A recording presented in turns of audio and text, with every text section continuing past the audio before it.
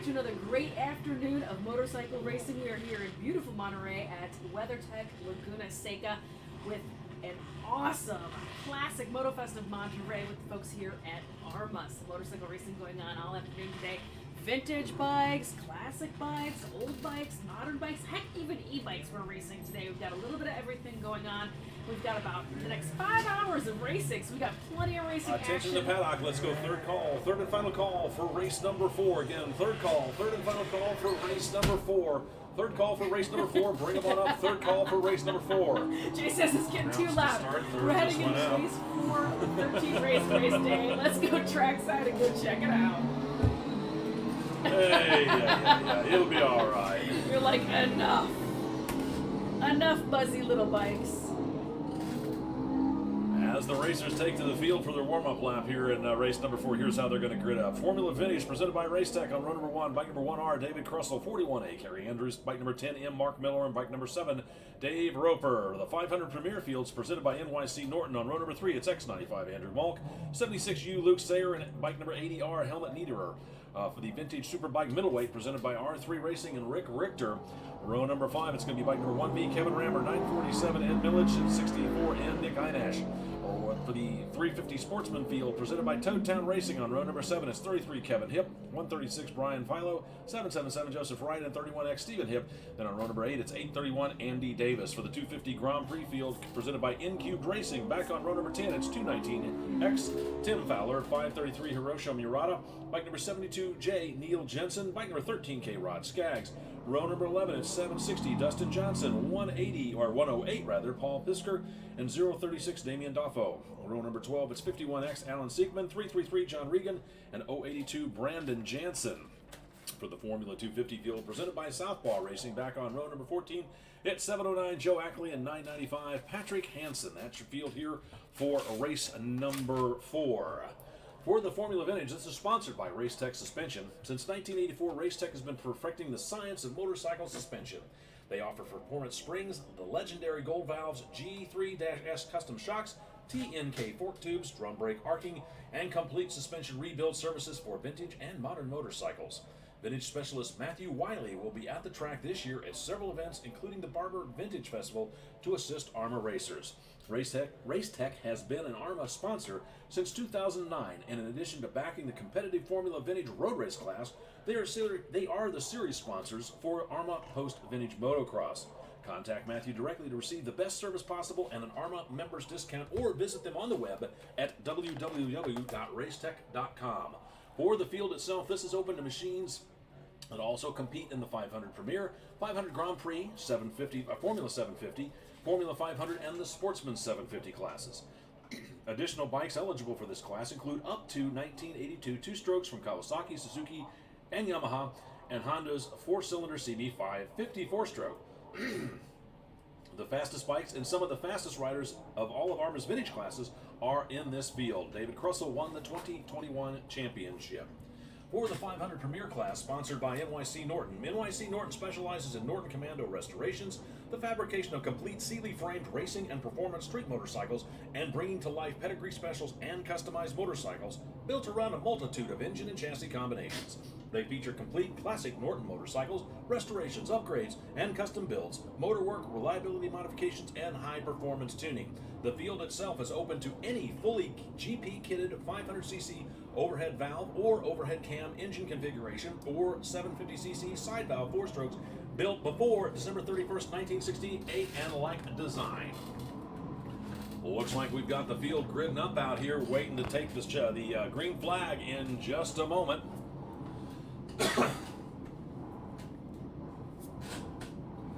Lead pack out there would be the Formula Vintage and the 500 Premier, focused intently on Ed Bargy, our starter.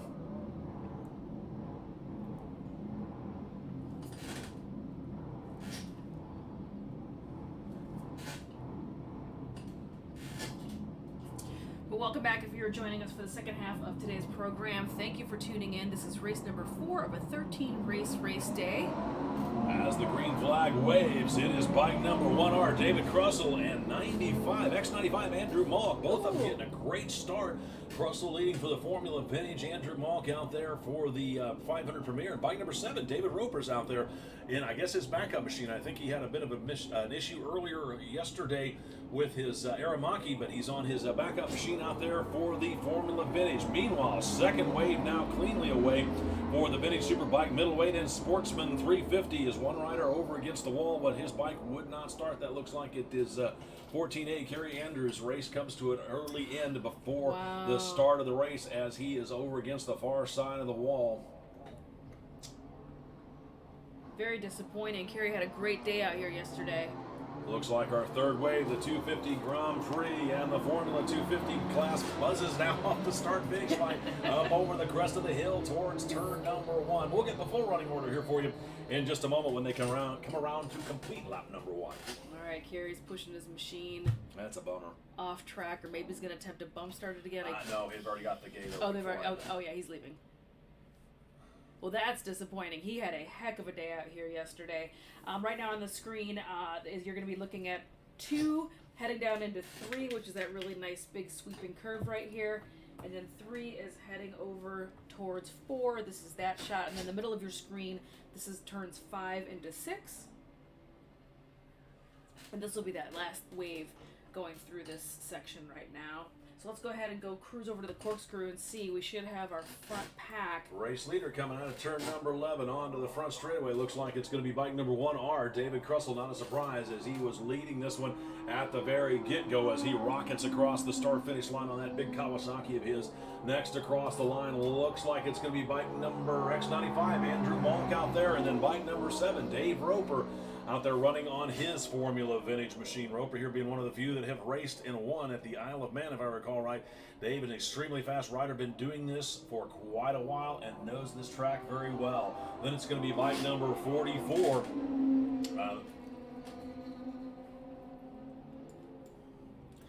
Scratch that, 64 in, Nick Einash. The moto journalist has also been racing for many, many decades himself out here, leading in his class with bike number 1V. Kevin Rammer right there behind him in 947. Ed Millich rounding out your top 6. And I don't have Miller on my grids, but Kenny Cummings from NYC Norton sent me a note saying when Roper and Mark Miller are on the grid in Formula Vintage Race 4, it'll be the only time 2 American TT winners have been on the grid at the same time.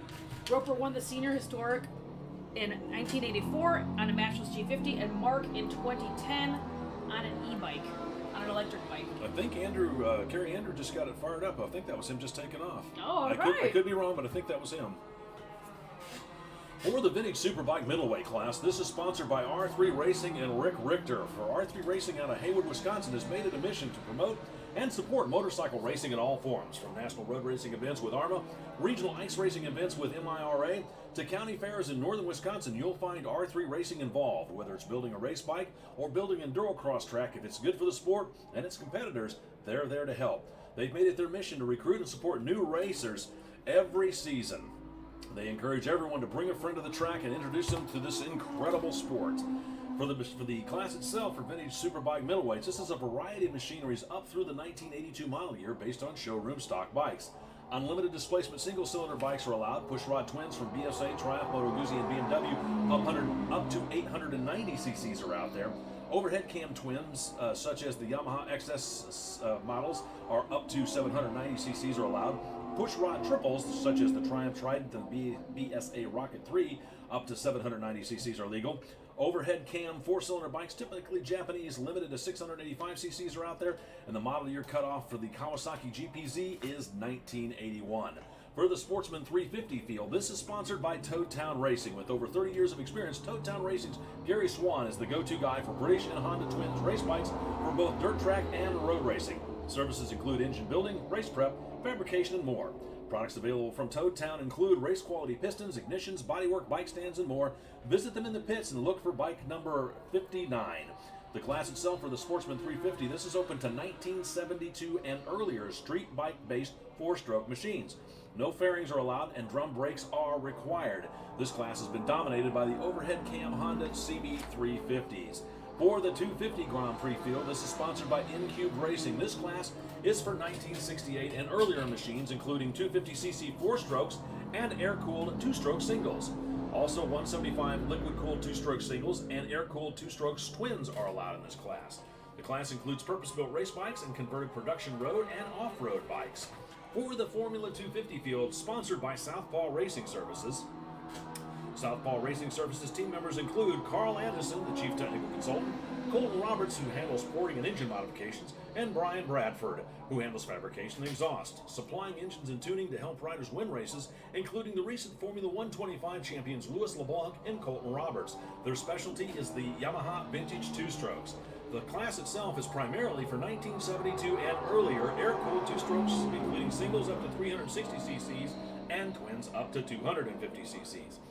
4-stroke singles and Honda 350 400cc twins and 4-cylinder 4-strokes are also allowed. Single disc front brakes are allowed. In addition to the Hondas, typical machines competing are Japanese and European 2-strokes, and even include the Canadian marquee Can-Am. That is how the field stacks up out there. Out front, not surprising, bike number 1R, David Crussell leading for the Formula Vintage field. Bike number 7, David Roper back there in second in that class. X95, Andrew Malk, third place overall, holding lead for the 500 Premier class. Then 64 in Nick Einash leading out there for the Vintage Superbike middleweight, being chased down by 1V Kevin Rammer. He's running second in class, 5th overall. Then it's going to be 136 Brian Philo. He looks like he's leading for the Sportsman 350 class, being chased down by 33 Kevin Hipp right there behind him, and 777 Joseph Wright. Those are first, second, and third for the Sportsman 750. Then 947 Ed Millich back there in that 9th place position. I believe he's running third for the Vintage Superbike. And then 709 Joe Ackley round out your top 10. He's leading for the Formula 250 field as the halfway flags are out, letting Crussell and the rest of the field know they've got 3 done and 3 left to go. Yeah, David Crussell on that last lap, just absolutely weaving his way through this little cluster of traffic.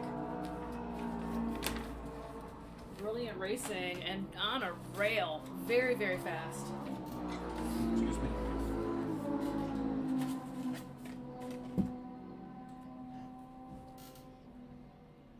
Bike seeing halfway as David Crussell crosses the start-finish line one more time. Looks like he's got a full front straightaway lead over second-place rider, bike number 7, Dave Roper, out there as he's working his way out of turn number 11 down the front straightaway.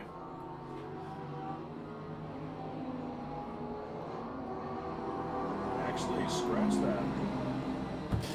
Nick Einash. Go for announce.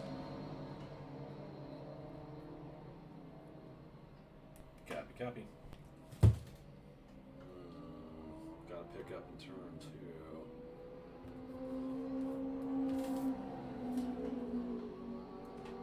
Looking out on the leaderboard, bike number 1R, David Crussell continue to lead. I thought Roper was going to be next across the line. It was actually bike number 64 in, Nick Einash, back there. He's leading for the medium, or the super.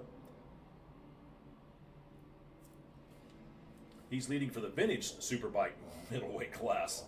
Then it's going to be bike number 7, David Roper. He's running second in Formula Vintage. And the next 95, Andrew Malk leading for the 500 Premier. And bike number 1B, Kevin Rammer, he rounds out the top 5. He's running second in class for the Vintage Superbike middleweight. As the laps continue to click off here, Crussell should be seeing a white flag and next time by. Joe Ackley just crossing start finish. Ed Millich in front of him. Ed Millich aboard, I believe, a Moto Guzzi.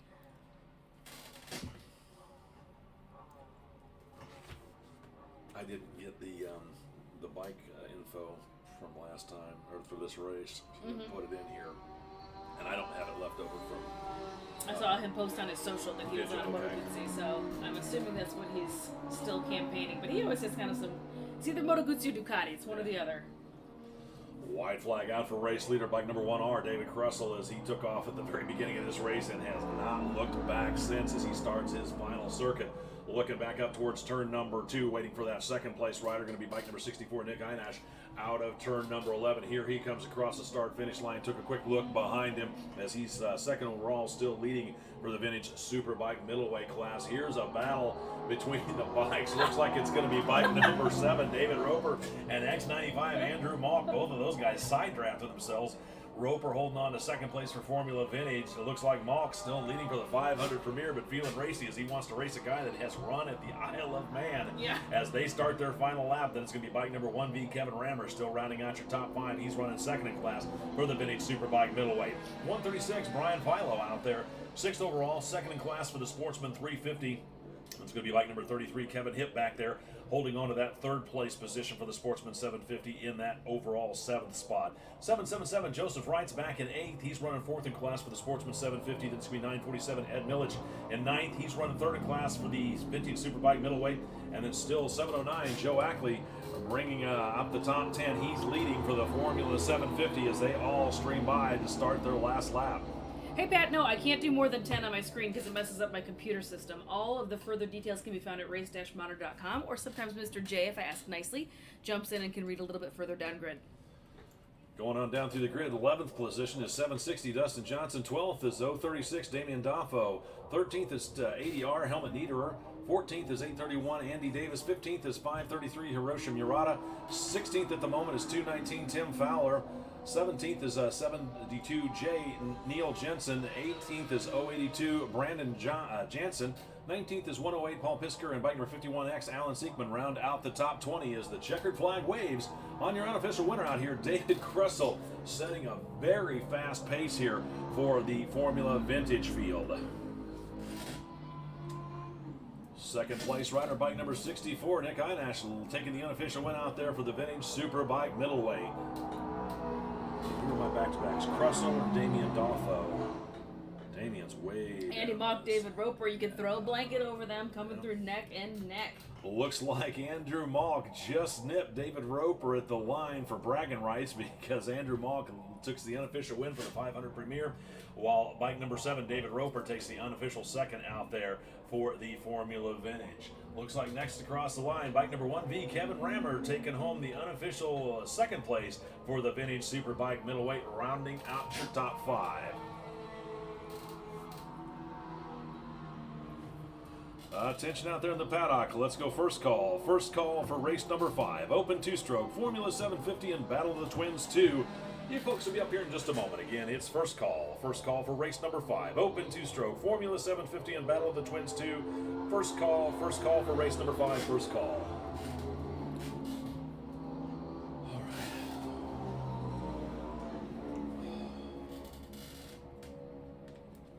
All right, and our top 10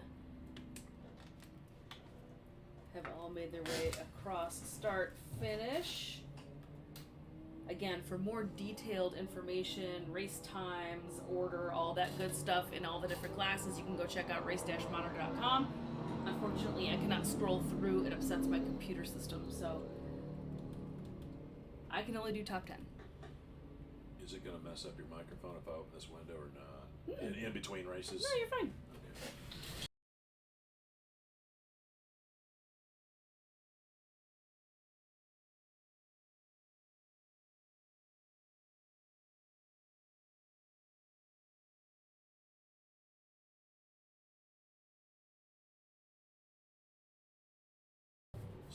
But yeah, we have had an awesome couple of days out here at this beautiful weather, this incredible racetrack. We've had great dirt racing and road racing going on, and not just that, we've had parties and swap meets and bike shows and all sorts of good stuff. I grabbed a little video of the bike show that happened yesterday. If you want to take a little quick peek at that, you are more than welcome. Let's take a gander at it.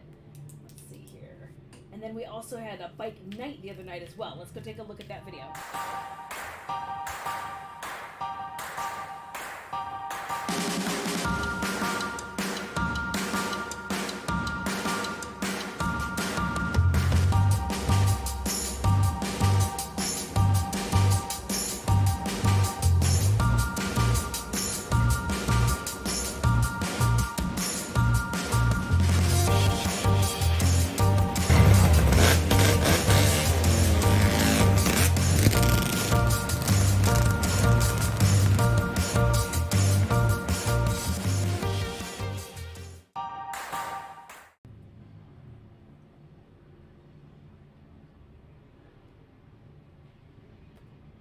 But yeah, we had a bike show going on yesterday in the parking lot.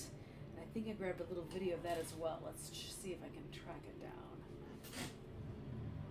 There we go. Attention, let's get second call. Race number 5, open two-stroke, Formula 750 and battle of the twins 2. You folks will be up here in just a moment. Again, it is second call. Second call, open two-stroke, Formula 750 and battle of the twins 2. Second call, race number 5, second call. Beautiful examples out there. Absolutely gorgeous day. Beautiful bike show. Can't get any better than that, right? It was just stunning. We had lots of good stuff. Heck, we even had Santa and Mrs. Claus out there. We're doing a whole Christmas in July theme in case you're looking for any bike parts at the swap meet. If you want Santa to bring you some horsepower, as Jay was saying yesterday, maybe Santa want to pick up a couple extra horsepower for you if you come racing with us.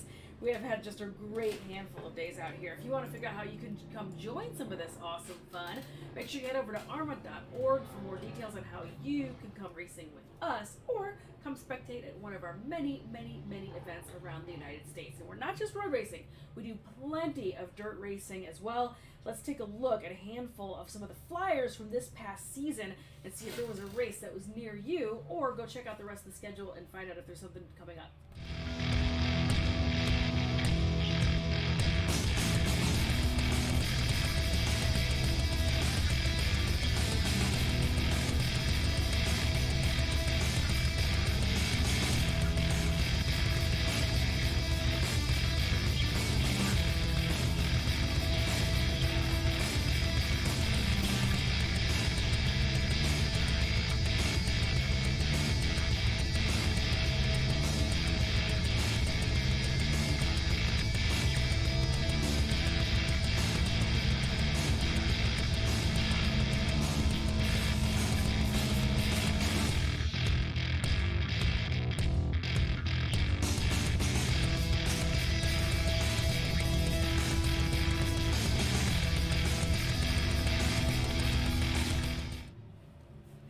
Just a couple of flyers from this past season showing you some of the cool dirt stuff that we've been up to.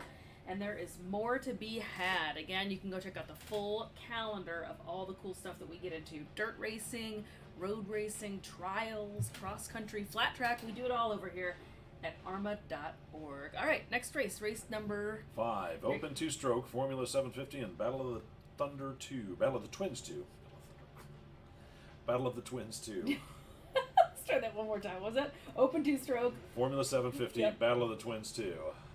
There we go. Perfect. It's the sound of twins and the Battle of the Thunder. Sound of the things and the stuff. Yeah. And awesome sounding bikes. Thanks for tuning in, everybody. We had some regular familiar faces and familiar names on here. Bob LeClaire, thank you for tuning in. Chuck Hanna, thanks for watching. Liz Trowbridge, thanks for clicking on. Thanks for watching, Adam Leslie. And Bob Westbrook, thanks for tuning in. How are we looking?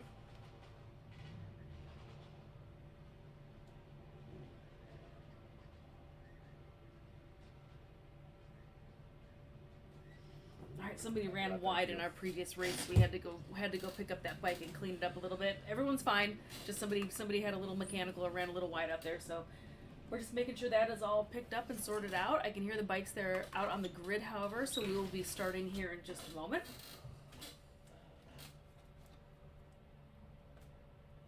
But thanks for tuning in. If you missed any of the earlier races from today or yesterday, we raced yesterday also, you can always go find all of these videos. They live out here on the internet forever on the AHRMA YouTube or AHRMA Facebook pages.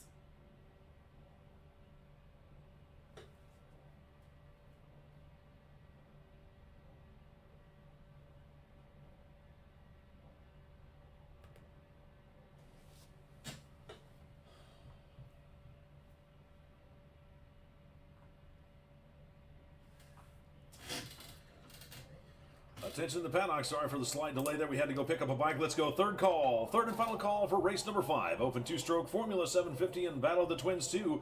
Again, it is now third call. Third and final call for race number 5. Open two-stroke Formula 750 and Battle of the Twins 2. If you folks want to bring your bikes on up, we'll send you out here in just a moment for your hot lap. Again, it is third call. Third and final call. Race number 5. Open two-stroke Formula 750 and Battle of the Twins 2. Third call. Announced to start, third's gone out. All right, and then if you are not familiar with the beautiful WeatherTech Raceway Laguna Seca. Let's take a look at the map. Third's gone out. That way you kind of can orient yourselves. This is what happens here at Laguna Seca. Jay and I are right now sitting up here in the announcer's booth.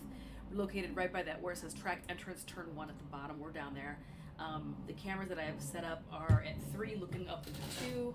I've got a little camera that shows the little gap between 3 and 4 but also looks up towards 5. And I've got a camera that looks up, let's see, like 9 into 8, and then that rainy curve is up at 10. And then I've got a front straight camera as well. So just so you kind of have an orientation of what I'm showing you, these things, of where we're at on the actual track. As always, thanks for clicking, liking, sharing all of these videos that love watching awesome racing. Now let's go back down to the track. As the competitors take to the track for their warm-up lap, here's how they're going to line up out there. For the open two-stroke presented by Tony Dukas Racing, a.k.a. TDR, on row number 1, it's bike 1E, Ralph Starpoli. Bike number 3Z, David Frick. Bike number 12, Adrian Yasso. And 22V, Vincent Roleri. Row number 2, it's bike number 1R, David Crussell. 260, Sergio Morales Galvin.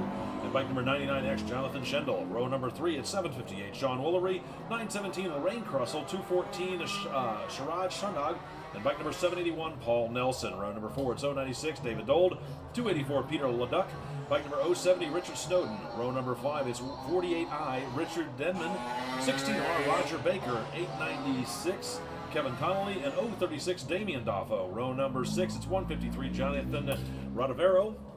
46R, Alex White. And 890, Dylan Benjamin. For the Formula 750 field presented by NYC Norton, on row number 8, it's bike number 1D, Mark Morrow. Bike number 3Z, Dan Sokolich. Bike number 17, Kenny Cummings. And bike number 136, Brian Philo. Then on row number 9, it's bike number 13, Jason Lundquist. For the Battle of the Twins 2, presented by Moto Course Performance, back on row number 11, it's 198, Dylan Connor. 990, Eric Bracken. And bike number 21, Pat Wilkening. That is your field here for race number 5. For the open two-stroke field, this is sponsored by TDR Racing. Since 1973, Tony Dukas Racing has specialized in high-performance two-stroke parts and services, including TDR reeds, providing the latest engine, accessory, and exhaust designs for the Yamaha RZ350 stroker engines. Dedicated R&D combined with dyno and race testing results in the best overall performance and reliability. TDR can provide RZ-based twin engines up to 1,200 cc's and even 3 and 4 cylinder versions for racing or recreation. They also build two-stroke street bikes using current 600cc sport bike chassis fitted with RZ style engines. Visit them on the web at tdrrz.com to learn more. The field itself here for the open two-strokes is as it sounds. It's open to any two-stroke motorcycle. Unlimited on engine size or numbers of cylinders, frame type, cooling type, or model year. Probably even fuel's the only thing that they're going to limit on that one. No diesel allowed. You'll see everything out there from home-built customs to purpose-built production race bikes and exotic late-model Grand Prix machines. This is truly the ultimate showcase for two-stroke race bikes. For the Formula 750s field, this is sponsored by NYC Norton. NYC Norton specializes in Norton Commando restorations, the fabrication of complete Sealy-framed racing and performance street motorcycles, and bringing to life pedigree specials and customized motorcycles built around a multitude of engine and chassis combinations. They feature complete classic Norton motorcycles, restorations, upgrade, and custom builds, motorwork reliability, modifications, and high-performance tuning. This class is for 72 and earlier 600 to 750cc four-stroke machines up to 4 cylinders. They must be representative of race bikes of the era with fairings and lower clip-on style handlebars. Disc brakes and upgraded aftermarket frames are allowed. That is that field there. It looks like the grid is shaping up to get started here in a moment. The open Formula 2 strokes are out front. And it's going to be the Formula 750s and the Battle of the Twins 2 back there in the back. Can you please call Ed and tell him to turn the camera? He bonked into it. It's like flat out facing the wrong way. Yeah, I can't do it right now because he's getting ready to start a race.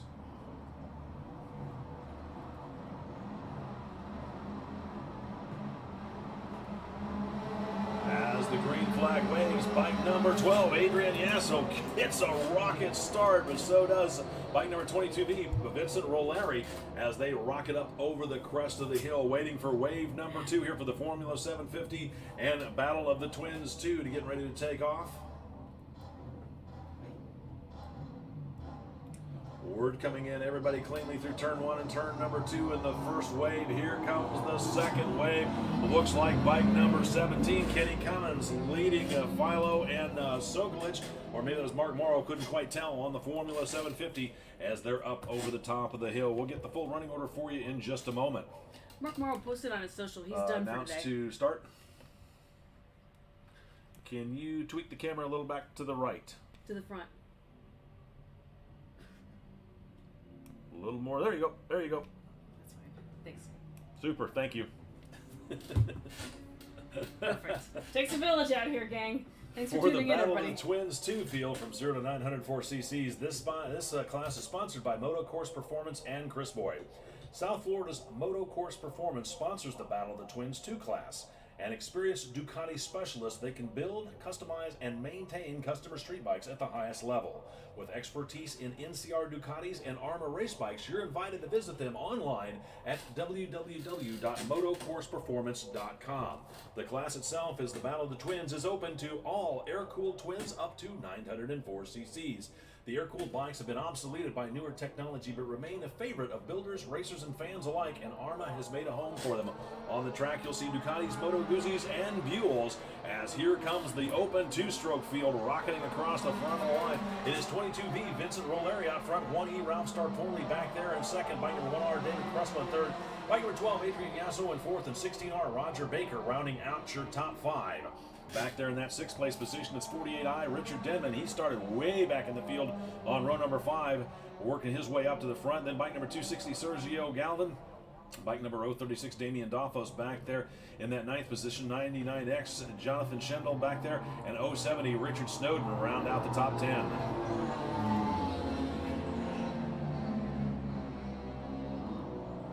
For the Formula 50 field, looks like, if I'm reading this right, it looks like it's bike number 13, Jason Lundquist, leading on that one with bike number 136, Brian Philo there in second, and bike number 17, Kenny Cummings, rounding out the top 3 for the Formula 750 field. Yeah, unfortunately, Mark Morrow posted that he had a catastrophic transmission failure. They spent a lot of time last night swapping transmissions, and it still did not that's a shame. stay together, and he didn't feel comfortable going out and then trying to, That's a shame. you know, even just collect a couple points. He felt like it would be possibly endangering other racers to go out there with a not 100% bike. So Gotcha. he made the smart but tough decision to pack it up. Speaking of, David Roper also had a bit of an engine situation. I don't know if he's on a backup bike or if he's skipping one of his classes, but he also had a little bit of bike trouble yesterday. Looks like we've got a two-rider battle here on the two-strokes as bike number 1E Ralph Starpoli trying to work the draft pass around 22V Vincent Roleri. Then it's going to be bike number 1R David Krusell. I saw him warming that bike up out there in the paddock. I'm not sure if it's a TZ500 or a 750. It is a 4-cylinder two-stroke, and he has got that thing absolutely flying out there, holding on to that third-place position. Fourth is 16R Roger Baker. And 5th overall right now is 48I Richard Denman. 6th place position is bike number 12 Adrian Yasso dropping back a position. 3Z David Fricks up to that 7th place position. 99X Jonathan Schendel holds on to A284 Peter Leduc in that 9th place position. And 036 Damian Doffo rounding out your top 10 as Roleri and Starpoli continue to push each other hard out of the turns 4, 5 area, headed up the hill towards turn number 6. Halfway flag should be coming out next time by. Starapoli always just absolutely crushing out here. So fast, so much fun to watch.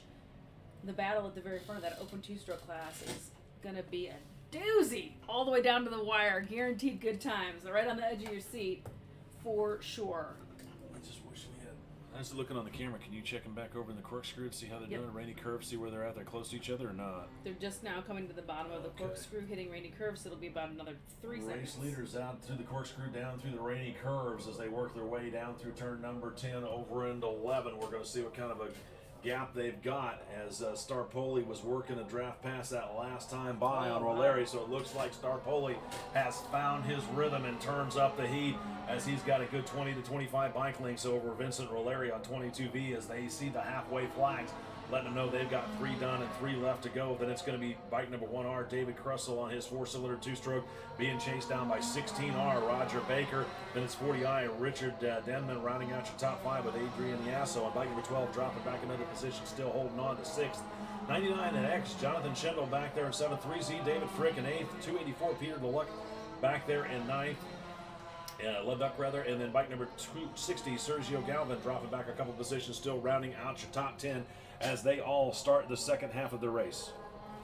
As always, I can only show the top 10 finishers. You can you can go check out all of the more further details for this race over at racemonitor.com.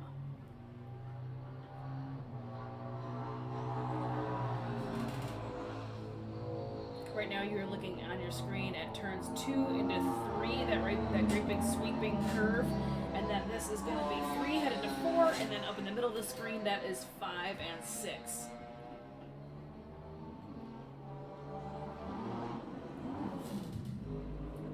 Race leader should be over by Corkscrew right now. Attention out there in the paddock, just want to remind everybody, we still have plenty of Laguna Seca shirts on sale here for the AHRMA MotoFest. If you want to stop by and pick one of those up, a mere $25. They are selling quickly, but I've been told we're doing pretty good on them. They're starting to run out, so if you want to get yourself one of the commemorative t-shirts from the AHRMA MotoFest here at Laguna Seca, they are available for sale down there where you can pick up your trophies. You can also pick up your trophies down there at the base of the stairs there next to Tech. So again, if you want to pick up your trophies, those are available for pickup down there at the Tech, or the stairs by where we had the riders meeting. We've also got the trophy or the AHRMA t-shirts for sale there. And also a gentle reminder, when you're done racing, don't forget to turn in your rental transponder. Star Poli increasing his lead, looking super good out there. Bike number 1E, Ralph Starpoli, continues to grow his lead on this one as the everybody's seeing halfway, so whatever happens, this would be considered a race. He's still being chased down by 22 Vincent Roleri, 1R David Crussell, 16R Roger Baker, and 48I Richard Denman round out your top 5. Attention to the paddock, let's go first call. First call for race number 6. First call for race number 6, 200 GP, Class C foot shift, Class C hand shifted, 2-stroke classic 250. You folks will be up here in just a moment. It's first call for race number 6, 200 GP, Class C foot shift, Class C hand shifted, 2-stroke classic. First call for race number 6, first call. All right, in the middle section of this track by 5 and 6, it looked like it got kind of tight between Star Poli and number 2. Let's go check out. Copy that, thank you. Well, maybe I was looking at 2 to 3.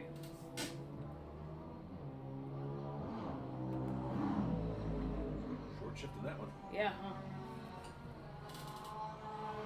Race leader, white flag out for 1E, Ralph Starpoli. He's got almost a full front straightaway lead over second place rider, bike number 22, Vincent Roleri, who gives a quick wave to the starter, letting him know, I see it and I'm trying. 11 more turns. Here's the battle for third. Bike number 1R, David Crussell with 16R, Roger Baker, really charging hard. That last lap pulls within about 4 bike lengths of Crussell. We'll see if Baker's got anything up his sleeve as they work over the crest of the hill, down in turn number 1, over into that double apex turn number 2. Then it's going to be bike number 12, Adrian Yasso, getting it gathered back up, brings himself back up to the top 5.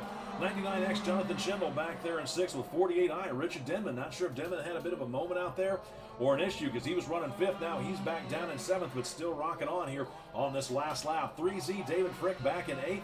284 Peter Leduc back there in 9th, and bike number 260 Sergio Galvin still rounding out your top 10 as the rest of the field streams by to see the white flag. Okay, what I must have seen was between 3 and 4 in that open 2-stroke, because that was where the battle was at. Was it? Okay. Yeah. They were real tight. I caught just a pair of them. I wonder if Baker's going to get him.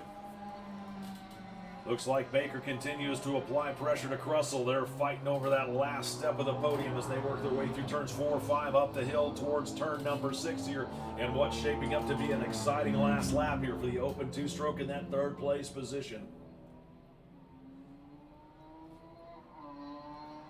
Race leader, bike number 1E, Ralph Starpoli out of the front straightaway. He takes a quick look behind him and doesn't see anybody back there as he takes the unofficial win. Here's the 2nd place rider, going to be bike number 22V, Vincent Roleri giving a quick wave to the starter. Here's the drag race for that third place position. It's going to be bike number 1R. David Kressel just stretching the legs on that big 4-cylinder 2-stroke as he leads or takes that third place position over 16R Roger Baker. Then it's going to be bike number 12, Adrian Yasso, rounding out your top 5. Let's go second call. Let's go second call. Second call, race number 6. Second call, race number 6. 200 GP. Class C foot shift, Class C hand shift, and 2-stroke classic 250s. You folks will be up here in just a moment. It is second call. Second call for race number 6, 200 GP, Class C foot shift, Class C hand shift, and 2-stroke classic 250s. Second call for race number 6. Yeah, it was that battle between Kressel and Baker is what I was looking at. I just put second out. So just keeping it a real nail biter out there. Welcome back to the show, Dan May. Thanks for tuning in. Randy Hoffman, a familiar face out here. Thank you for tuning in, my friend. Thanks for watching. John Porter, welcome to the show.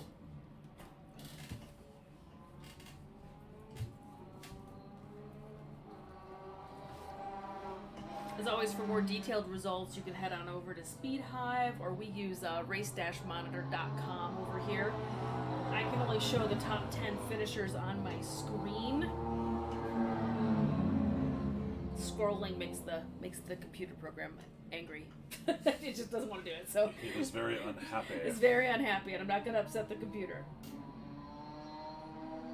The man in the box gets angry. So you need to move that camera, or are you looking good with it? It's okay. All right. Last bike across the start-finish line.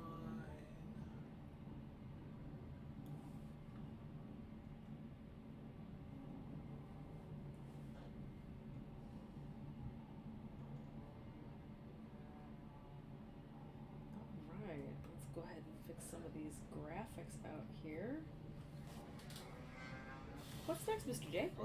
Race number 6 is 200 GP, Class C foot shift, Class C hand shift, and 2-stroke classic 250s. Cool.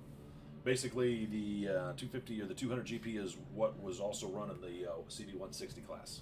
Yes. Although they don't do the Le Mans start, it's a regular start with this one. Yes. Yes, so the 200 Grand Prix class, as Jay just mentioned, is the points class for folks that race the CB160 class. CB160 here with AHRMA is an exhibition style class. There's technically not points for it. No awards, no wood, no Lexan, nothing like that. So if you want to get points and you want to compete, you have to bump to this 200 Grand Prix.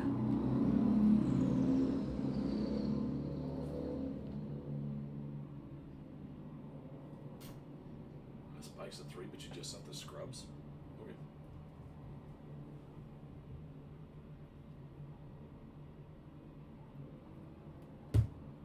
So it's all familiar faces. It's a very, very heavy CB160 class in this 200 Grand Prix.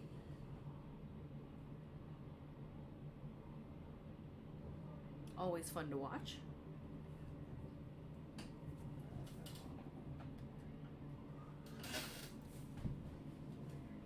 And this is race 6. Yeah.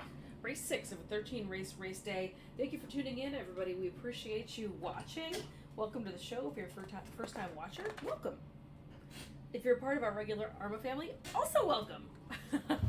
Attention out there in the paddock. We Let's wish go you were third here. Third and final call for race number 6. 200 GP, Class C foot shift, Class C hand shift, and 2-stroke classic 250. You folks are up right now. If you want to bring them on up, we'll send you out for your hot lap. Again, it is third call. Third and final call. Race number 6. 200 GP, Class C foot shift, Class C hand shift, and 2-stroke classic 250s. Third call. Third and final call for race number 6. Announced to start. Third has gone out. And our friends at Mad Rats Racing are checking in. Mad Rats Racing. Thanks, Mad Rats Racing. Thank you for the sponsorship in the sidecar class. Thanks for watching. Thanks for being a sponsor. It's Mr. Joe Fink who's tuning in. Lori Salinas, thanks for watching. Michael N, thanks for tuning in. But yeah, there's an awful lot of folks on here, awful lot of familiar AHRMA faces. Again, Daniel May, thank you for tuning in, my friend. We missed you guys. Yep. As the riders take to the track here for the sighting lap, here's how they're going to line up for the 200 Grand Prix field presented by Kincaid Legacy. On row number 1, it's 51X, Alex Siegman with 13K, Rod Skaggs, 226, Tim O'Mahony, and 760, Dustin Johnson. On row number 2, it's 218, Tico Sandoval, 72J, Neil Jensen, 678, Matthew Winters. Row number 3, it's 219X, Tim Fowler, 533, Hiroshi Murata, 082, Brandon Jansen, M49, Thomas Hillard. Row number 4, it's 108, Paul Pisker, 091, Nick Taylor, and 211, Karen O'Mahony. Row number 5, it's 227, Samantha Dofo, 425, Richard Vanderstraten, 393, Dr. Arash Natashari, and bike number 35L, Jack Haynes. Row number 6, it's 116, David Stark. Bike number 161, Maria Dolfo, and bike number 36, Marcelo Dolfo. On row number 7, it's 333, Jonathan Reagan, 761, Sam Kaufman, and M49, Mike Miranda. For the Class C foot shift, sponsored by N-Cubed Racing and Two Phils Racing. On row number 9, it's 24, Grant Spence, 27, Bino Rodi, bike number 5, Greg Tomlinson, and 75A, Gary Roper. And then row number 10, it's 59, Gary Swan. And for the Class C hand shift, presented by Luke's Racecrafters, it's going to be bike number 81, Ralph Wessel, back there on row number 12. For the 200 Grand Prix class, presented by or sponsored by Kincaid Legacy Racing, this class combines a variety of engine designs and displacements based on an index of performance. This class is for 1968 and earlier machines, including 250 4-stroke singles and 2-stroke singles, 175cc air-cooled 4-stroke twins, and 2-stroke singles and twins. The field includes purpose-built race bikes and converted production and road and off-road bikes. Bump-up class is the 250cc Grand Prix. Christopher Caden claimed the 2021 AHRMA National Championship. And I've got a hair in my mouth. Class C foot shift is sponsored by Two Phils Racing with N-Cubed Racing, and the Class C hand shift is sponsored by Luke's Racecrafters. This class is for 1951 and earlier machine. Bikes are typical of those raced in the early American Grand National Championship circuit. 500 singles and twins can be overhead cam or pushrod engines. 750cc V-twin engines are side valve or flathead engines and use hand shift gearboxes. Battle of the smaller, lighter British bikes against the heavier, more powerful American iron like Indian and Harley Davidson are what we're going to see out there. Foot shift and hand shift classes run on the track at the same time, but are scored separately. For the 2-stroke Classic 250, this is sponsored by Bill Gillis. This class showcases what was ran in 1974 to 84 250cc bikes. They are era purpose-built Grand Prix race bikes. That's your field here as the grid's starting to take their starting positions, waiting for the green flag to fly here in just a moment. So I ran into our buddy Greg Tomlinson, who is out here racing GT. I ran into him in the paddock just a few moments ago. He is one of many racers here taking advantage of the dirt and road racing happening at this classic MotoFest. He is racing over in vintage motocross, and he was going to do flat track yesterday, but that conflicted with his road race schedule. Anyway, he's just a very, very busy guy. But when he came out to the track yesterday, he was doing these like lazy circles in the middle of the track while everybody's doing their warm-up lap, and Jay and I were wondering what the heck was going on. He got to the grid too late. They wouldn't let him go take that sighting lap, so he was just trying to do little circles on the grid to warm up his tires, I guess. It's GT, it's I don't GT. ask. Yeah, it's GT. I never really know what's going on over there, but yeah. But he's having a great weekend. He placed second, I believe, in his vintage motocross. He's really pumped about that. So cool to see him. And David Stark, who stopped up here and chatted with us yesterday at length, is also racing out there on the grid right now. So we wish him good luck.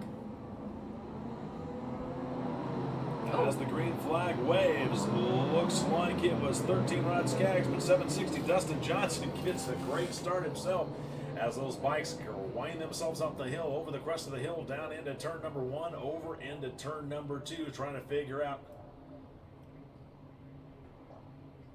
And we looks like we've had our first Crimson adventure of the day here.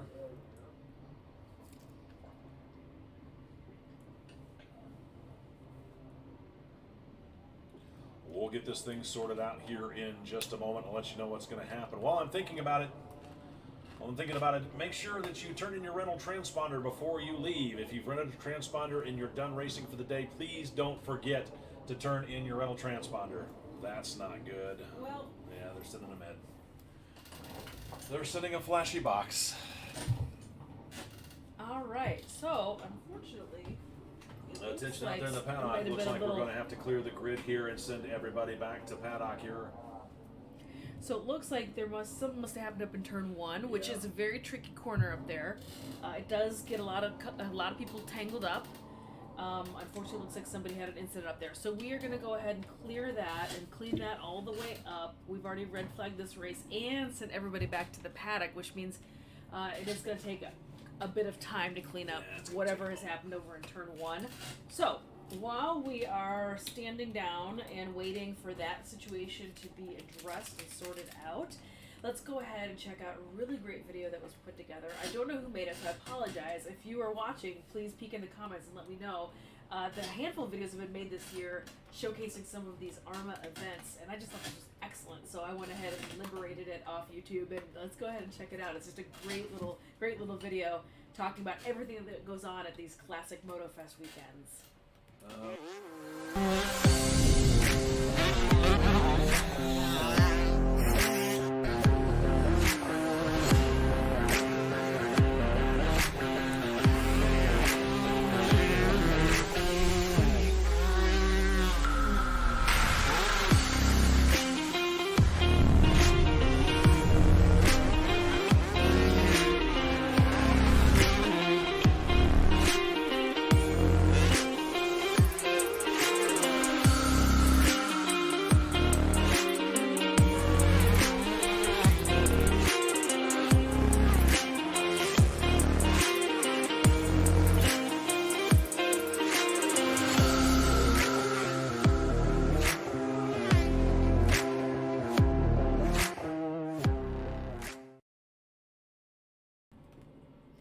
How cool is that, right? Again, I apologize. I don't know who put that together, but I thought it was just such a cool video talking about some of the different racing and things that we have going on here during these classic MotoFest weekends. We've had just such an excellent time here.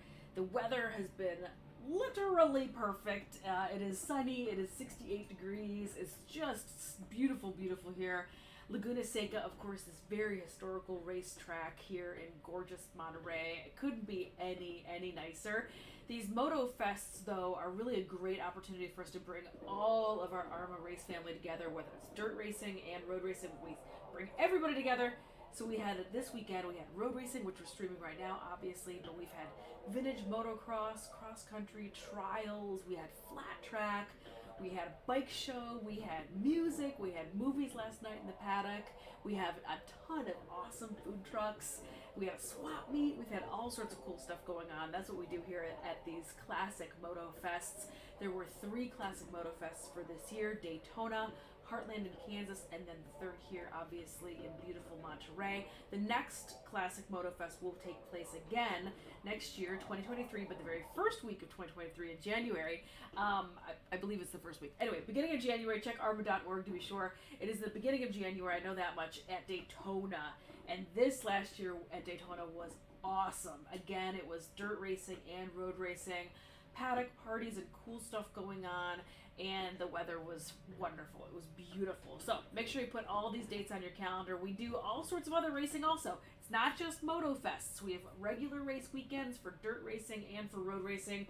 You can check out all of our calendars over at AHRMA.org and find out how you can come racing with us. And if you're looking at this and this looks like a really good time to you and you want to figure out how you can come racing, we also host several AHRMA racing schools at several tracks around the country during our race weekends.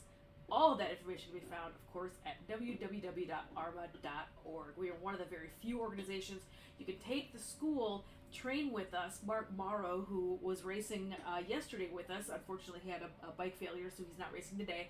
He is the teacher of this racing program. He is very, very fast. Anyway, you could train with him, take the road racing school, and then you get to go racing with us during the exact same weekend, almost every single weekend that we run. So all of that information, all of those schools, where you can take them, how you can come racing with us, can be found at AHRMA.org. I also just wanted to show you, again, like I was mentioning, we had this great bike night. You know, we do dirt racing. We did so much this weekend, but we had this awesome bike night at the beautiful Baja Cantina in Carmel.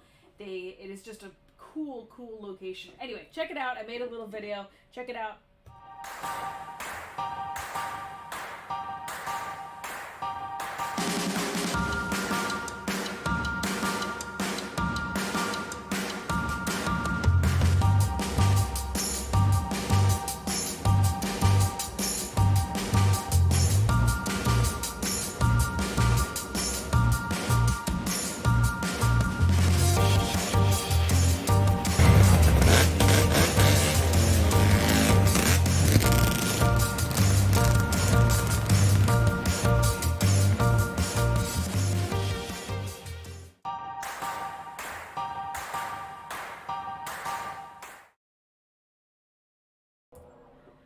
So it sounds like we are still sorting out a red flag incident that just happened during this last race. I did hear from the race control that some gasolines fell on the track, so we have to make sure to clean that all up. Of course, safety is paramount here, so we've got to make sure that is all completely cleaned up, no fluids or anything are on the track. So we're just going to take another hot minute to make sure all that's tidied up and that we're ready to rock and roll. I can hear Jay. I think he's starting to let people know what's going on and that we're going to be heading back to track shortly. In case I don't want to play favorites, we don't just do road racing here. We do plenty of dirt racing as well. I love dirt racing. However, I stream the road racing, but we do lots of dirt racing. I did collect from this past season, and then we still have a couple more upcoming dates. Some cool dirt racing events that go on throughout the United States. I put them together, so let me go ahead and play that for you so you can check out and see if there's any awesome dirt racing events near you in case you want to come race some dirt with us.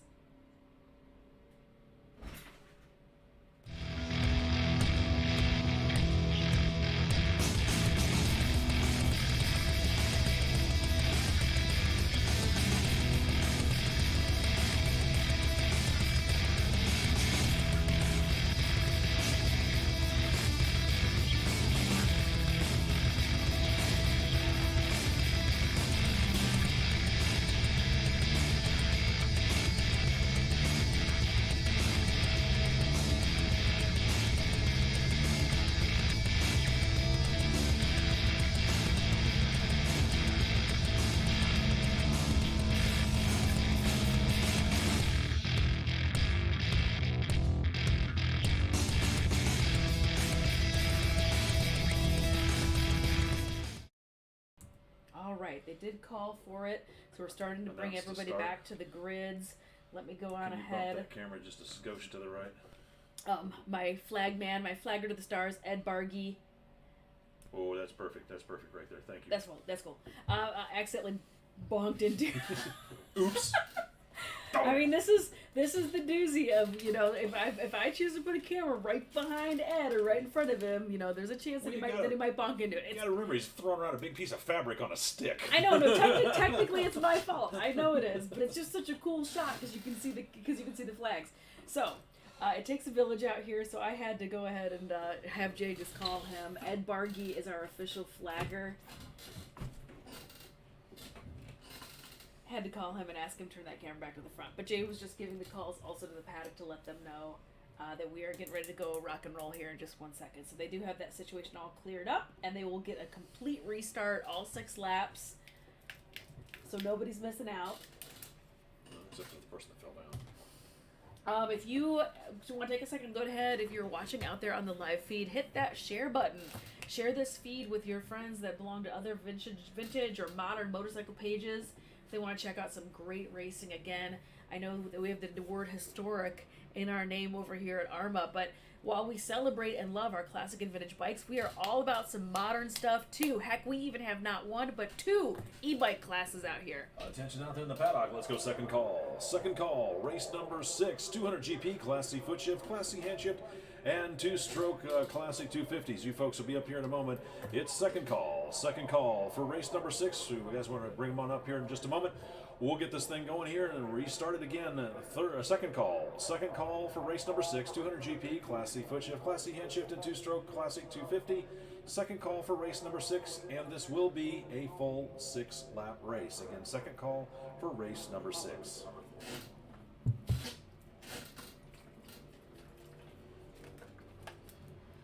See, I give them a 2-minute clock between second and third, but if I talk long enough, then it doesn't seem like they're waiting that long. Because now it says it's 1:27. Jay using some technique out here. Mm-hmm. There's a skill to it. There's giving away my trade secrets. There's some skill and craft to the announcer game. I understand. Yeah. Man, it is gorgeous out there. It is, right? I'm going to go ahead and throw us on camera. It is absolutely beautiful. If you are not here, I don't know what to tell you, man. You missed out, but you need to put this on your bucket list. This place is off the chain. Jay, I think this is your first time here. It is. Are you just losing your marbles here? It's pretty darn cool, man. I'm geeking out just about as hard as I did when I got to do Daytona back in January. Oh, God, And I feel sorry for those of you who are stuck in Texas. It is 30 degrees cooler here than it is there right now. So I'm sorry, but neener. And I'm at Laguna Seca. But neener, it's 68 degrees here and perfectly sunny and wonderful out. But that's a good point that you brought up. We race some super historical, heavy-duty tracks on our calendar. I love being a part of this family and part of this crew. We just get to do such cool stuff. But yeah, we're at Laguna Seca clearly right now. Tons of history. We race at Daytona in January. At Daytona. Crazy. So come racing with us is what I'm getting at. Attention out there in the paddock. Let's go third call. Third and final call, race number 6. 200 GP, Class C foot shift, Class C hand shift, and 2-stroke Classic 250. You folks want to bring them on back up, we'll send you out for another hot lap and try this again. It's third call. Third and final call for race number 6. Third call, race number 6. There is no try, Jay. To start, we are gone third call. There's no try, Jay. There's only do. That's right. Do or do not. Try that. Hey, we can try it again. No, there's a try because we could have another incident like this. Darn, we tried. Of course, Tim I guess Terrell. that would I'm so sorry, buddy. He says, Jackie and Jay, you're killing me. It's Tim Terrell. We miss you, Tim. We miss you, buddy. We miss you, Tim. We miss you out here. But we know that we will certainly see you at another event. We're stoked. You always bring the good racing game. Yep. We always love seeing you out there dicing it up. So you are missed. As the riders take to the track, here's how they're going to grid up. 51X Alan Siegman, 13K Rod Skaggs, 226 Tim O'Mahony, and bike number 760 Dustin Johnson. Row number 2, it's 218 Tico Sandoval, 72J Neil Jensen, and bike number 678 Matthew Winter. Row number 3, it's 219X Tim Fowler, 082 Brandon Jansen, and M49 Thomas Hillard. Row number 4, it's 108 Paul Pisker, 091 Nick Taylor, 211 Karen O'Mahony. Row number 5, it's 227 Samantha Dafoe, 425 Richard Vander Stratton, 393 Dr. Arash Nashrati, and then bike number 35L Jack Canes. Row number 6, it's 116 David Stark, 161 Maria Dalfo, and bike number 36 Marcelo Dalfo. Row number 7, it's 333 Jonathan Regan, 761 Sam Kaufman, and M49 Mike Miranda for the Class C foot shift. Back on row number 9. It is 24 Grant Spence, 27 Bino Rodi, bike number 5 Greg Tomlinson, and 75A Gary Roper. Then row number 10, it's 59 Gary Swan for the Class C hand shift. Back on row number 12, it's bike number 81 Ralph Wessel. That is your field here for race number 6. Boy, I can't believe they let Gary out. Was it Gary Swan? Yeah, it was him. That was 59. At least I think that was 59 I saw go out. Oh, wow. Oh, well.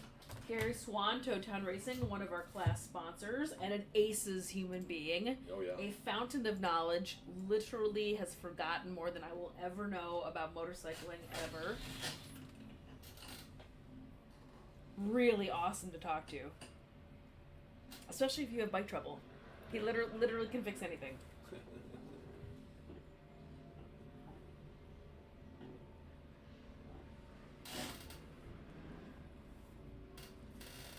Alright, our very first wave starting to make their way through the corkscrew right now and rainy curve.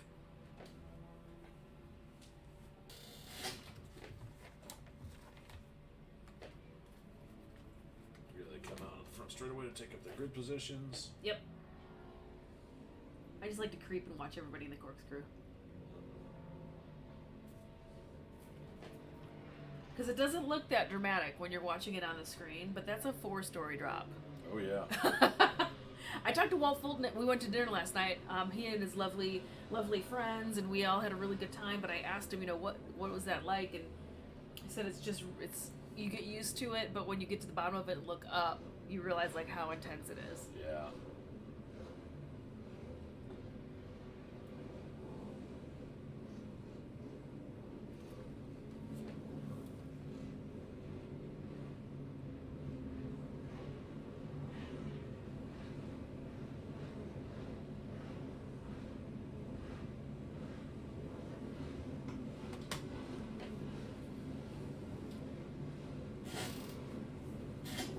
Yeah, Walt mentioning also that he hadn't been here. The last time he raced here was in 1970, and then Seriously? he had pretty serious accident here. Oh, well, I don't blame him for not wanting to come back. Retired from racing, but then when he got back into racing years later, his first time back here was in 2020, so 50 years later. Well, again, I can honestly say, if I had a bad accident, I don't know if I want to go back to that track either.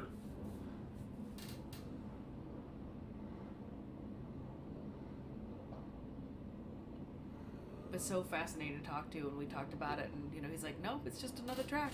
There's no hang up about it, just hadn't had the opportunity to come here and race. Looks like we've got the grid forming up out there. Looks like the 200 GP bikes are all set, waiting for one of the I believe it's one of the foot shift bikes to get back there in position.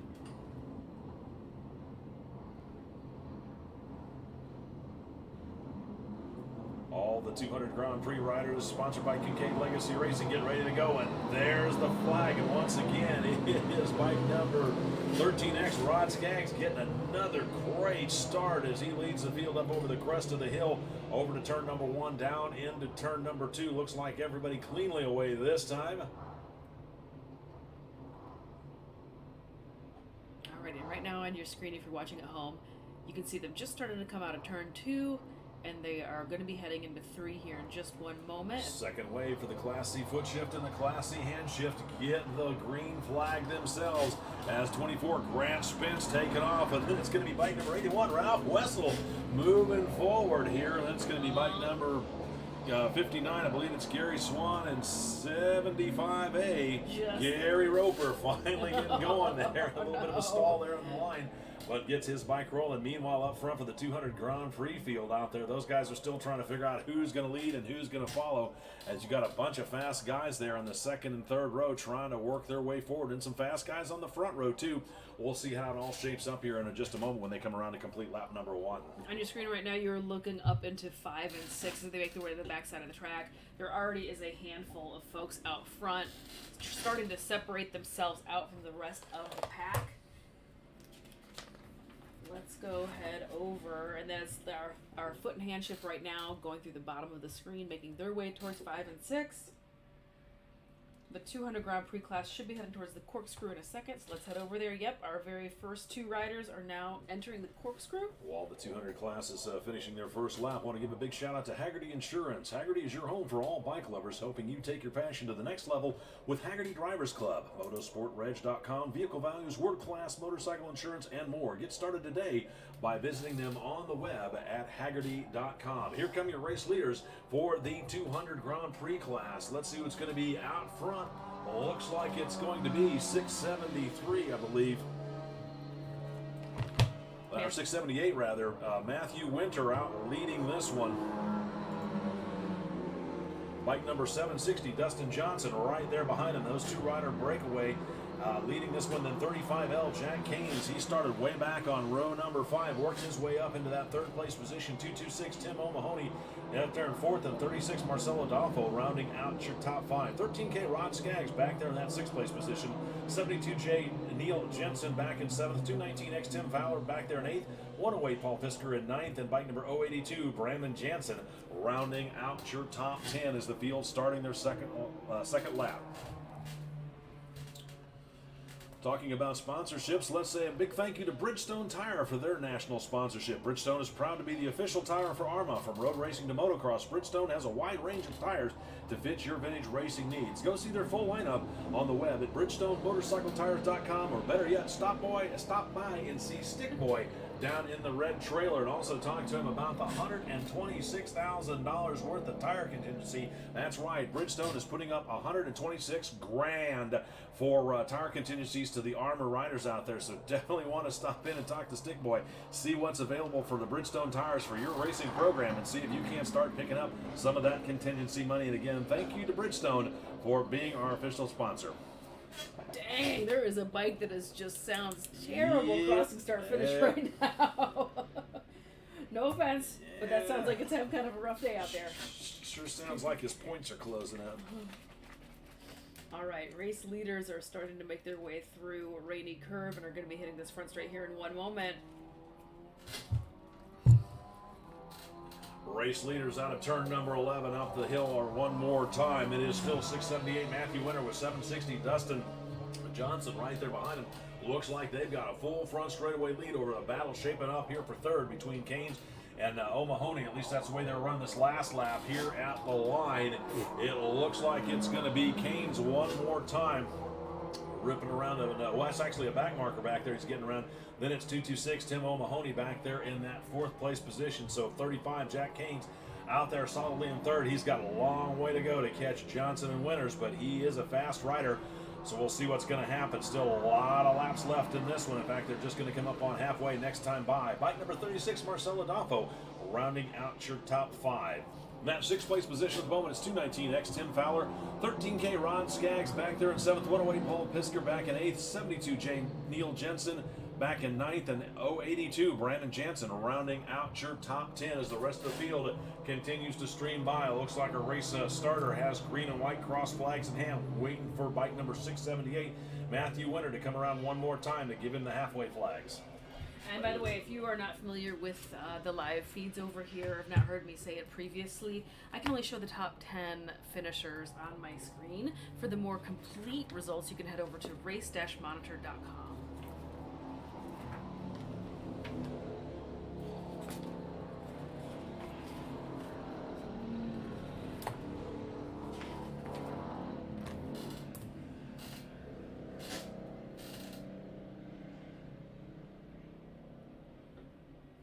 Real nice smooth sailing heading on through the corkscrew. We do have a rider over there with their hand up, however, so I think somebody's having a little mechanical. I would imagine it's probably 59. Is that Gary Swan? Yeah.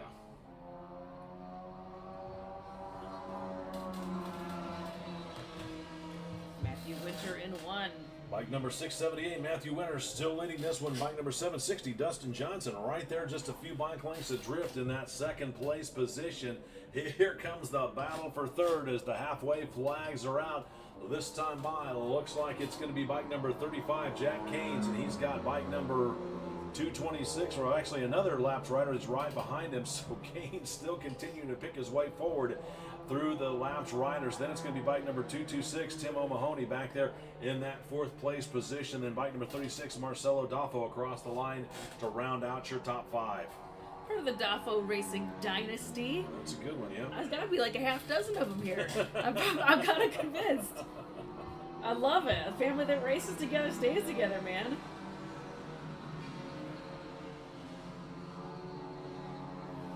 Five nine behind the wall.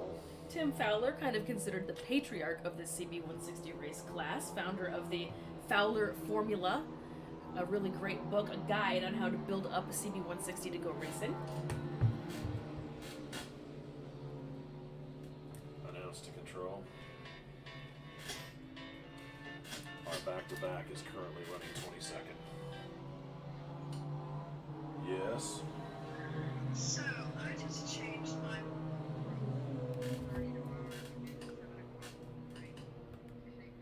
Alright, let's go look a little bit further towards the middle of the pack. You're looking at right now. Well, turns you were, 5 and 6.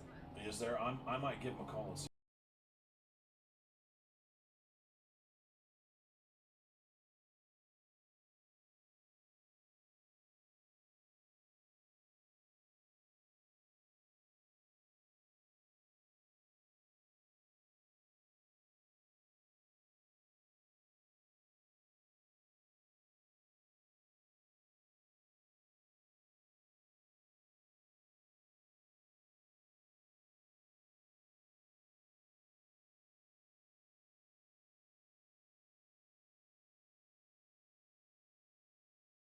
Okay.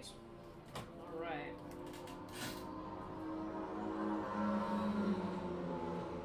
You know, that is not a lap rider. That's somebody out there without a transponder.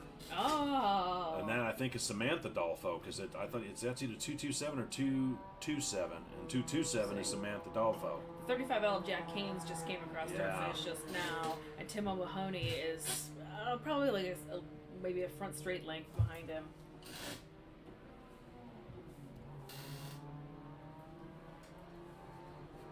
But this is where the real race is down here in like 4, 5, and 6. There's a great little knot of racers going on right now. This Jensen Fowler Pisker situation. starting to spread out a little bit, though.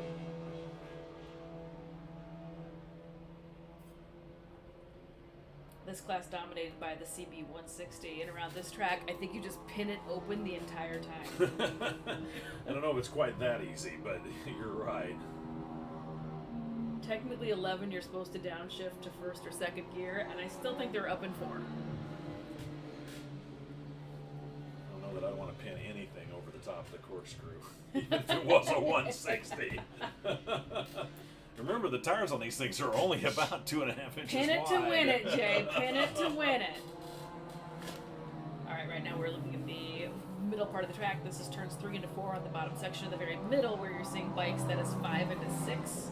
Race leader, bike 678, Matthew Winter into some traffic, and he's got 760. Dustin Johnson right there, so we're going to see how that's going to shape up. Johnson may be able to get lucky and use some of that lap traffic to his advantage.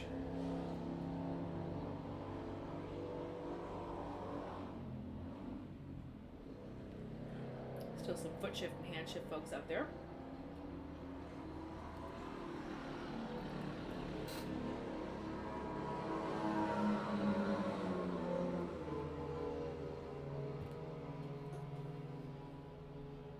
Out there for that third place is still bike number 35L, Jack Canes, holding on to that one, waiting for that fourth place rider, bike number 226, Tim O'Mahony, back there, waiting for him to come into view out of turn number 11 one more time. There he goes. Yeah, the traffic's real interesting up in the corkscrew. Well, I bet They're having to really... but it's getting really dicey up there. Yeah. That's exactly what I was getting at. With the race leaders in traffic starting to get dicey back here on the back section of the course, waiting for him to come around one more time. The starter has checkered flag in hand as they're fighting their way through some of the traffic.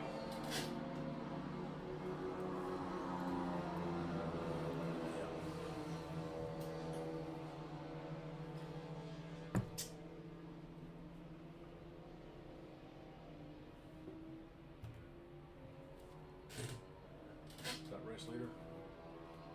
Nope, he went too slow. Nope, not yet. Not yet. Yeah, they must still the cruiser, I guess. Here they come.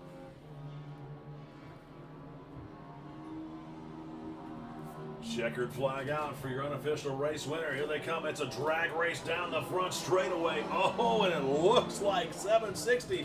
Dustin Johnson sit there and stalked winners this entire race.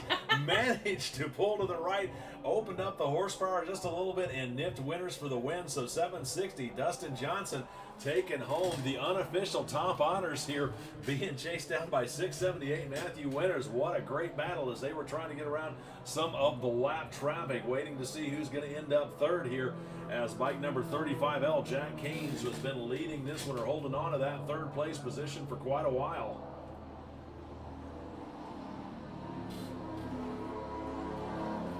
And the unofficial winner is, for the third place, bike number 35L, Jack Canes, taking the unofficial third place on the podium for the 200 Grand Prix class.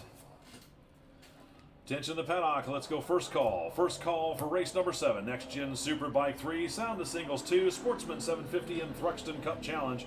You folks will be up here in just a moment. It is first call for race number 7, Next Gen Superbike 3, Sound to Singles 2, Sportsman 750 and Thruxton Cup Challenge.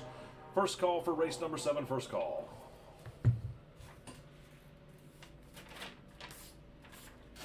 Now, where's Mr. Spence on 24? Yeah, will you let me know when... Can you see when hand shift and foot shift come in? Yeah.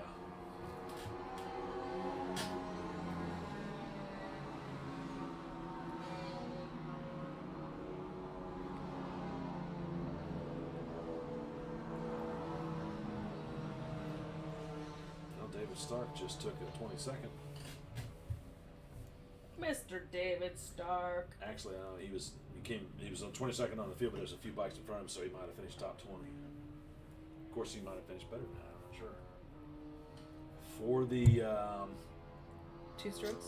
well, no, for the hand shift, it is 81 Ralph Wessel, because he was, I believe, the only one out there. For the foot shift, it would be 24 Grant Spence, I think, was leading that one, and Swan was the one who came in early.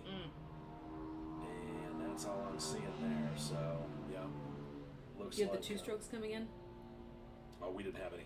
Okay. Yeah, we didn't have any of those. Well, alrighty then. Well, everybody's starting to make their way on back.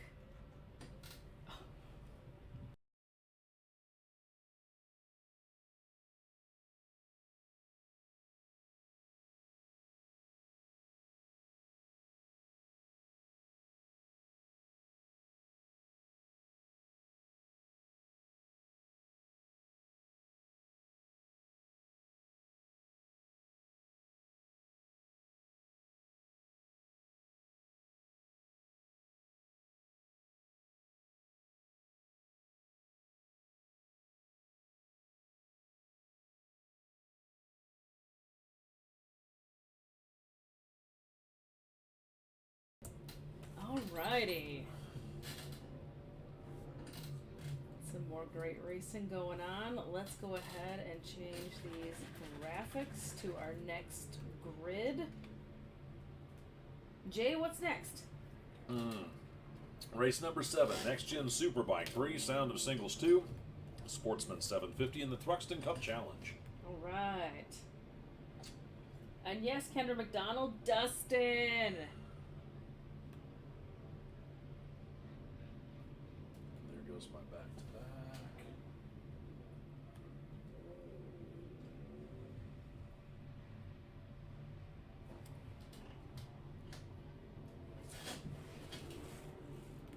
Alrighty, we have just one hot second. We do have two, a racer, at least one that is racing back to back. They were in the last class, and they are also in this race number 7. So we're going to give them just a hot second to either change bikes or put gas in their bike, but it's probably change bikes. So we're going to give them just a hot second, give them like 60 seconds actually, and let them accomplish all that. I figured while we had some Attention time out there in the together. paddock. Let's go second call. Second call for race number 7, Next Gen Superbike 3, Sound of Singles 2, Sportsman 750, and Thruxton Cup Challenge. Second call, race number 7. Second call for race number 7, Next Gen Superbike 3 rather. Sound of Singles 2, Sportsman 750, and Thruxton Cup Challenge. Second call, race number 7. Second call. I figured I'd go ahead and throw the Laguna Seca track map up here so you can kind of get a lay of the Announce to land and control, see I where, just see went where we're second. at. And familiarize yourself with our track a little bit. I thought that's what you said. Thank you very much. I'll give him about 90 seconds, then I'll go green. Or third, rather. Jay and I are sitting down by where it says track entrance, and then I have a camera up there behind Ed Bargy, our flag man, and then I have a camera at turns 3 that shows 3 and 2, and then a little one that shows 3, 4, but also looks up into 5, and then over on the corkscrew side, looking down the corkscrew, heading into the beginning of Rainy Curve, and then the front straight. So just so you can kind of orient yourself and figure out where we are all at here on the track. But that's what's going on here at WeatherTech Raceway, Laguna Seca. This beautiful historical track, just absolutely gorgeous. Awesome weather, beautiful racing. Why aren't you here? I'm excited you're watching the live feed though, so that's awesome. So thank you. We appreciate you for tuning in, clicking, liking, and sharing these videos with all of your friends that love watching awesome racing. We'll be getting back to the racetrack in just 1 second as soon as that racer manages to switch bikes and do what they gotta do and get themselves back to the staging area. But thank you for tuning in. Let's check out some of this beautiful track out here. Attention out there in the paddock. Let's go third call. Third and final call for race number 7. Next Gen Superbike 3, Sound of Singles 2, Sportsman 750, and Thruxton Cup Challenge. You folks are up right now. If you want to bring them on up, we'll send you out for your hot lap. Once again, it is third call. Third and final call, race number 7. Next Gen Superbike 3, Sound of Singles 2, Sportsman 750, and Thruxton Cup Challenge. Again, third call. Third and final call for race number 7. Third call, race number 7. To start, third just went out.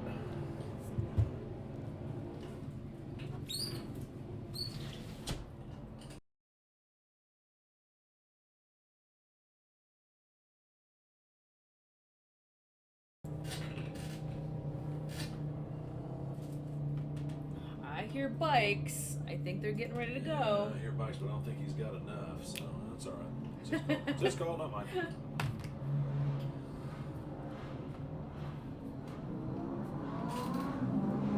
As the riders get ready to take to the track for their warm-up lap, here's how they're going to line up. For the Next Gen Superbike 3 presented by Lero Brewer Framing, Row number 1 is bike 14, Brian Laraburl. 57A, Robert Shuttle. Bike number 16R, Roger Baker. And bike number 68R, Craig Grantham. Row number 2, it's 929, Jake Barrett. And 990, Eric Bracken. For the Sound of Singles 2, presented by Frick Starpoli and Moto Caddy. On row number 4, it's bike number 1E, Ralph Starpoli. 21B, Andrew Berkeley. 3Z, David Frick. And 329, Matthew Crabtree. Row number 5, it's bike number 12, Adrian Yasso. 60, Jeff Sessman. And bike number 501, Randall Wade. Row number 6, it's 022, Jake Barker. 441, Michael Jared. 28, Rob Bagley. And bike number 925, Kerry Kress. Row number 7 is 240, Christopher Blake. And 241, Sharad Shabag.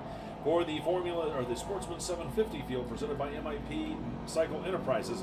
Back on row number 9, it's 84, Jeff Hargis. 700, Cameron Crockett. 24, Grant Spencer. 839, Michael Dixon. Then row number 10, it's 446, Anthony Staros. For the Thruxton Cup Challenge, presented by NOLA Riding Academy. Back on row number 12, it's 099, Dutch Vandenberg Jr. And 858, Charles Steinman. That is your field here for race number 7. For the Next Gen Superbike 3, this is sponsored by Laraburro Framing. This is a new class that started in 2022. It showcases bikes from the late 80s to the mid-2000 U.S. Superbikes. There are various twins and 4-cylinder race bikes out there from that era. Sound of Single 2 is sponsored by Frick Starpoli and Moto Caddy. These are liquid-cooled 4-stroke singles up to 450 cc's and air-cooled 4-stroke singles up to 610 cc's. The 450s typically have state-of-the-art road race chassis with modern motocross-based engines. For the Sportsman 750 field, sponsored by MAP Cycle Enterprises and Marino Pena, these are for 1972 and earlier street bike-based 4-stroke machines. A new addition to the class in 2015 was the single overhead cam Honda CB754, ready to take on the class dominating twins, which were primarily the Yamaha XS650s. No fairings are allowed, but front disc brakes are required. Japanese, Italian, British, German bikes are on the track. For the Thruxton Cup Challenge, this is sponsored by NOLA Riding Academy, Racing Academy, and Clint Austin. Clint, the owner of NOLA Riding Academy, won the Thruxton Cup Challenge in 2019 and 2020. His other accomplishments in 2020 also included winning the Sound of Thunder 1, Sound of Thunder 2, and Battle of the Twins 2 national championships. When not racing, Clint can be found teaching new riders to ride on both 2- and 3-wheel in New Orleans, Louisiana, and Gulfport, Mississippi. You may also find him wrenching or selling used bikes. Additionally, they are an authorized AHRMA helmet dealer, so if you're in the need of a new AHRMA helmet, tell Clint you're an AHRMA racer for a discount. The class itself is open to lightly modified Triumph Thruxtons and Harley-Davidson Sportsters. Thruxtons are limited to air-cooled 865cc twins produced up through 2015. That's your field here for race number 7 as the bikes come around to grid up in their starting position. Okay. Excuse me. Somebody at the back of the grid has their hands up. They might be having a little trouble. Now they're Come on, climbing Mr. off. Yasso. And they're pulling the bike off the track, so it definitely looks like. What's not good? 673? I can't see it from here. I've got my binoculars. Yep. No, They're it's 925. I'm pretty sure that's Kerry Kress. That's a bummer. carefully. At least they're in a safe spot. Yep. We went ahead and backed all the way on out of there.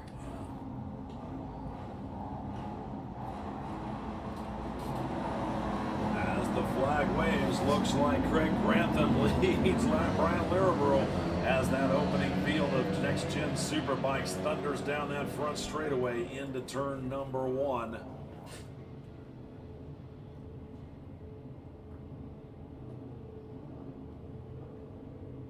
On your screen right now, you can see that first wave is starting to enter. Second wave for the Exit Sportsman 750s and the Thruxton Cup Challenge bikes cleanly away themselves as they rocket up the field in the opening lap here of race number 7. Man,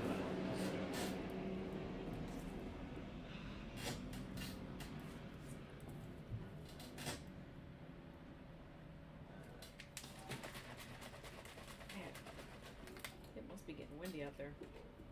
Is your camera shaking around? Yep. My trackside one is really wiggly. You sure it's not somebody walking on the support for it? It might be the cables shaking it, yeah. Yeah. close to see what's going on in the middle section of the track. Race leaders working their way out of turn number 3 over to 4 and 5, trying to figure out who's going to lead and who's going to follow in the opening turns here of race number 7. Waiting for them to work their way to the top of the hill and back down through the corkscrew here on the opening laps, and we'll get the running order when they do come around to complete lap number 1 here in just a moment. First wave exiting the corkscrew right now, getting ready to come around Rainy Curve and the front straight. Here comes your race leaders out of turn number 11 onto the front straightaway, waiting to complete lap number 1, as it is going to be bike number 16R.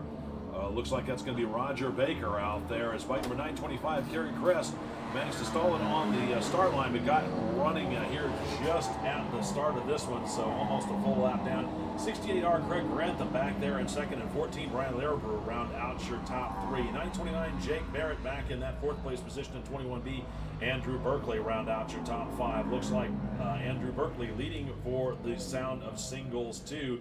Then it's going to be bike number 1E, Ralph Starpoli back there running in second second in class for the Sound of Singles. Then bike number 60, Jeff Sessman, 7th overall, holding on to that 3rd place for the Sound of Singles.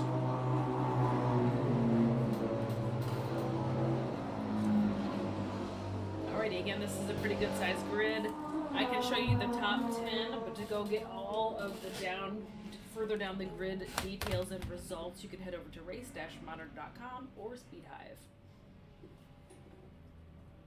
Let's go track down our race leaders.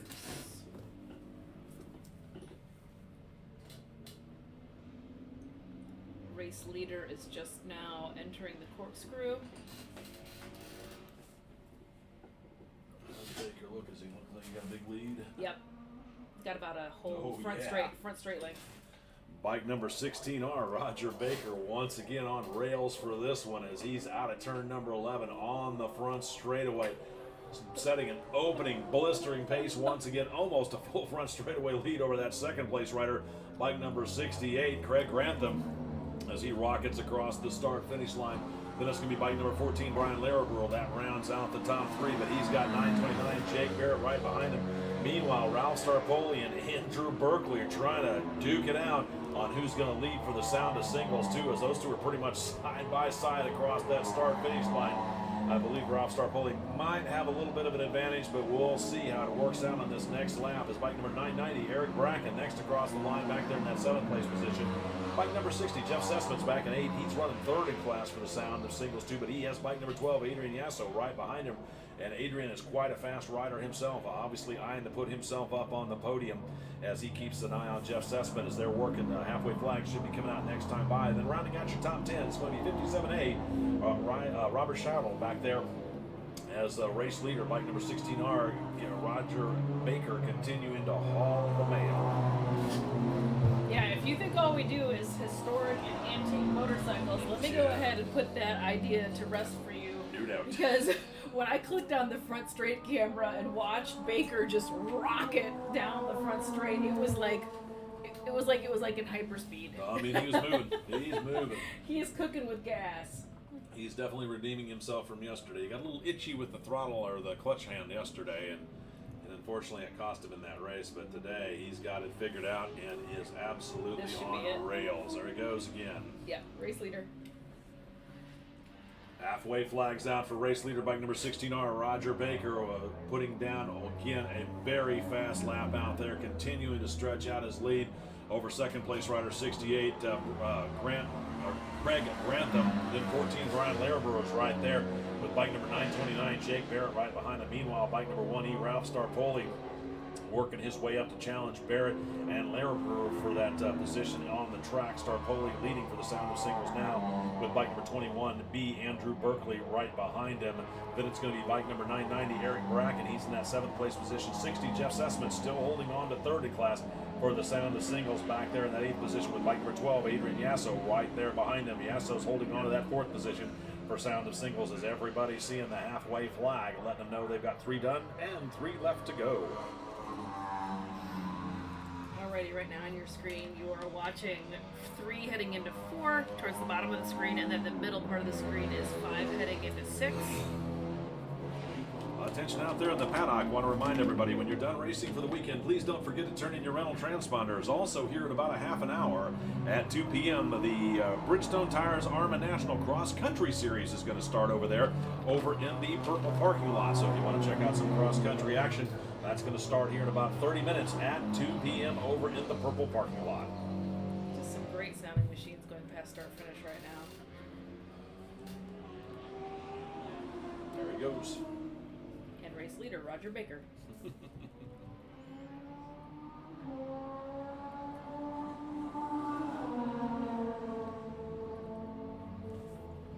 Race leader takes halfway, flags are past halfway, so whatever happens now, this would be considered a complete race. So again, 16R Roger Baker kind of out there on cruise control.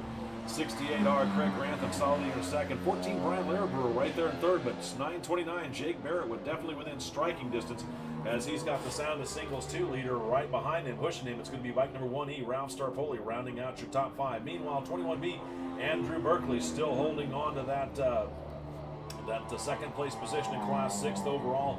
990 Eric Bracken back there in 7th. I believe he's running about 5th in class for Next Gen Superbike. Then 60 Jeff Sessman there, still holding on to 3rd with Sound of Singles. And bike number 12 Adrian Yasso trying to reel him in, holding on to that 4th for Sound of Singles. All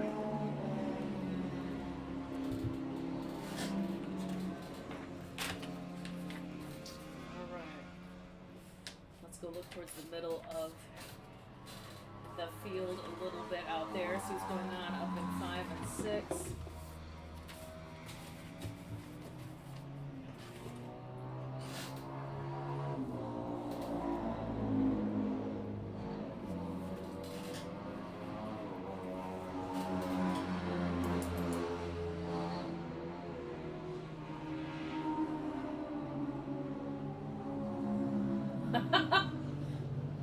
Somebody make a comment? No, it just was a great pass. Oh, was it? Sorry, and I completely forgot to click on it. I apologize. I get so busy watching. I apologize. I completely forgot to show White you flag guys. out for your race leader, bike number 16R, Roger Baker, as he starts his final circuit here. Well over a full front straightaway lead between second place rider 68R Craig Grantham. He's solidly out there in that second place position. Bike number 14, Brian Lehrer, holding on to 3rd. Meanwhile, bike number 1E, Ralph Starpoli on that Sound of Singles 2 continues to harass bike number 929, Jake Barrett, for that 4th place position overall. Barrett running 4th in class, Starpoli leading for the Sound of Singles as they see the white flag starting their final lap. Then bike 990, Eric Bracken still back there at 621B. Andrew Berkeley at 7th, holding on to that 2nd place for Sound of Singles. Then it looks like it's going to be bike number 60, Jeff Sessman, back in 8th. 3rd in class for Sound of Singles, and bike number 12, Adrian Yasso, 9th. 4th in class for Sound of Singles, and the 57A, Robert Schautel, rounding out your top 10 as they all see the white flag, letting them know this is their final lap in race number 7.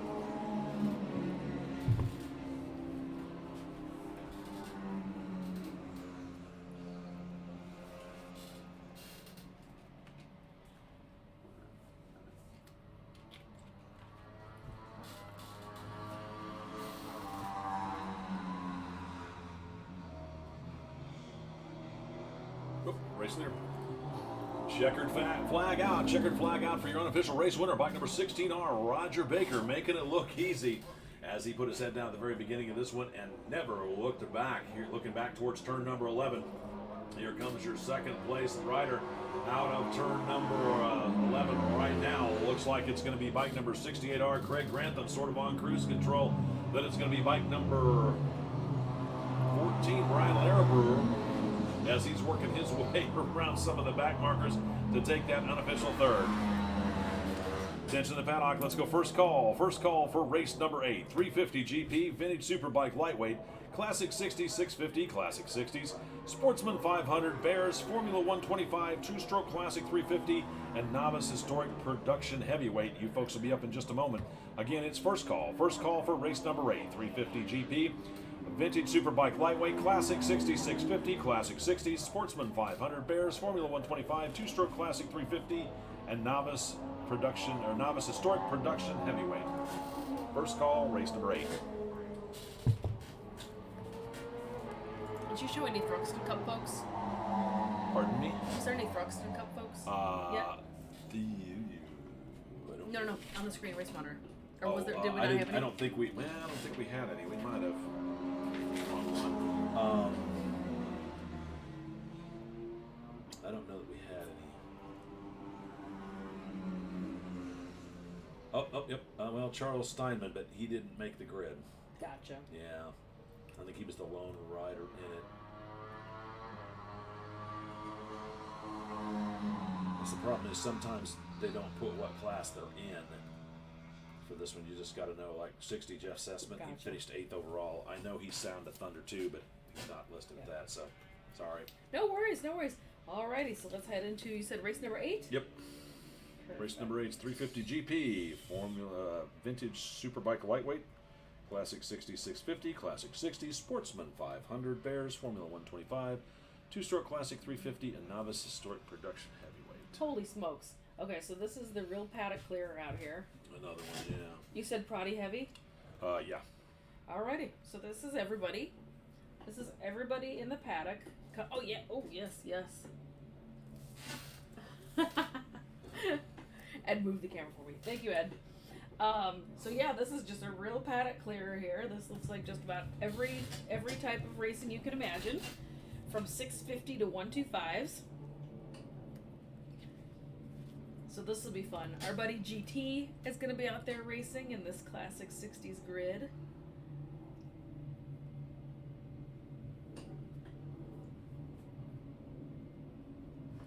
All sorts of good stuff.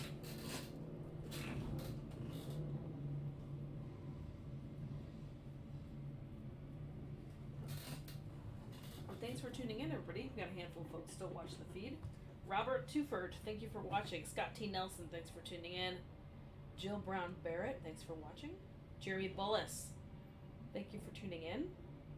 Zilka Cuddle, thank you for watching. Scott McCain, thanks again for tuning in.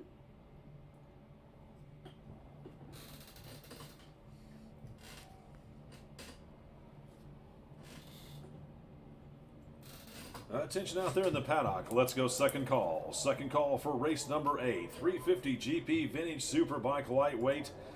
Classic Classic 6650, Classic 60s, Sportsman 500, Bears, Formula 125, two-stroke Classic 350, and Novice Historic Production Heavyweight. You folks will be up here in just a moment. It is second call. Second call for race number 8. 350 GP Vintage Superbike Lightweight, Classic 6650, Classic 60s, Sportsman 500, Bears, Formula 125, two-stroke Classic 350, and Novice Historic Production Heavyweight. Second call for race number 8, second call. Announce copies green. I just put second call out. Gonna have to drag just a moment.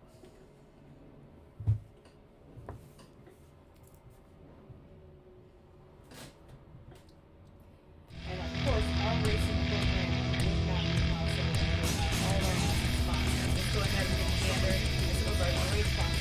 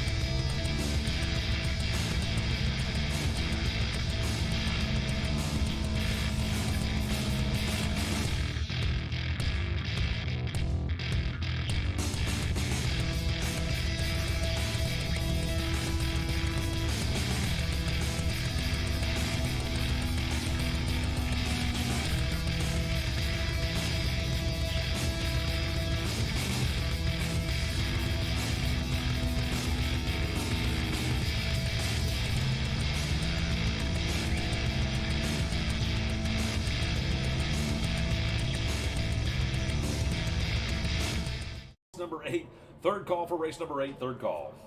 Alrighty. Announced to start. I just went third call for race 8. So third call, so we're gonna have some bikes heading into the staging area right now. But yeah, I just want to make sure to give a little bit of love to our sponsors. None of these awesome race weekends would be possible without them. So thank you to all of them. Now let's go check out the track.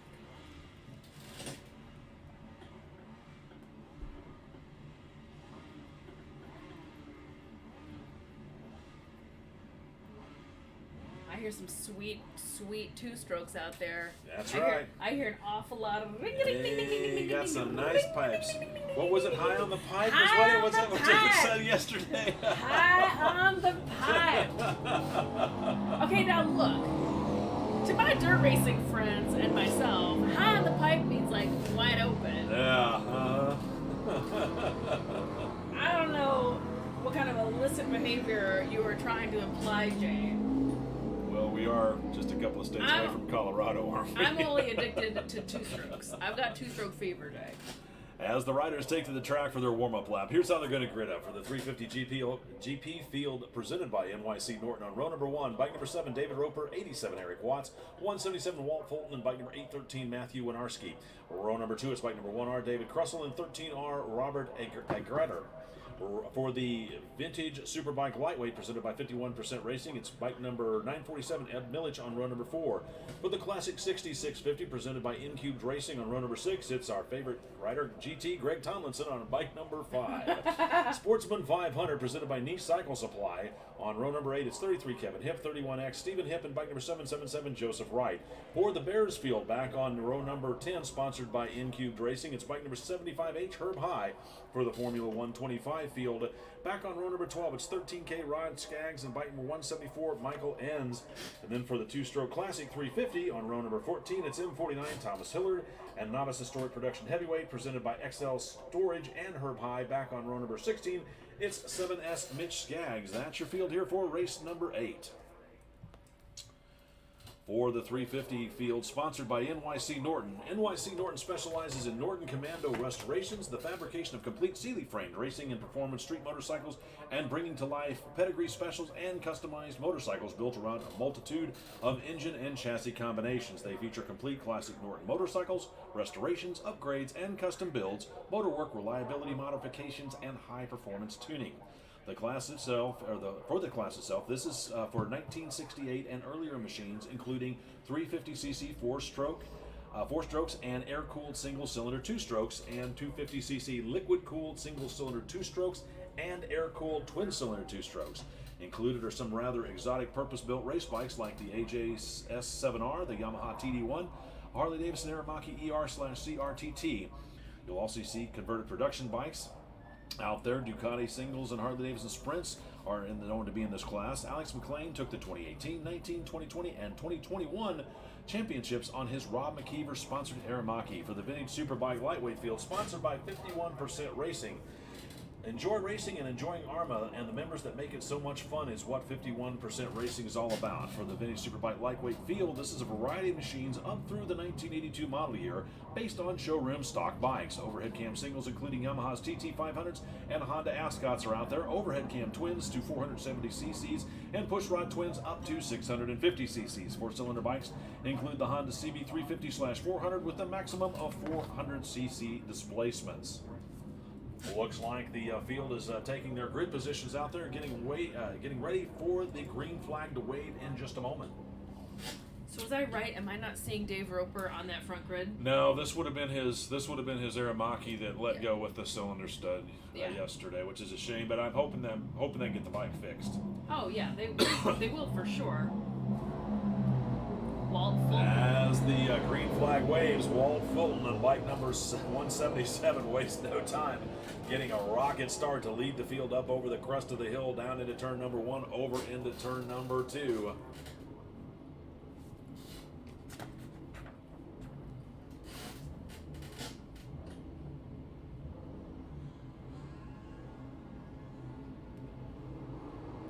Second flag, or the second way it goes, as the green flag flies, as they all rocket down that front straightaway to start their race. Meanwhile, the opening bikes of the 350 GP and the Vintage Superbike Lightweights all the way over the turn 3 and 4 area right now, working their way out of 4 up towards 5 and 6. We'll get the full running order for you in just a moment. Going on back through the field for the Classic 6650. This is sponsored by N-Cubed Racing. This field is for 1950 and 60 era 650 overhead valve and 883 side valve machines. This class runs with but is scored separately from the Classic 60s. Popular models include the Triumph and BSA 650s and the Harley-Davidson K model. For the Classic 60s themselves, these are also sponsored by N-Cubed Racing. These are for 1950 and 60s Air Grand Prix and Clubman style racers. These are 350 to 500 cc 4-strokes with overhead valve and overhead cam engine configurations, and 750 cc side valve machines, similar models as the 500 GP and 500 Premier, but in more original trim. A maximum of 4-speed gearboxes are allowed. The Norton-mounted Alex McLean has been the National and Dixie Cup champion for the past 7 seasons. For Sportsman 500, this is sponsored by Niche Cycle.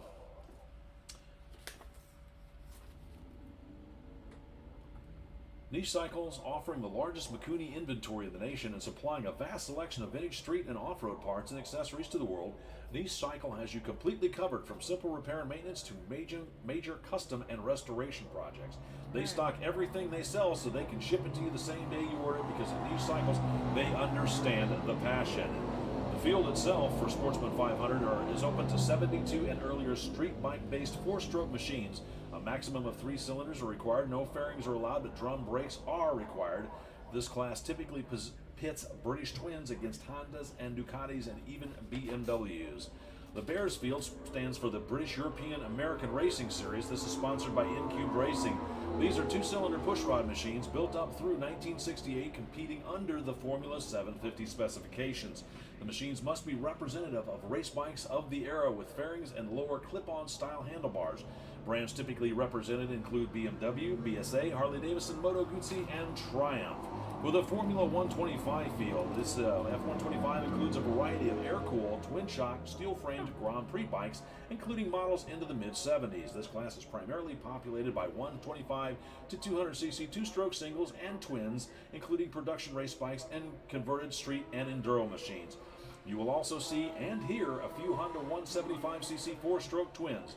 Single disc front brake is allowed. Some machines will also bump up to the F250 class. For the 2-stroke 350 GP field, this is sponsored by Street and Competition. This class showcases 74 to 84 era purpose-built 350cc liquid-cooled Grand Prix bikes. Alright, race leader Smooth Sandlin entering the corkscrew right now. I would bet dollars to donuts that is Mr. Walt Fulton out there. For the Novice Historic Production Heavyweight field, this is sponsored by XL Storage and Herb High.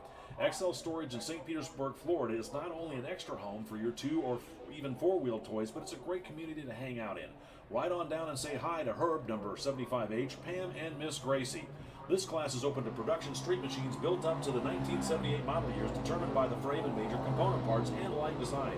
Machines must use original, unmodified OEM frames, swing arm forks, and handlebar mounts. 1978 and earlier street machines in very close to standard production trim are what you'll see out there. Benefit modifications make this an inexpensive entry-level class intended for novice-level riders only. This heavyweight class is for 4-strokes up to 750 cc's and 350 to 500 cc 2-strokes.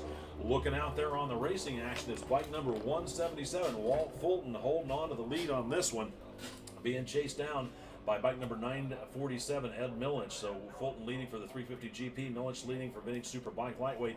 Then it's going to be 87, Eric Watts running second in class, third overall in the 350 GP field.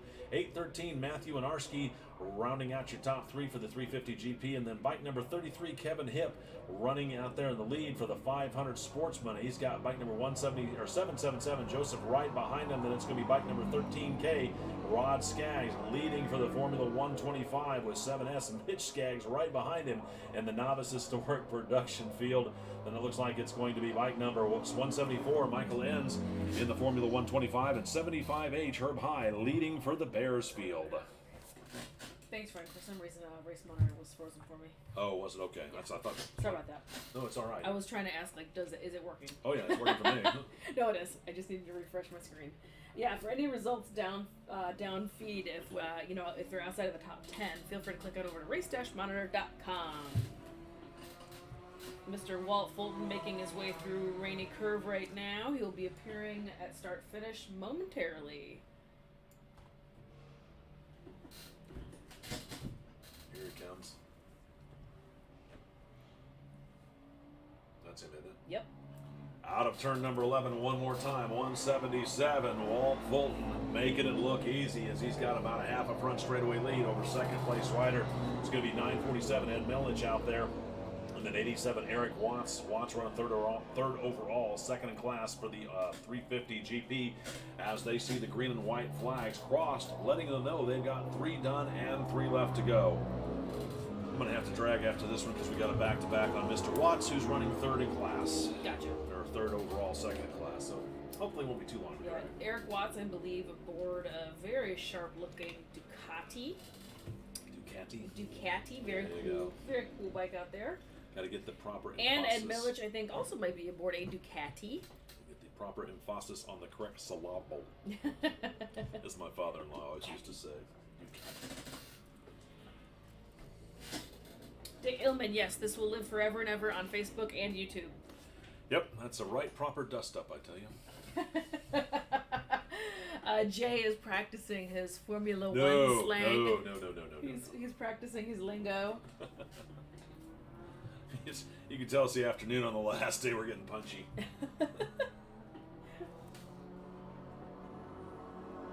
Terrell's Custom Cabinets sponsors the Formula 125 class. Thanks for checking in, Tim Terrell. I'm sorry, Tim. It's not listed on my thing here. I would have read something for him.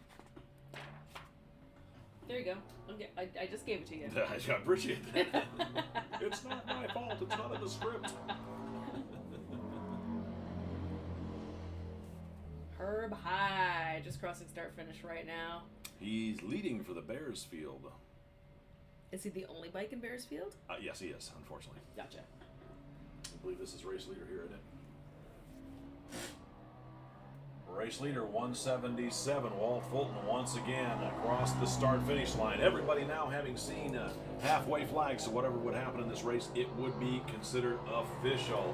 Then it's going to be bike number 87, Eric Watts. He moves himself up to second overall, second in class, as bike number 947, Ed Millich back there, still holding on to the lead for the Vintage Superbike Lightweight Day, but he's running third overall. Then 813, Matthew Winarski, he's rounding out the top 3 for 350 GP. Then bike number 777, Joseph Wright on the Sportsman 500 across the start-finish line. Actually, no, 133, Kevin Hipp across the start-finish line for Sportsman 500 with 777, Joseph Wright right there behind him.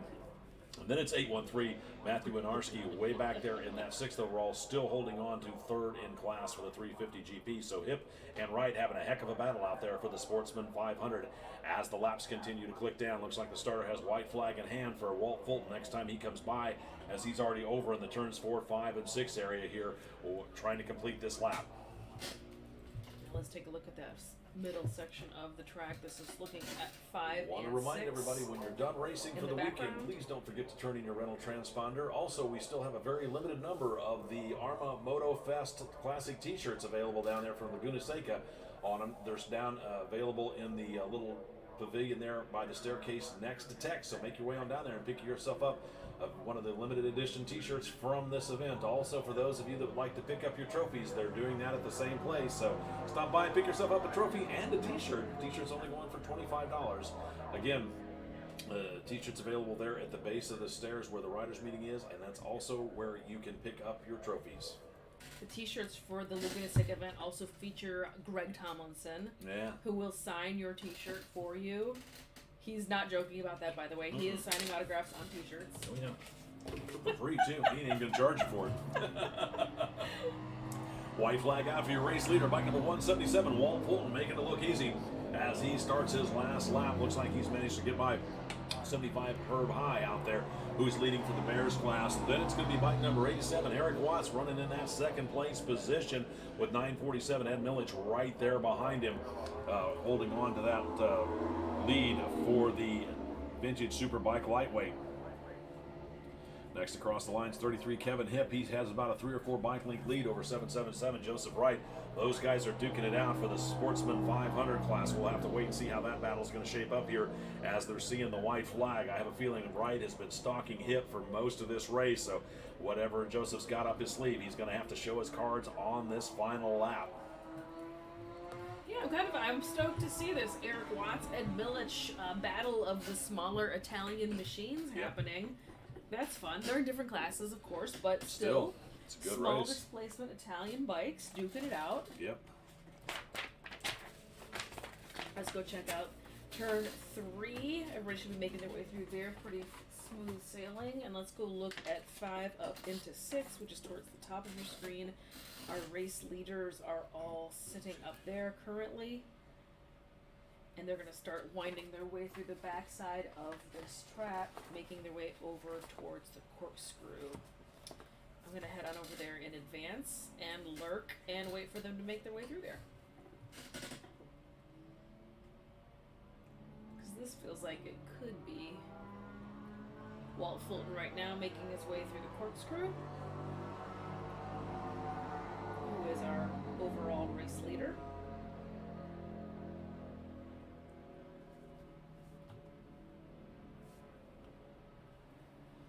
Race leader, bike number 177, Walt Fulton on to the front straightaway. Well, the final time, checkered flag wins as he takes the unofficial win out there for the 350 GP field. Looking on back down that front straightaway, looks like it's going to be 87 Eric Watts taking home the unofficial second out there in class. Bike number 947, Ed Millage taking the whole of the win out there unofficially for the next men's superbike.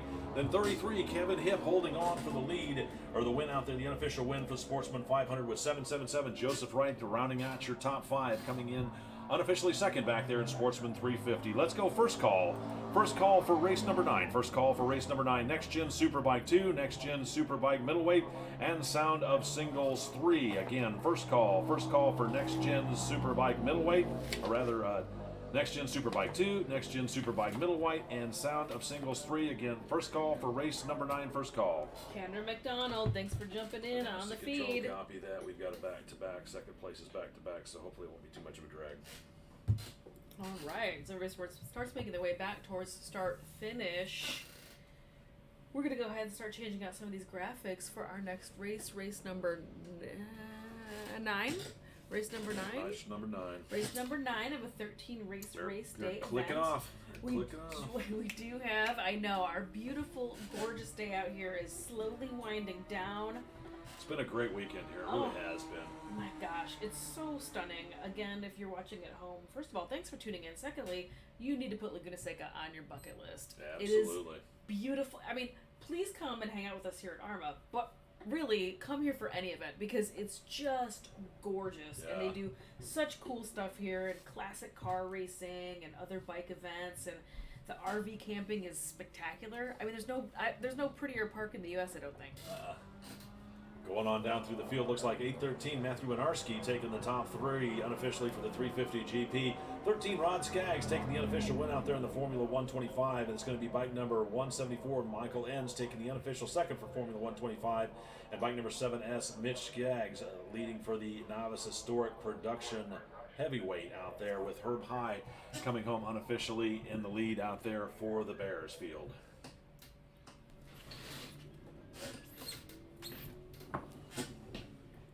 Yeah, being able to come and be a part of these events, you know, these classic machines racing in these historical tracks, it's almost like a homecoming for them, right? Yep.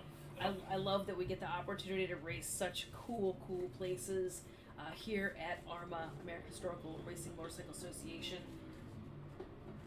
For more details about our full calendar, and it's full, it's real full, dirt racing and road racing both. Trials, motocross, cross country, they have everything here this weekend. Everything is here this weekend, but we do everything all season long, all over the place. So make sure you go check out all of our calendars over at AHRMA.org. Attention in the paddock. Let's go second call. Second call for Next Gen Superbike 2, Next Gen Superbike Middleweight, and Sound of Singles 3. You folks will be up here in just a moment. It is second call. Second call for race number 9, Next Gen Superbike 2, Next Gen Superbike Middleweight, and Sound of Singles 3. It is second call for race number 9, second call. Superbike 2, middleweight. And Sound of Singles 3. Thank you. And I can see my back-to-back standing outside his garage, pulling the transponder off of one bike, putting it on the other. Okay, so yeah. So we're gonna give the folks that are racing more than one class just a moment, just a smidge of time in order to change those bikes, and really what they're doing quite probably more often than not is moving the transponder from the one bike to the next. We do use transponders here, of course, so they're taking care of that. Let's go ahead and check out this track. And then I also had a really great shot. You know, again, we get to do so much cool stuff here. It's the racing, it's these awesome bike nights that we have here, it's swap meets, it's parties, it's bike shows. And I grabbed a quick little video while I was walking around yesterday of one of the bike shows that was happening. Oh, somebody ran the checker. Of a cool bike show that was happening yesterday. Yeah.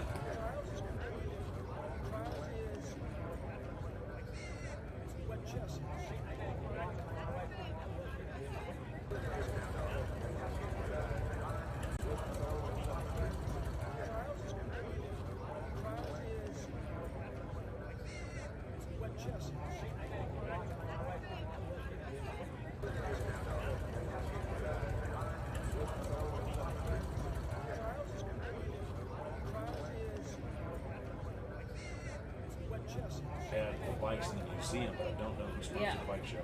We had museums out there yesterday. You can see the video going on right now. We had museum quality bikes out there showing. I know LaRock Motorsports has a lot to do with our swap meet. Haggerty Motorcycle Insurance has a ton to do with all of our out there in the events too. paddock. So Well, let's go thanks third to those call. sponsors. Final call for race number 9, Next Gen Superbike 2, Next Gen Superbike Middleweight, and Sound to Singles 3. You We folks even are had right now. Santa Bring and them on Mrs. up. Claus Again, here it is third yesterday. call. We Third had and final all call for sorts of race stuff number 9, going Next Gen on. Superbike 2, Next Gen Superbike Middleweight, Sound of Singles 3. Third call for race number 9. Bring them on up. We'll send you out for your hot lap. Third call for race number 9. Announced to And start. speaking Third just went of, out. we could not do any of these awesome race events without our amazing sponsors. So let's go on ahead and give them a little bit of love while we are giving that racer 2 seconds to switch bikes.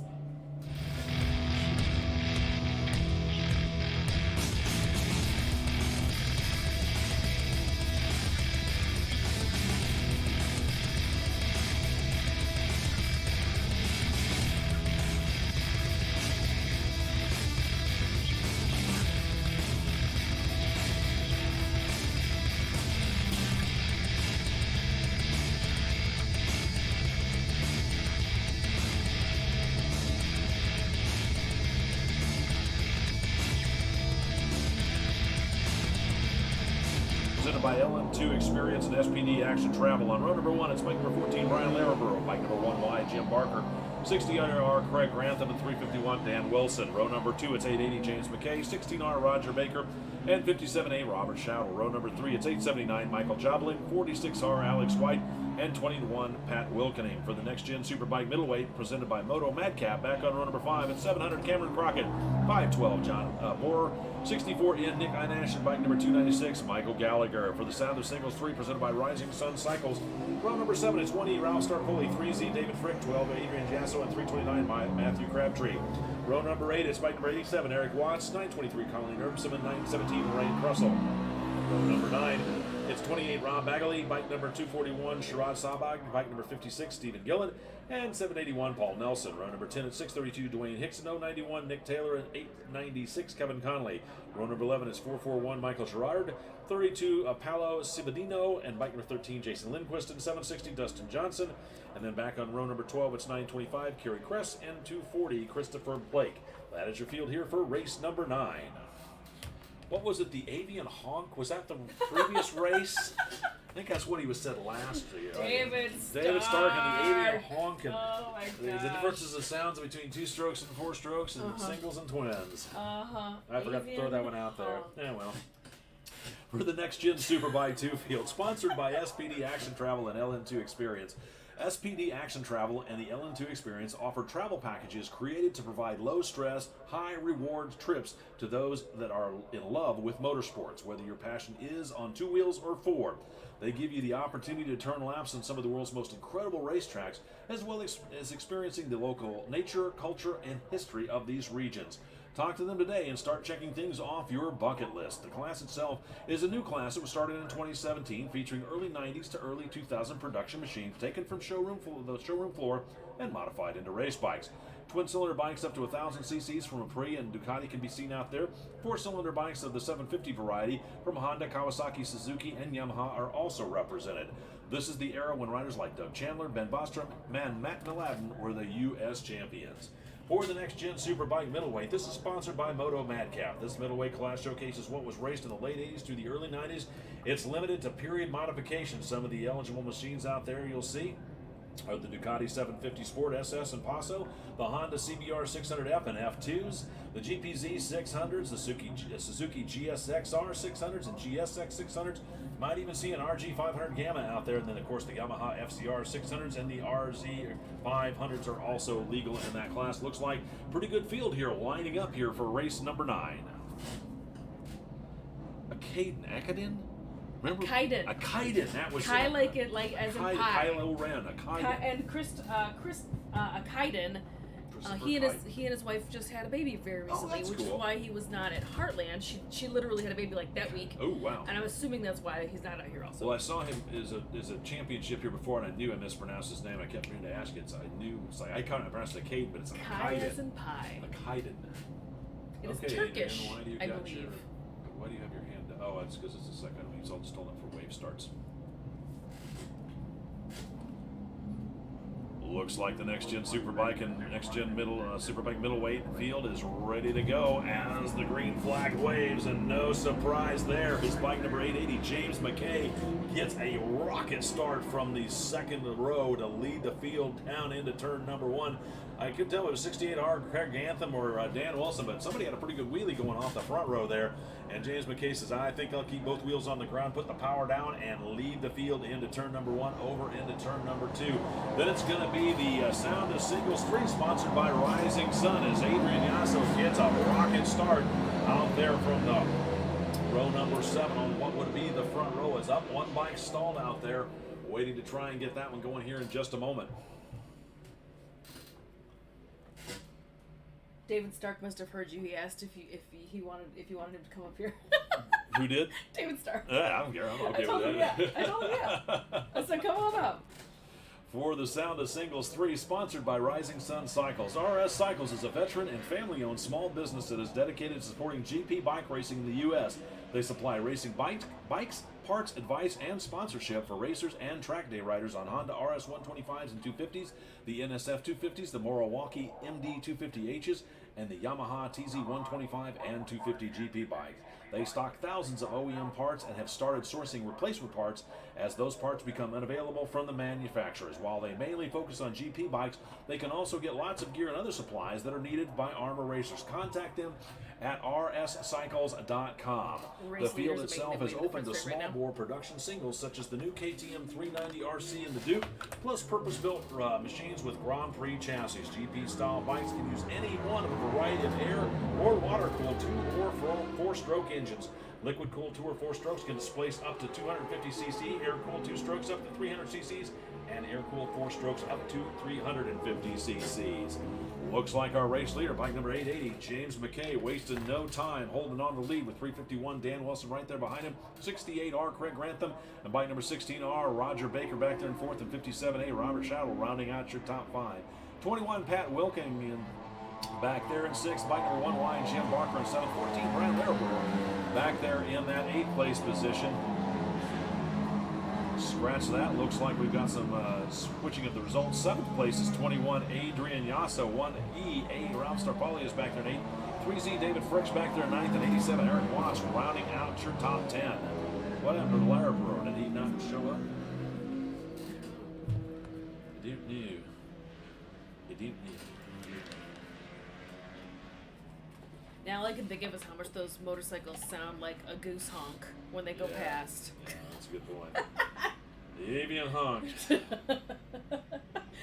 case you're wondering what on earth we're talking about, you have to go watch yesterday's live stream and you'll get it. Yeah.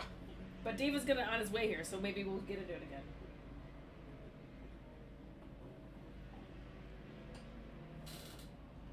Is he coming up? Let's go. Yeah, he's gonna stop by. All right. feel like race leader is due here Yep. imminently. Race leaders out of turn number 1 onto the front straightaway. It's 351. Dan Wilson managed to work his way around 880 rather. James McKay, so put Wilson up on the top step of the podium while James McKay is still sitting there within striking distance. And it's going to be bike number 16R, Roger Baker, charging hard to join the fray for the top step of the podium. Then 68R, Craig Grantham back there in 4th, and 57A, Robert Schautel back there on number 5 in that 5th place position. Russ Granger, thank you for tuning in. We miss you. Back in that 6th place position is 296 Michael Gallagher. 7th place is 21 Pat Wilkening. 1 wide Jim Barker's back there in 8th. Bike number 12 Adrian Gasso is in that 9th place position. And bike number 1E Ralph Starpoli rounding out your top 10. Now 512 BJ Borer shows up in 7th. Jasso and Starpoli duking it out in that Saudi singles class. Those guys are really fast. No surprise there. Hi. Hey, there he is. David Stark, welcome to the show. Nice ride out there, buddy. You stayed on 2 wheels, David. We're proud of you. I think you were top 20. Smack. Start beating on must it. be in politics. Yeah, exactly. Clearly must be in politics.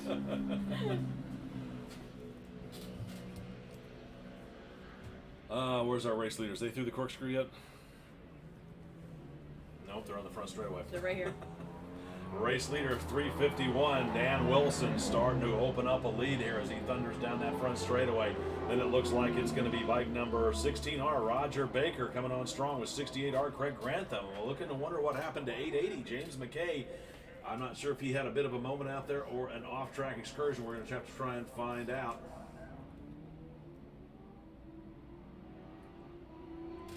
Looks like next bike across the start-finish line is 64, Nick Einash back there leading in his field with bike number 57A, Robert Schautel right there behind him, and 296, Michael Gallagher rounding out the top 6. James McKay maybe had mechanical somewhere. Announced to control. Where did 880 James McKay go?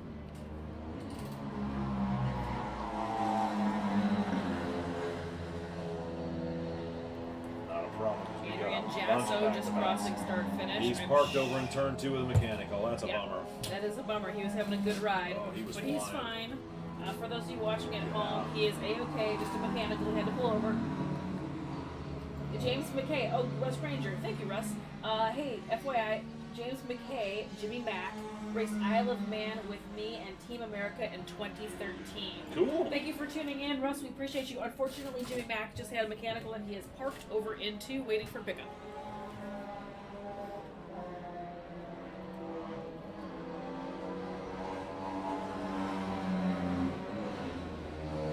Do you want or need any color on this race in particular? Race leader weaving his way through the traffic there in the front. It's 351 Dan Wilson starting to run around some of the back markers. 16R Roger Baker back there with bike number 68R Craig Grantham holding on to 2nd and 3rd as they're starting to pick their way through some of the traffic. Yeah, feel free to. You want to grab that one or that one? Either one works. I'd try that one and see if that one works. I haven't even used that this weekend, but Test one, test one. yeah, it's working.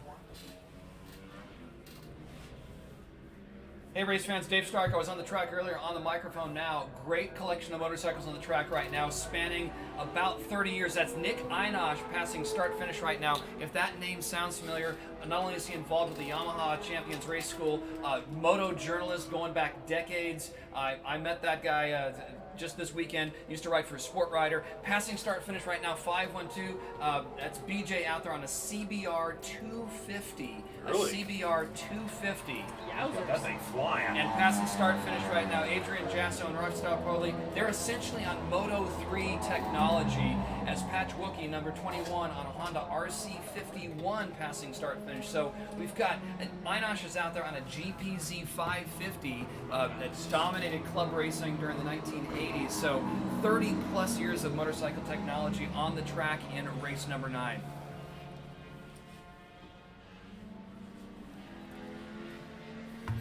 Passing start finish now. That's Stephen the Sicilian Butcher Gillen here from Avondale, Arizona on his Honda RS 125. We've seen a massive resurgence in 125 GP bikes as our leader right now passing start finish number 351. 1 lap to go.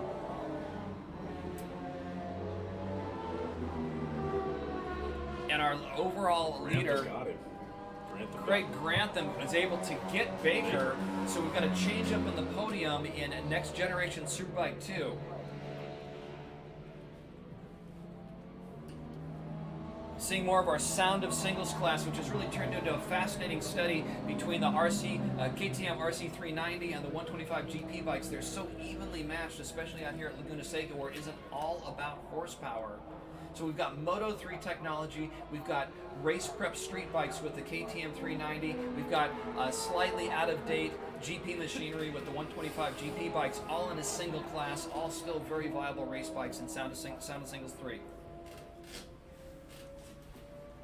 I don't know that it's out of date. It's only 40 years old.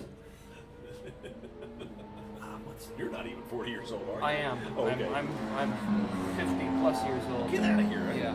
BJ Bohr is out there. He's from down in Southern California, 512 on that Honda CBR 250. Not even a gray market bike. I'm not sure what kind of crimes he had to. Holy God, yeah. So. He had to commit to get that bike, but it's out on the track and it's a really, really cool machine. CBR 250.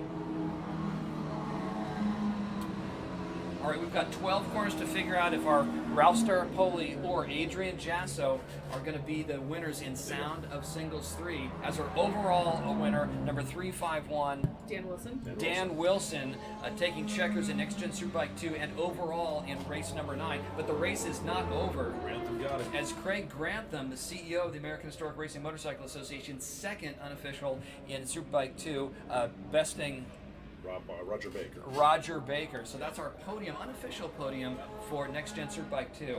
As Dustin Johnson from San Francisco, giving chase is Lorraine Crussell from Pleasanton, actually now Sunol, some Bay Area racers out here at Laguna Seca. That's Carrie Kress. Her bike sounds a little different because that's one of those Honda NSF 250s, basically Moto3 technology. And we can see one of those KTM versus 125 GP bikes. Nick Einash is unofficial winner in Next Gen Superbike middleweight. Need a break here. Attention out there in the paddock. Let's go first call. First call for race number 10. Battle of the Twins 1, Sound of Singles 1, Sound of Thunder 4.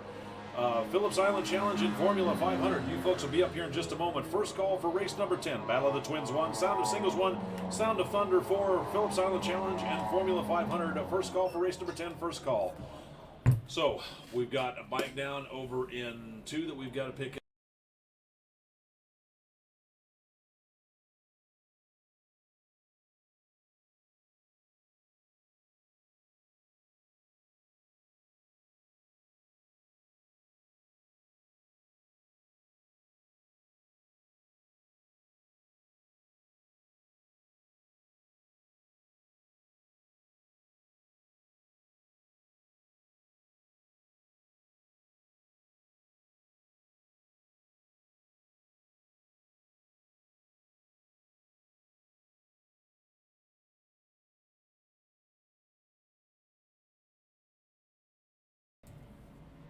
Alrighty, as we're winding down this race, heading into our next, this is another bit of a stretched out situation because we have several back-to-back racers, I think like 6.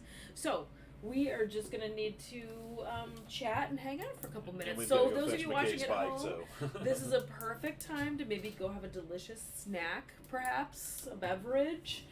We're going to hang tough. The next race is probably going to happen in a handful of minutes, so you've got a couple moments. So we invited special guest David Stark to come on up here and regale us with tales and stories of motorcycle racing. We missed the avian honk. And about the avian honk. We're ready to hear all of the stories, Dave. I think the big story from this weekend is really symbolized as you enter the track here at Laguna Seca. You see that big cutout picture of Wayne Rainey, and he's on a 2-stroke YZR 500, and it's great to see so many two-strokes on the track this weekend. Amen. We saw a whole bunch of them in Sound of Singles 3. You saw a bunch of TZ 250s out there earlier, some RS 250s, and that's the beauty of the American Historic Racing Motorcycle Association, is that depending on when you got involved in motorcycles, your definition of historic may be different. For years, it was the Manx Norton was kind of the iconic vintage motorcycle. It still is in many respects. But there's some folks that got into bikes when, Wayne Rainey was doing his thing, not necessarily on super bikes, but at the 500cc world level. So we now have a home with the American Historic Racing Motorcycle Association for bikes from your childhood, whenever that childhood may be. We saw this CBR 250 out here. That's a super rare exotic bike, and there's a room for it with AHRMA. Plus, if you've got interest in the alternative road racing, we have two very different kinds of electric motorcycles that were on the track earlier. In many respects, that's the future of motorcycle racing, and you can see all these bikes in one place. So the story of this weekend and what we're seeing is this resurgence in, as I said earlier, some slightly out-of-date race machinery that really needs to be on the track. So no matter what your definition of historic is, you're going to find it here with AHRMA. Attention out in the paddock. Let's go second call. Second call for Battle of the Twins 1, Sound of Singles 1, Sound of Thunder 4, Phillips Island Challenge, and Formula 500. You folks will be up here in just a moment. It is second call. Second call for race number 10, Battle of the Twins 1, Sound of Singles 1, Sound of Thunder 4, Phillips Island Challenge, and Formula 500. Second call for race number 10, second call. There you go. As we're looking at race 10, this is a really good example of the diversity of what's on the grid. We've got a Formula 500, which will be gridded Wave 3, and these are for bikes that were produced up in the 1970s. There's going to be a cool combination of both two-stroke and four-stroke machines in Formula 500. At the same time, we've got gridded right ahead of them Sound of Thunder 4, which is a new class for AHRMA, basically designed for the Yamaha R3s, the Ninja 300s, which were actually raced here just last weekend with Moto America. So if you were ever curious about how would a 1970s kind of club racer do against current technology for club racing, stick around for race 10 because you're going to see just exactly how those kinds of bikes compare. Super interesting. Very eloquent, David Stark. Always with the good information, always bringing all the history to life for us. We appreciate you. Thank you. But yeah, you're right. I think that that's one of my most favorite things about AHRMA. There's a couple of different things. One, I love that there's such a variety of bikes here. You're right. The word historical is in the title of our organization, but we do modern bikes too. We do e-bikes, for goodness sake. We've got 2 different e-bike classes. I also love the family vibe here at AHRMA, and I'm not just saying that, because I'm here on the TV screen doing it. Attention out there in the paddock. I want to remind everybody. It's literally when you're done families racing today, here. please don't Husbands, forget to turn in wives, your rental mothers, transponder and before sons, you and leave for the weekend. fathers, When and you're done just racing for the day, families please all don't over the forget to place turn in your here, rental and I transponder love to before see you it. leave. Also, we It is still have there was a limited amount period where of the my dad AHRMA and my wife vintage, and I were all MotoFest racing t-shirts on the available track for at the same pickup time. or for sale And right there. it was pretty down cool to look in across the the, starting grid. It's like, area I down know there that by the guy. stairs, I know down that at the girl. base And of the it stairs next to goes Tech, beyond that. I think make it your goes way down beyond there and pick genetics. yourself up a This is a commemorative different t-shirt vibe here than, before they run out. Also, racing that's with the other area where you clubs. can Not pick that up your there's trophy anything when wrong you're with done other racing and clubs, want to but pick up your it's trophy. a You can do it supportive at that vibe. same If location. you're watching Please, from once home again, and this don't seems like forget an to take, interesting, don't fun forget to thing turn to in do, your but you're rental worried about, transponders. well, what if I get to the track and I don't know Go for it, anybody? Alice.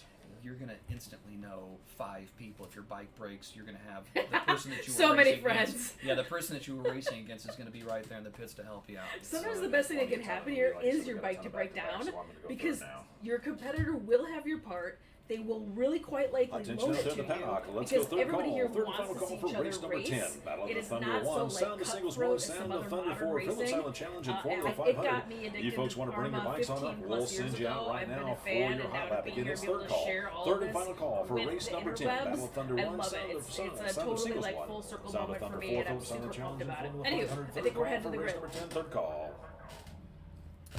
Oh. Race 10 is going to be fantastic. We've got a 3-wave start, Battle of the Twins, Formula 1, which is presented by Fast by Faraci. Is going to be a barn burner of a race. I gotta step away.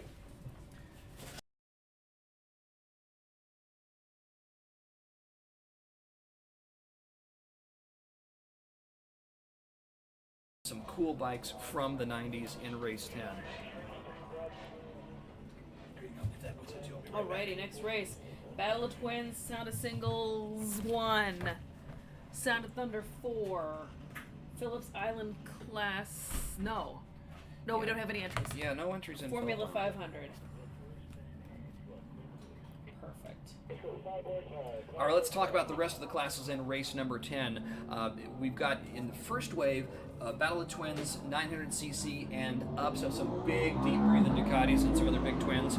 We also have Sound of Singles Formula 1.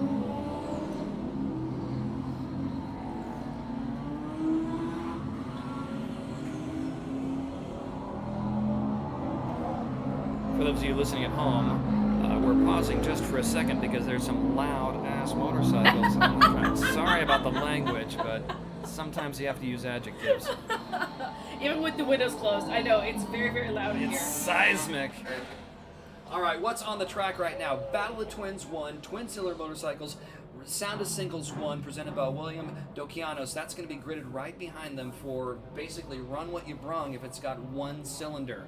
In Wave 2, we'll have Sound of Thunder 4. That's a new class for AHRMA. You're going to see Yamaha R3s, Ninja 300s out there, plus some KTM 390s. That's brought out some really fast club racers from California, so we're going to stack them up against some AHRMA regulars. And then Wave 3 will be Formula 500. These are bikes that were produced up in the 1970s, and a great grid for that. Let's set things up. In Battle of Twins 1, we've got number 111 on a BMW R90, Gary Orr. Number 14, Brian Larabier on a big Ducati. Number 23T, Louis Chacon. I think he's also on a BMW. We're going to find out in a second. We're going to find out. And 809 Ruben Soto. Your grid for Sound of Singles 1 starts on row number 3. 1F Kevin Greimel. Number 793 Norbert Katona. Number 065 Ane Kramer. Yuri Berrigan. Number 777 Joseph Wright. In row 4 we've got number 22 Jake Barker on a MZ Scorpion.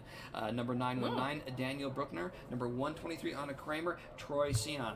Number 16 in row 5 James Derek Mayo. Number 71 Hannah Johnson. Number 226 Tim O'Mahony on a cool TZ250 chassis with a 600cc Yamaha motor stuffed inside, and number 13L Wesley Lacus. Wave 2 on row 7, Sound of Thunder 4, number 87 Eric Watts. I believe he's on a KTM. Number 923 Colleen Ermson. Number 887 Lisa Kinberg on a real fast R3. Number 32 Paolo Cividino also on an R3. In row 8 on a Ninja 300, Stephen the Sicilian Butcher Gillen. Number 28 Rob Bagley. Number 712 Jordan Cologne. Row 9 will be 761, Sam Kaufman. 185, she ran away and hid yesterday, Kimmy Seco. And number 772, Bruce Berry. Race 10, Formula 500, Wave 3, row 11. Hopefully we're going to see him, our defending national champion, 1D Mark Morrow on a Yamaha RD. Number 3Z, Dan Skolich. Number 7, David Roper on a super cool Honda 404 Super Sport. Number 709, Joe Ackley. Row 12 be 250, Mark Atkinson. And X95, Andrew Mock. That is your grid for race number 10. And I believe that Andrew Mock is on a Honda VFR Interceptor. So great diversity of machines in both Formula 500 and throughout race number 10. We were talking earlier, Mark Morrow posted on his social that one of his bikes hand grenaded transmission, and I don't know if he did not get it repaired last night. So I don't know if it's this bike or if he's got another bike that he campaigns. But he packed up and checked out. Oh, that's too bad. Yeah, I think he lost third gear, and he was both he and his wife were knee deep in that engine last night. And that's too bad. They couldn't. Yeah, they did a full transmission swap, but it still didn't hang tough. Green flag, and on the outside on the KTM, Ruben Soto with the whole shot. Let's see if he can convert. We've got 3 wave starts. We're going back to take a look at Sound of Thunder 4. It's the KTMs versus the Ninja 300s versus the R3s. Keep your eyes out for 185 Kimi Sako. She's here from Emeryville, California, just a short drive away. Let's see if she can run away and hide again. It's the 87 of Eric Watts using that big single-cylinder KTM power to get the whole shot, but keep your eyes on 185 Kimi Sako. Wave 3, we're going to go back in time to the 70s. Keep your eyes on number 7, Dave Roper, on that 404. Dr. Tom Marquardt here from Eyeball Engineering, putting together this beautiful Honda 404.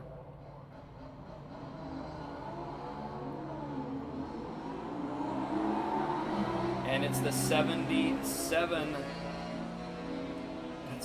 He's not on the. He's out of position.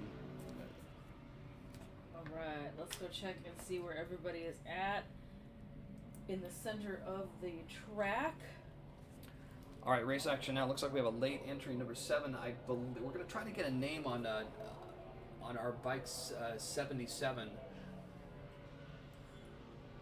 That's not Joe Ackley. Yeah, this group is something else. Anyway, Okay. confusion reigns in the announcing booth Confusion. when I show up. So, to be perfectly clear, full disclosure. David Stark shows up. It all goes sideways. No pun intended. All right, Or we're is coming it? out of turn 12, lap number 1 of race 10. It's our leaders in Battle of Twins 1. And that's going to be Ruben Soto on that KTM, Daniel Buckner, and Troy Cianon. That's 1, 2, 3 in combined right now. Battle of Twins 1 and Sound of Singles 1. So we see the number 16 machine. For those of you watching at James home, Derek Mayo. He's on one of those Kramer purpose-built road racers. for those of you watching at home, I can only show the top 10. If you want to go see a little bit further down grid, head on over to race-monitor.com. And as predicted, Kimi Sako making her way from the third row of Sound of Thunder 4. She's already slid into the first position, but she's got a pack of KTM 390s, Ninja 300s, and Yamaha R3s trying to chase her down.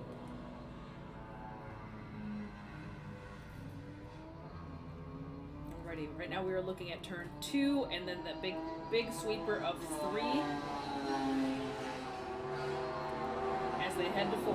All right, David Roper trying to track down our leader in Formula 500, who's on a Yamaha RD. Roper is on a highly developed Honda 404 Super Sport. So we got a two-stroke twin exhaling through expansion chambers up against a very developed Honda 404. Great showdown between two-stroke and four-stroke power in Formula 500.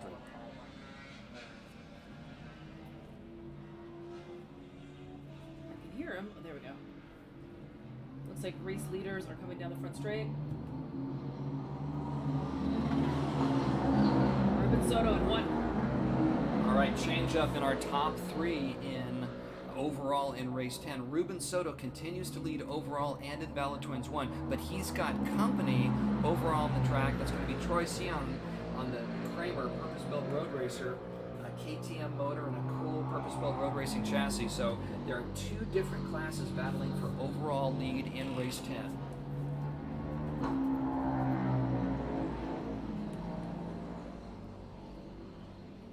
Was this the race yesterday where the phrase avian honk was coined? Avian honk is previous? is an industry descriptor for the It's a technical. It's the Honda NSF 250 because of its distinctive 4-stroke honk, if you will, reminiscent of certain avians, birds. So it's a legitimate term coined yesterday. It is legit. Yeah, I'm agreeing with you. yeah, it's highly legit. Now that you've said it when they go past, I do hear the honk. I do get it. It's the adjectives were invented for a reason. Alright, right now on your screen we're looking up the corkscrew. And it looks like we should have race leaders entering corkscrew right now, making their way down into Rainy Curve. All right, our close race in Formula 500 isn't necessarily for the lead. It's between David Roper on the 404 and Joe Ackley, number 709, battling for second position as our leader is starting to check out in race 10 in Formula 500. Hey, Dave, track, because we got a back-to-back and we've got a bike down, so don't worry about first call until I check her. Can you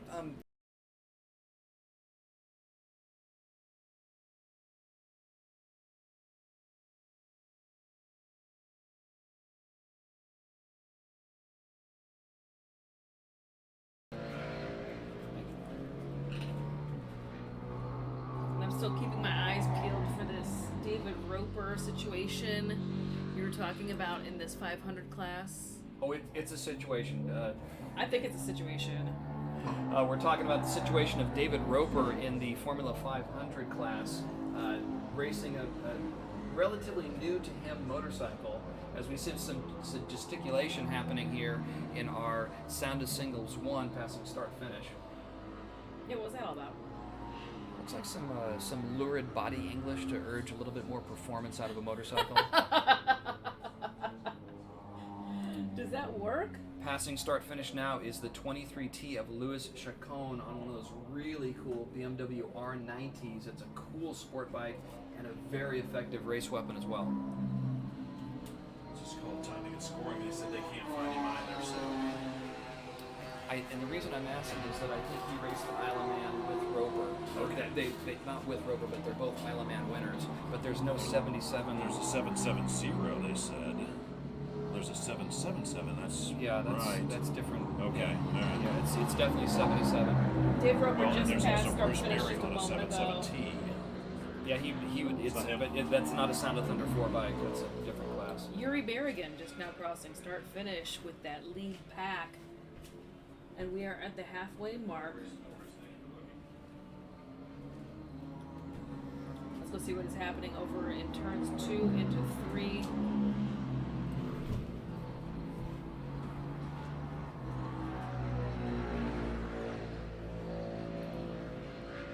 And then up into the middle of the track. That was 3 into 4 at the bottom of your screen. If There's you a were great hanging race out going in the on at stands 5. along the front row, we want you to absolutely stick around because coming up in just a few races, we're going to put sidecars on the track. So you want to stick around. If you've never seen road racing sidecars, we've got them coming up at race number 12. So please stick around. We've got a lot of racing to go this afternoon. Appreciate you coming out to WeatherTech Raceway Laguna Seca for the Classic MotoFest of Monterey. We're wrapping up race number 10. We're seeing if our man David Roper, number 7, is able to maintain second position unofficially in Formula 500. Alrighty, I've got a big crew coming on through Corkscrew right now, making their way down to start finish.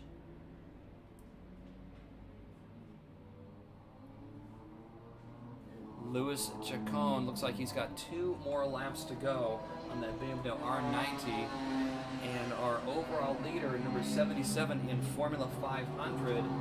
And the battle continues to be, though, David Roper, number 7 versus 709 Joe Ackley.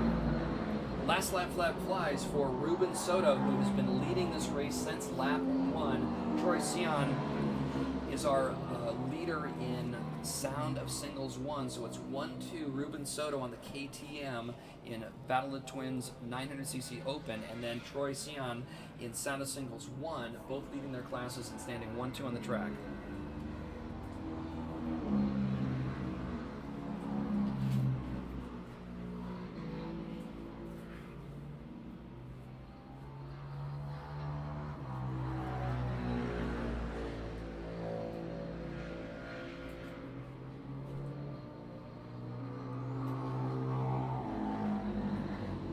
That was 2:26 passing start finish right now. That is Tim O'Mahony here from Washington State. He's racing a Yamaha TZ250 chassis with a 600cc Yamaha engine stuffed inside.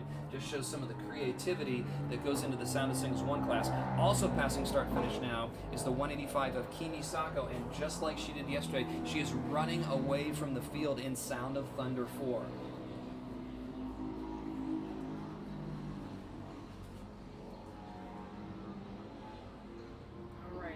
Race leaders should be making their way through the corkscrew right now. There is a ton of traffic. Again, I apologize. I can only show the top 10 finishers. I know the grids are larger than that. For all of the more down grid details, you can head on over to racemonitor.com. And it is Ruben Soto taking checkers. Troy Sion also taking checkers. They are your respective winners in Battle of Twins 1 and Sound of Singles 1. Louis Chacon sitting on the podium unofficially in race 10 as well.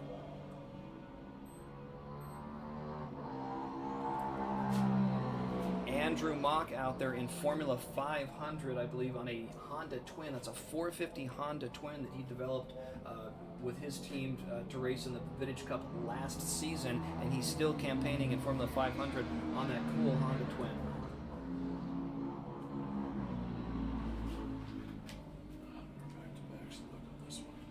How many total? I was looking to see how did Troy Sion finish?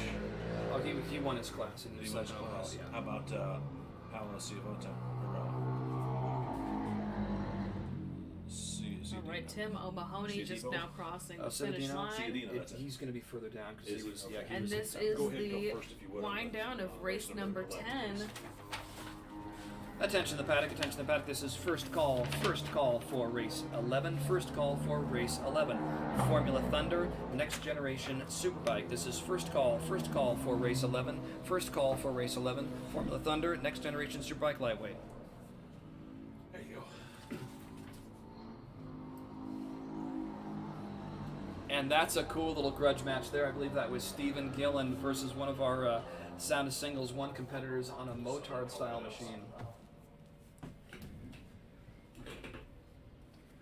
So slight pause between race 10 and race 11. Unfortunately, we do have some bikes we need to retrieve from the track before we can put race number 11. But I want to tell you a little bit about race number 11. It's another one of these time machine classes for AHRMA. Formula Thunder is essentially run what you brung as long as it doesn't have, well, I believe you can have some 4-cylinder machines in this because the Yamaha R1 early generations are now eligible, I believe, for this class, as Louis Chacon brings that BMW R90T home. Break. We're going to put Formula Thunder on the track with Next Generation Superbike Lightweight.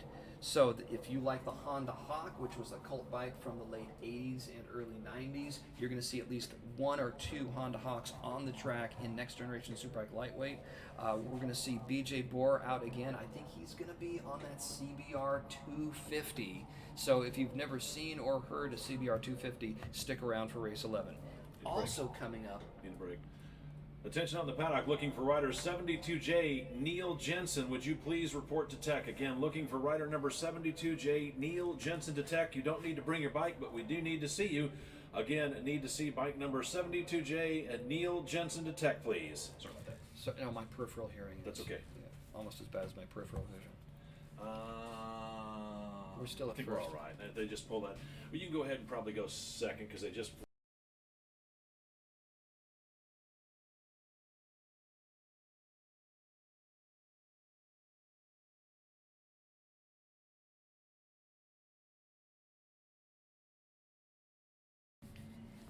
Hey Jackie, what's coming up in race 12?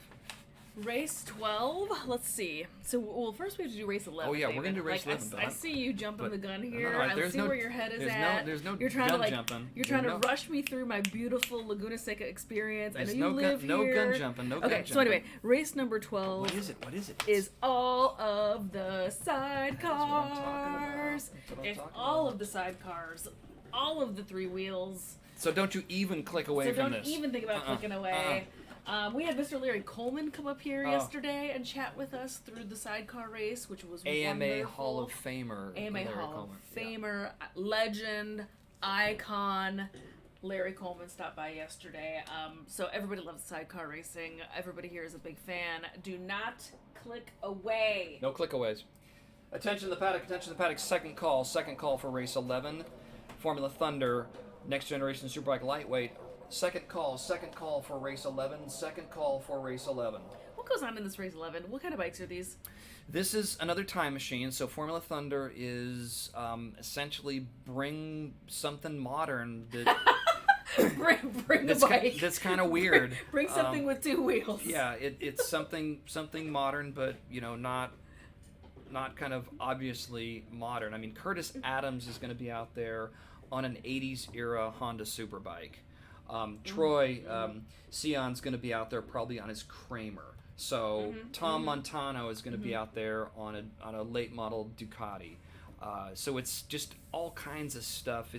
It's one of these magazine comparison things brought to life. At the same time, we're going back to the 80s and early 90s and Next Generation Superbike Lightweight.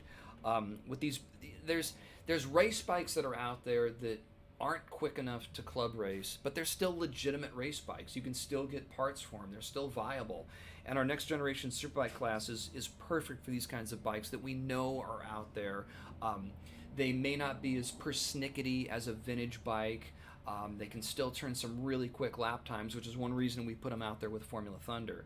So with the right racer, you're going to see these bikes from the late 80s and 90s mixing it up with these kind of oddball modern bikes as well. Is this Ducati? I don't know if it's Ducati because it's going to be an older Ducati. Okay. But So no. But it's, there's at least one Ducati in that sentence, maybe 2. And in the hands, I mean, Craig Grantham's going to be out there on some pretty bad A stuff as well. Yeah.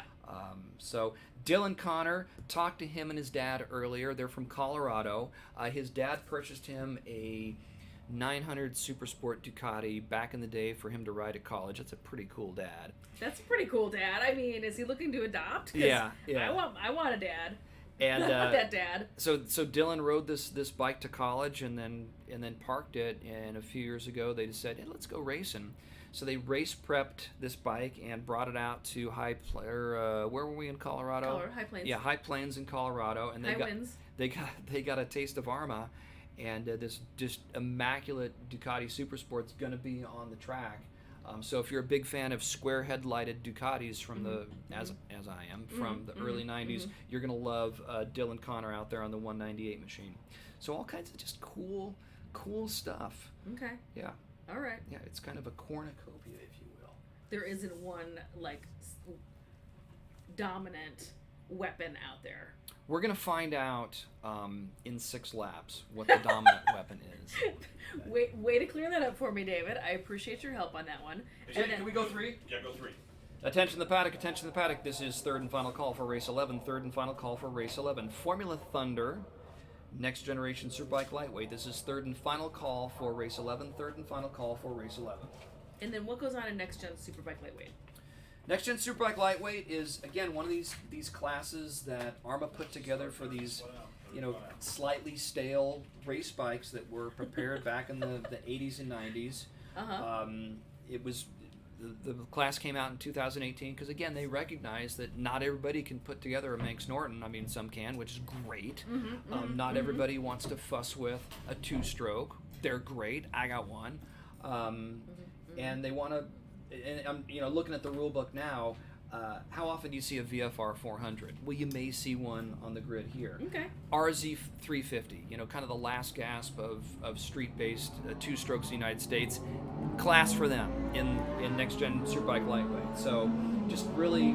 Okay. And like I said, the Hawk, which is a cult bike, when the Suzuki SV650 came out, they pretty much relegated the Hawk to not at the front of the pack. Well, here's a class where the Hawk can be at the front of the pack again. Alrighty, and with that, we're going to have the bikes making their way out for their warm-up lap, their sighting lap. Did you go on through the grid? Yeah, we'll do the grid here. There's some noisy stuff coming. Oh, okay. All right, coming on to the track right now. I want to play some special attention to this guy. That's the 198 of Dylan Connor. He's here from Colorado with his dad.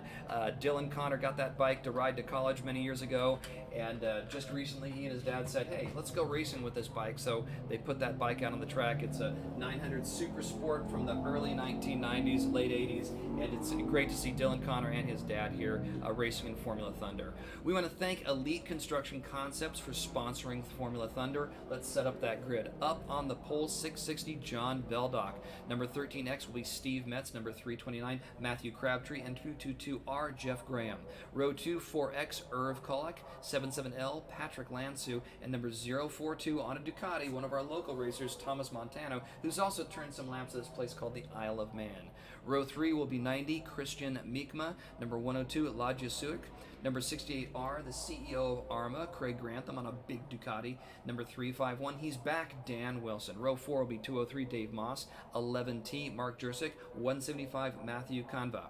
Row 5 will be 2P, Peter Kasakis. Number 198, Dylan Connor. He's got a fan club right here in the announcing booth. 174, Jimmy Weidman. 33C, Eric Gulbranson.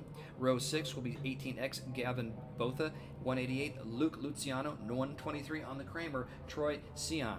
Row 7, 91X, Alex Taylor. 99T, Todd Murray. 45 on a Honda Superbike, Curtis Adams. Number 328, by the way, a Honda Superbike from the 80s. Number 328, Jim Rozenski.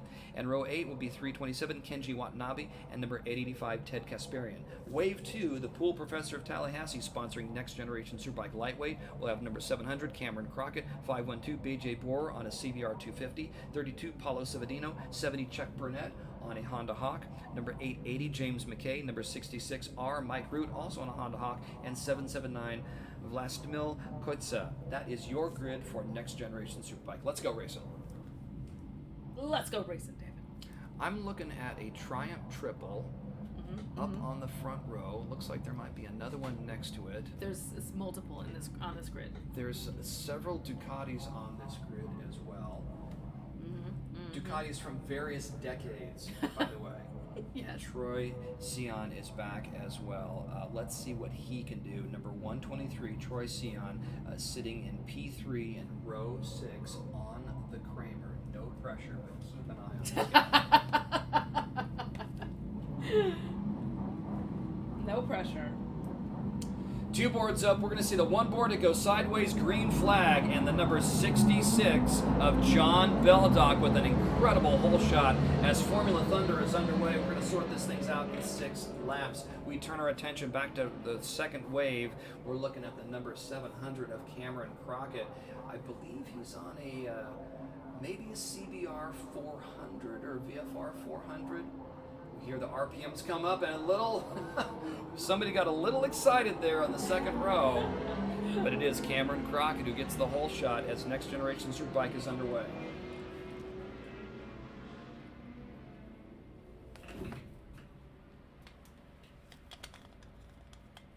If you're watching at home, we wish you were here because it's really nice. It's really, really nice. I know Tim Terrell, we've been torturing him all day.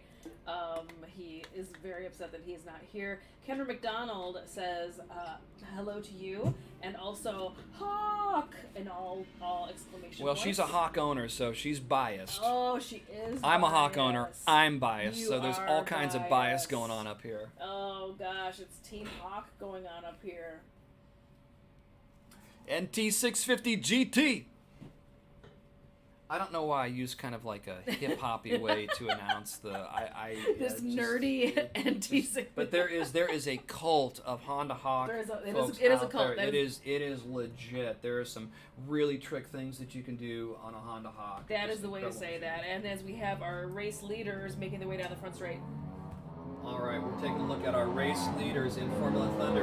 Eric Gulbranson, Steve Metz sitting in second position, and Dan Wilson, that's 1, 2, 3. Troy Siahan, he's in 4th for the moment. Tom Montano sitting in 5th, so that's top 5. I have a sneaking suspicion that may change as the laps wind down in race number 11. Now we have 2 waves. Next Generation Superbike should be on its way. Let's see if the number 700 of Cameron Crockett can convert that whole shot. Coming out of turn 12, we can see just how quick some of these Next Generation Superbike lightweight bikes are. And oh no, it's the CBR 250 BJ Borer. He was not first off the line, but he is sitting first unofficial in Next Generation Superbike lightweight. And that's number 70, Chuck Burnett. He has been racing that Honda Hawk for decades. Keo Watanabe, his tuner and builder, an icon in the club racing community for decades as well. Always great to see Keo Watanabe out here. If you happen to be a Hawk owner, you want to follow Chuck Burnett back to the paddock because I believe Keo's there and is signing autographs.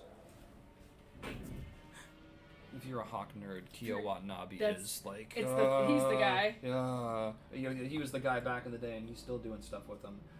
There's some other folks involved in the Hawk community that are building things for these bikes that are they're great. That's very cool. With another lurid wheel stand coming out 12, that's Eric Gulbranson, who is leading our Formula Thunder.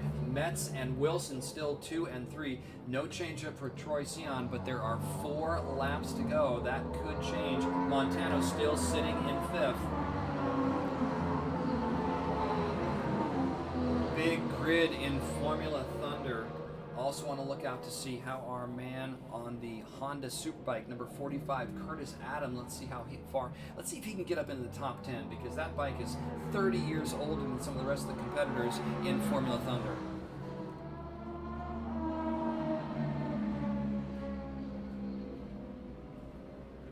CBR 250. I'd never seen one in person until just a couple days ago, and now there's one on the track, and it is leading Next Generation Superbike Lightweight. Very cool. Talking to BJ Borer on Friday, he said that bike doesn't really start making any power until 12,000 RPM. Oh my gosh. So if you want the thrill of a two-stroke but not have to mix premix, go find yourself a CBR 250 and you'll be. If you want the thrill of having to wind a bike all the way to the moon, Yeah. but don't like stinky gas. What's it redline at? 15 grand? It's 17? It's somewhere ridiculous. It's gotta be stupid high. Yeah. You said the headers are like little. Oh yeah. Little drinking straw headers. Oh, I want to go see it. Eric Gulbranson, miles an hour on that KTM. And we are looking at 351. Dan Wilson starting to close up a little bit on the 13X of Steve Metz. Troy Cian. Now, we did have a change-up. Tom Montano on that Ducati, able to move into 4th position ahead of Troy Cian. I hope it wasn't the announcer's jinx, because I'd like to see Troy Cian a little further up in the standings in Formula Thunder. All right, let's go look for those race leaders again. Right now they're making their way solidly through 2. They're going through 3 right now. And now they're headed through 4.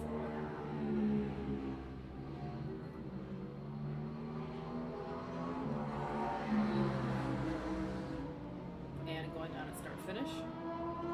All right, the next story we're going to be looking for is to see how far BJ Borer, who started in the second wave, can move into the back markers of Formula Thunder. Again, he's on a 250cc motorcycle, and look at this, it's already starting to happen as BJ Borer on a CBR 250, but he's got some company. That's the R66 of Michael Root here from San Diego.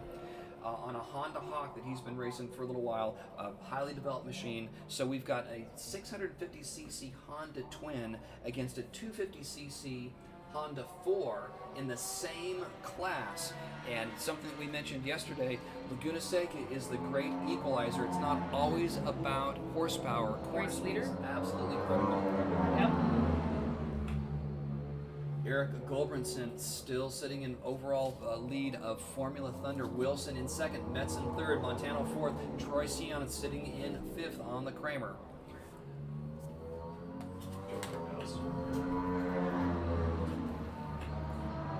There should be no back-to-backs. Thank you. No back-to-backs. Yeah. Well, we got to pick up outside of turn 5, so we're still going to have to drag. Okay. Sidecars are up next anyway, so it's really good. 3 laps to go in race number 11, Formula Thunder. Want to thank Elite Construction Concepts for sponsoring that, and Next Generation Superbike, sponsored by Pool Professor of Tallahassee.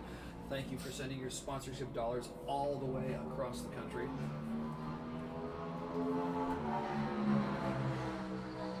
If you're wondering what that bike is that just passed start finish, it's a Kramer purpose-built road racer, European road racing chassis with a KTM race motor in it. And passing start finish right now, that's 198. That's Dylan Connor, father-son race team out here from Colorado. That cool. It's just an absolutely immaculate Ducati Supersport 900 competing in Formula Thunder.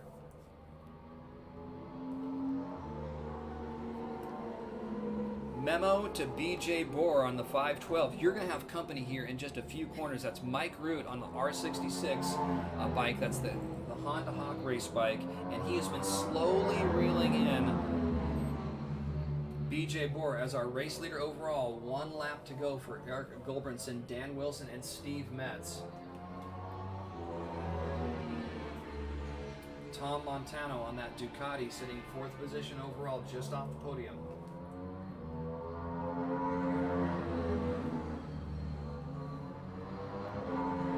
Jeff Graham now moving into fifth. Jeff Graham now moves into 5th position as Troy Cian on the Kramer is sliding backwards. Unfortunately, he's a very, very talented racer, and hopefully there's nothing wrong with that gorgeous motorcycle. As we start to wrap up race number 11.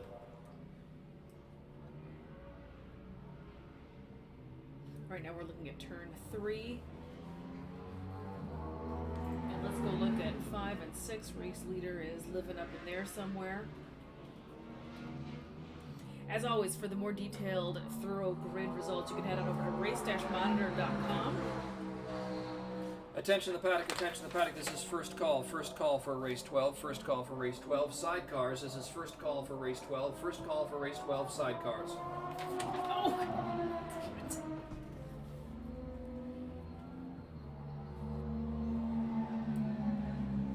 traffic jam into turn 12 as we start to Yes. wrap up race number 11. Here is our overall race winner, Eric Gulbrandsen, and coming miles an hour through traffic, Dan Wilson. Sorry, We're looking for the rest of our podium. That should be Steve Metz, unless there was some kind of drama on the last lap. And it's Tom Montano taking fourth. Steve Metz snuck in there with the rest of that traffic. That's our top 4 in Formula Thunder. Jeff Graham, top 5. As Troy Sion is top 10 with the 6th position finish in Formula Thunder.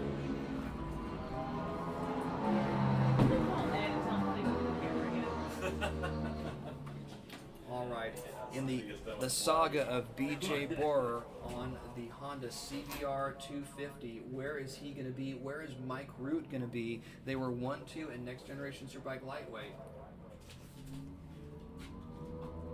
Good day. It has been so far. It's beautiful out there, isn't it? I mean, you can't ask for nicer weather. Oh, man.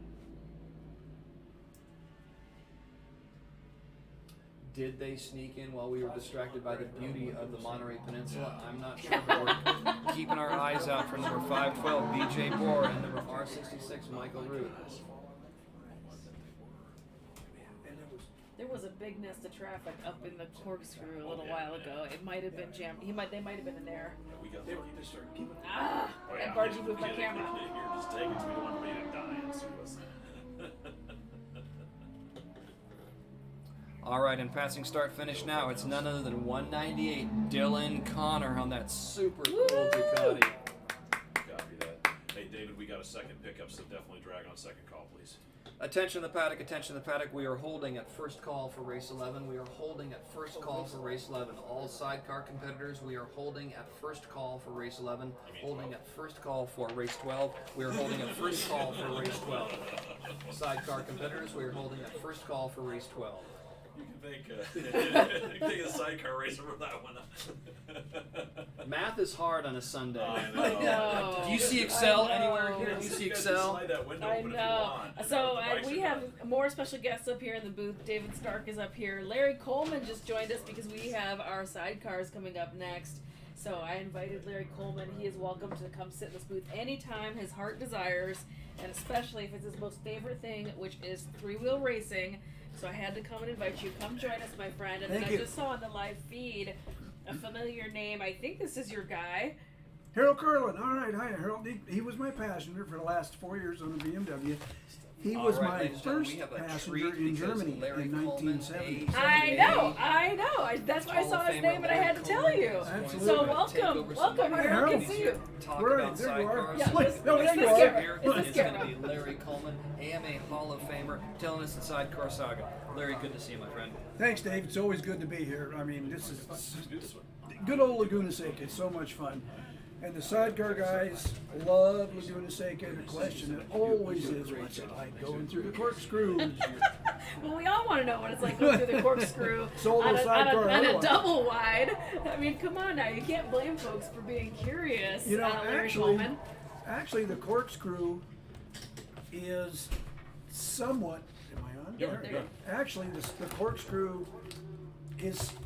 I'm not going to say it's easy, but because of the transition going from left to right, if you're using the centrifugal force and the downhill, it really makes the transition for the rider and for the passenger easier. It really does. As tricky as it may look, you learn to use centrifugal force as a passenger on a sidecar anyway to make your movements back and forth from left to right. And going through the corkscrew, you want to make sure you don't miss your handholds. You're going to end up on your head. Well, But yes, having that's said real. that, once the team gets that corner dialed in, it's not bad. It's not bad. Well, thank you for joining us up here, Larry Coleman. We're going to have a little bit of a pause while we pick up a couple of bikes and things. So we are standing down, a little bit of a pause for our race 12. So anyway, you can turn that guy off. Okay. Are you on I Jay? got- It's Jay's. Yeah. All right, so off. we are in a little bit of a timeout for 12. We had a couple of bikes go wide, so we're going to hang tough here for a copies. second. I know we chatted a little bit yesterday Attention out about there in the you know paddock. Attention racing in the paddock. Let's go sidecars second around call. here. Second call for race number 12, the sidecars. You folks will be up here in just a moment. It's second call Second call for the sidecars. Race number 12. Second call for the sidecars. Second call. So some of my favorite photos of sidecar racing and iconic images: Daytona on the banks, Right. like just an amazing image, and then also the sidecars here in the corkscrew is Right. just such an amazing visual. I think the folks at home, if you have not had the chance to see sidecars race at either of those places, you need to put that on your bucket list. Absolutely, and or just Google sidecar racing on YouTube. Yeah. For either Google or YouTube, or it'll take you to YouTube. Yeah. And there's just a ton of really cool footage out there of different races of all the way from vintage, all the way up through. And that's what's neat about AHRMA, is there is a place for vintage, for Formula One, for Formula Two, whatever. Like myself, I am for it, vintage, Mouse. so I did race vintage. My last bike was a vintage bike, but there was a place at AHRMA for it to race, and there's a place for, this is as we will announced. see in just a minute when Yeah. the bikes get on the racetrack, there's a place for the best, and the fastest, and there's a place for the best and the oldest. Yeah. It's really cool. Yeah, I agree. I mean, I turned 11's out. what's on I used to my put map all when the David different Starr came up captions here of all the and did it. different He was sidecar calling 12 turns. I groups, got questioned that and now I myself. just put all sidecars. Yeah, right. I mean, yeah. Because there's so much going on There's out so here. much Raced going here, on. I So haven't. much. I'm going to defer And them. even out here on the racetrack, and if you look at film, you'll see the vintage All right, headed back to sidecars two. and Formula 2 sidecars with the engine in front. In other words, the driver is leaning over the front. We will also see on the racetrack today Formula 1, which is state of the art. You're derived from European. I'm not going to say they are European because they're light years ahead of us. Okay. But the Formula Ones are in Europe, and we've got one, but it went into the trailer. That is a monocoque chassis made out of aluminum, Okay. as opposed to tubing. Okay. Now, one of the fastest bike on the racetracks today will be a Formula One made out of tubing, built by himself, Bernard Utley, passenger by Kevin Kowski. Bernard, an unbelievably talented builder and constructor, to the point that he works for Jay Leno down at Jay Leno's garage. So you've got to be good to take care of that collection of Yeah. new, So- old, and somewhere in between. So you can't be a slouch. And I apologize. Well, real quick, did you have to talk to Ed about that camera? Yeah, he said he moved it. Didn't he move it? I haven't looked. Okay, so for the fans at home, I Attention apologize. I out there in the gotta paddock. check Let's this go camera. third call. Third and final call for race number 12. The good man. sidecars. You folks are up right now. If you want to bring them on up, we'll send you out here in a moment. Look at Third this. call. Third and takes final a call for village, race number Larry 12. Coleman. It The takes a sidecars. village. Oh, absolutely. Come on up. We'll send you out here for your Yeah. hot lap right now. Again, third call. Third and final call for race number 12. So, yeah, the side calls. Third call for race And 12. Ed Bargy is, in the flag stand, and I have this GoPro like right next to Announced him, to and start we've by never just had getting third problems call. before. But for some reason, this tiny little flagging stand that he has here at Laguna Seca, he's just like bonking into it, and it's my fault. It's his job. I'm not trying to say I'm more important than Ed Bargy, because of course I'm not. But I keep having to have Jay like call him on the radio and be like, a little to the right, a little to the right, a little bit more to the right. Once again, it's So third sorry- call. Third sorry, and Ed. final call for sidecars. If you folks want to bring them on up, we'll send you out We've here been right now racing for your hot lap. sidecars Third here at call Laguna for Seca sidecars. since Third call for race number 12, the 1972. My sidecars. first race was 1973 here. Oh wow, okay.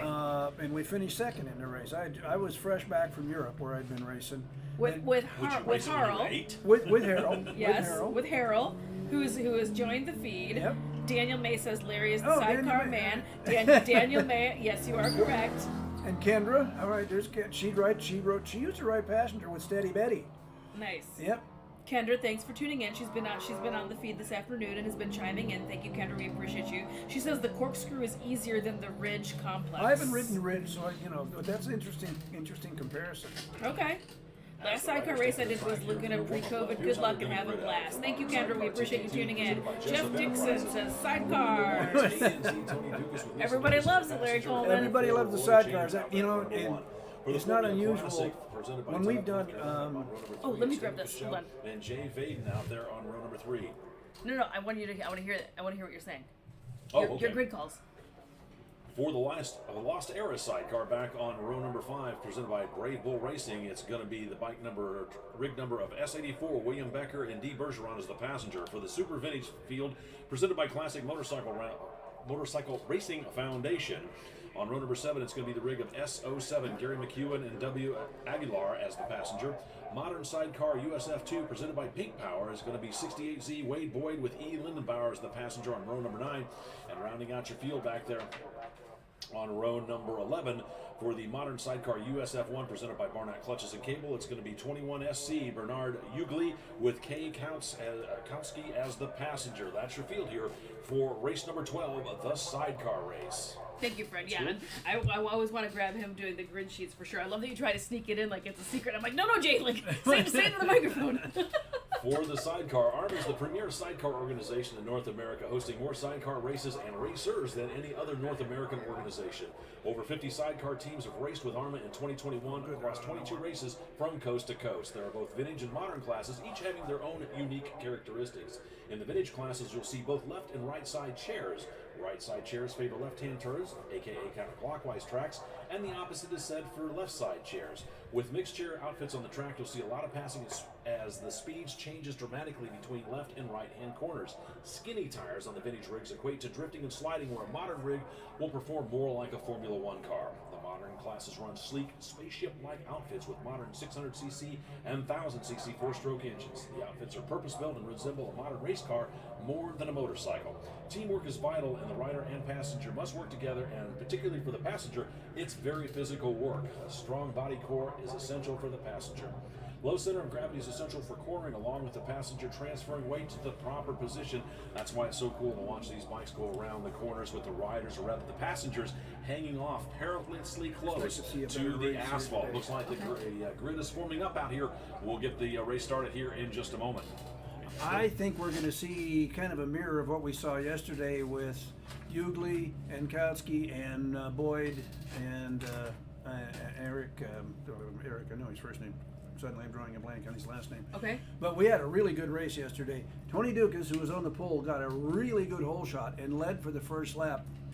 Cashal, back in second place on the BMW, was really going good in practice this morning. So I think we're going to see more of a race between these two bikes, and then the Wade Boyd and Bernard Ugly, Formula 2, Formula 1. And there's an example of 2,000cc rigs. One's Formula 1 and one's Formula 2. Oh, wow. And yet they compete a lot. Yeah, they're together. Very competitive with each other. Right. And are we doing that again, where we put the Formula rigs to the back of the grid? This is an inverted start.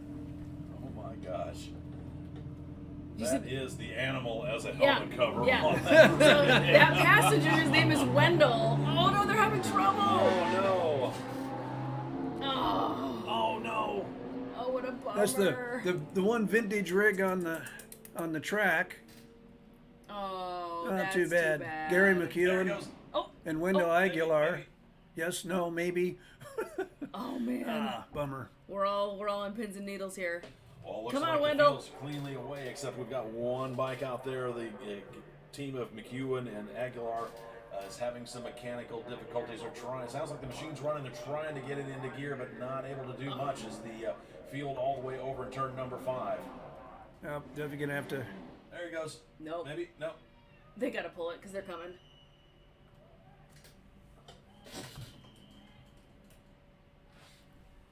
Sounds like the field working their way through the top of the hill over in the corkscrew right now, waiting for them to come into view.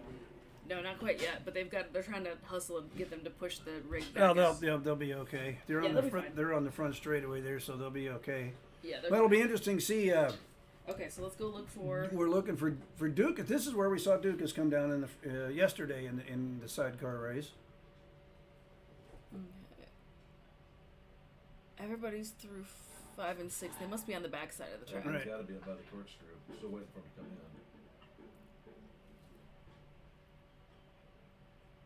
Wonder what engine he's powering that bike with. 750 Yamaha. There we go. Okay. Our race leader right now is hitting the top of the corkscrew, and a really nice. And actually, everyone's right behind him. Nice bunch of Look at this. good. Look at this. So these first few laps are going to be a lot of fun. This looks really, really good. Yeah. Turn number 11 here. They come on the front straightaway.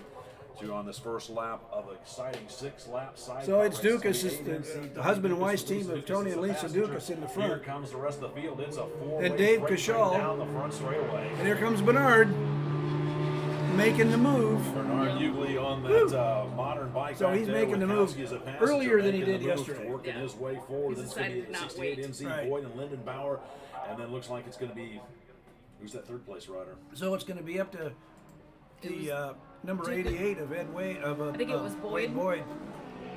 Number 88, Wade Boyd was in third place, but coming on. Yeah. Who was in fourth? Um, Because they don't have second, a. They don't third. have a. Oh, wait a minute, maybe that was 88. No, they got her. It looks We like finally the got it late going. 07S, McEwen and Aguilar finally get that thing fired up, and away they go. They're down a lap, but hey, All it looks right. like they're going to have fun out there, We're gonna especially the look- passenger who happens to have this very interesting Muppets animal helmet cover. So you're not seeing it. Your eyes are not deceiving you. When you see the passenger come around, it looks like he's got this orange pumpkin on his head. It's actually Animal from the Muppets, the drummer from the Muppets out there. Yeah. It's a helmet cover, and that's great as they get out there. I'll and start reserve the my race. opinion on that. That's amazing. You stop. I know I'm a dodgy old stuck in the mud sidecar racer. Yeah. Oh gosh, I got so busy. Daniel May, thank you for checking in. Everybody, when your racing's over for the day, There we go. please don't forget to turn in your rental We got so transponder busy before you gabbing. leave. Also, Apologize. you can pick up your trophies down there at the little. We miss pavilion not having Dan outside here on the track. racetrack. You can also stop Yes, in we there and get definitely do. yourself There's an the awful limited lot of edition, MotoFest Midwest t-shirts here folks that, featuring are the not Laguna Seca here. track on it. Those Well, are I can going pretty understand fast. I'm why. not sure if we're sold out. There we yet. go. It's not too late, I don't think. Ooh, lots of traffic Get yourself down down in there the and rainy get your curve. t-shirt, a commemorative Definitely. t-shirt from I this love seeing weekend. that. So this really great, very racy moment happening here. All Right. four Race sidecars are leaders knotted on up. Turn number 11, once again onto the front straightaway. That's Looks like Ugly in it's the lead. 21 SC, Ugly and Kautsky out there in the front. 8NZ, Tony Dukas there in second, but here comes a pass as one of things working their way around. Boyd, That would be 68 Wade Boyd. Now, Wade and Boyd then is bike taking number over second place, 43. but he's on 1,000cc Formula 2 where 043 is the Cashel and Ducases Faden. They're are on a out there 600. running, I think, Yeah. So they fourth did a good job. overall. As Ugly gets around, Wade Boyd, Lindenbauer right there, the Dukas in third, and bike number 043, Cashel and Vaden rounding out the top four. Cashel and Vaden don't have a transponder on their bike. That's why I'm like, who was that fourth place bike? They're not showing up over here. Oh, no kidding? Yeah. By the way, I'd like to get your autograph for you. Oh, okay, sure. That's why I pulled that out. very good looking gap stretching out now in turn 3 between the first two sidecars and second and third. Starting to create a little bit of room. Ugh, and bonked my camera again. Zach Becker and Bergeron just went by S84. Bike number S84, the team of Becker and Bergeron starting their next lap. They're leading for the Lost Sidecar Era, sponsored by Brave Bull Racing. As the halfway flag should be coming out next time by as Ugly and Kautsky on that modern rigged 21 SC finding their rhythm as they work their way around the track.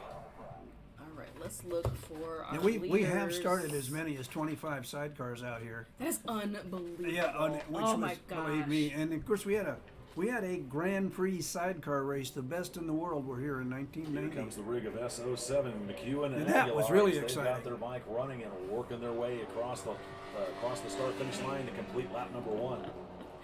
All right, our For the race leaders modern right now are making sidecar their way through the TT2 card field, this is corkscrew. sponsored by Jessup Enterprises. Good close race coming down into turn 11. As he got older, Yeah, it does. the aches and pains grew, so a couple of years ago he started using the CBD products. CTFO has many CBD and non-CBD products available for and performs it's third-party Ugly and testing. Wade. So you know what's on the label is in the product. Looks like All Wade is tested, actually no gaining a little THC. bit Racing and CBD on are Ugly. the perfect fit. You can relieve the doing pain a nice without job. affecting the brain. It's Ed Wade and Eric Lindauer, who also race Speedway. Oh, okay. That's cool. That's very cool. Yeah, they're sidecar racers, I'll tell you. Sidecar USF1 is sponsored by Barnett Clutches Very and Cables. Formula Classic Sidecar is sponsored by Ton Up North Carolina. They're a non-profit organization promoting the riding, racing, and restoration of vintage motorcycles through education and outreach. And of course, the Lost Era Sidecars are sponsored by Brave Bull Racing, and we appreciate their sponsorship of that class. Out front, halfway flags out Probably for the your race biggest leaders, field bike of number sidecars that we get with AHRMA Ugly Yeah. and is Kautsky at out there Barber. with Boyd and Lindenbauer There'll right be behind a ton them. of sidecars Second at place, Barber. then 8NZ, the team of Because that's Dukas the and Dukes festival, out it's the there, last race and of the waiting year, for, and now William, I think we or rather, started. Cashel Well, and actually, Vaden one year we also started there two starting classes. the There was enough. We second started half a of their modern race. class, Formula 1, Formula 2. We also started a vintage class. So there was like 10, 15 sidecars in each class. That's It awesome. was really exciting. All right now the majority of the sidecars are up in 5 and 6, making their way down the backside of the track towards the corkscrew. We do have one of the rigs making their way down start finish. Would be Bill Becker. Yep, that would be Becker is Bergeron. also a builder. Formula 1, Formula 2, vintage. Boy, if you're thinking about getting into the sidecar sport, Becker Motor Works down in Apple Valley, California, Southern California, That's who to talk Bill's to. a great guy to have Team to of consult SA with to Ford have him Becker about building an Bergeron outfit. starting the second That's half of awesome. their race as they see the green and white flags. Meanwhile, race leader Ugly and Konsky all the way back up at the top of the hill, getting ready to hit the corkscrew and work their way on back down to the start-finish line here in just a moment. Boyd is in too. He's definitely made up a little bit of ground out of here. He's going to be hitting this front straight here in just one moment. Down the front straightaway, right. And it'll be interesting.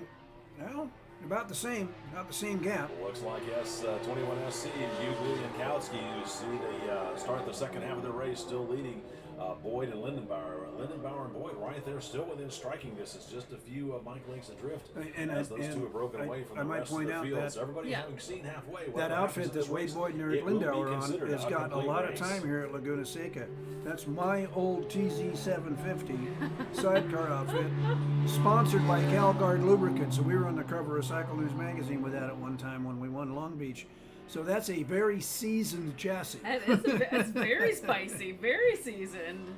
Oh, and here they made it. They made Their it. second All right. lap around, I think. Yeah, I'm going to take the This checker. team Wendell with the animal helmet cover on. I ran him in the paddock. He warned me to keep an eye out for it. Oh, and Ed Bargy got my camera. Thank you, Ed Bargy. Man, I'm going to have to glue this thing to That's something start. next Thank you time. for modifying the camera.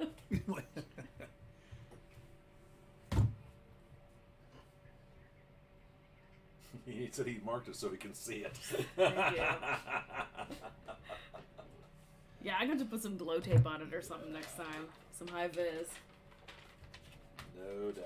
All right, we got some folks heading on down through the corkscrew. I think this that's, is the Becker. Becker on the front straightaway, yeah.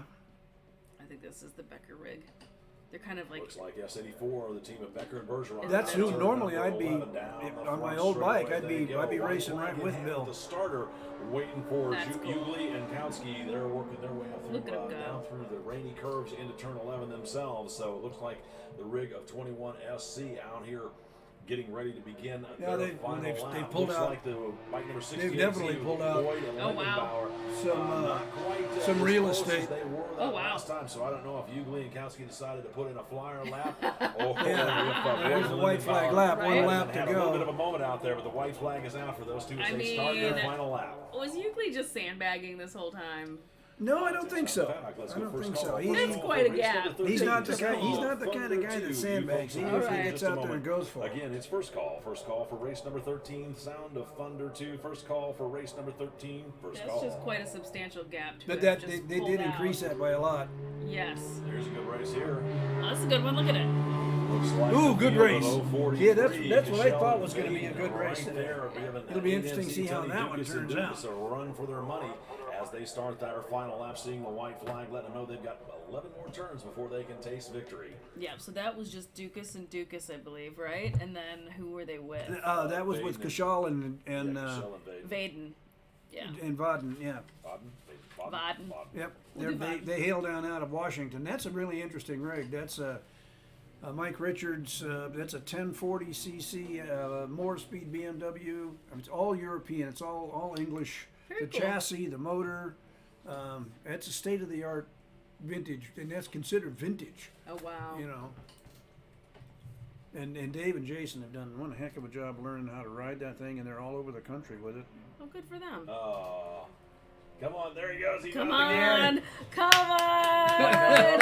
You can do it. Got the best start, but he comes out of turn number 11, and it sounds like he's running into a little bit of transmission problems, but it sounds like he finally got it geared, taking the white flag. We're going to see if he's going to make it all the way around. We hope and rooting He was for him having to intake get the manifold checkered flag. Here problems comes your during race this winner, the weekend, so unofficial this is race probably winner, what slowed him. Here comes the SC. checkered flag. Ugly and Konsky really again putting in a flyer lap that All right. time across the start-finish line. Then it's going to be the team of 68Z, Wade Boyd and Lindenbauer. No, coming it's home. not. Oh, no, it's going to be. Well, it will be. He's down the last. This is a lapper. Well, they'll take the unofficial Bill's second down a lap. overall, and then you've got the team of S84, Becker and Bergeron. They're actually down a lap, Right. but they come home unofficially back there in fourth.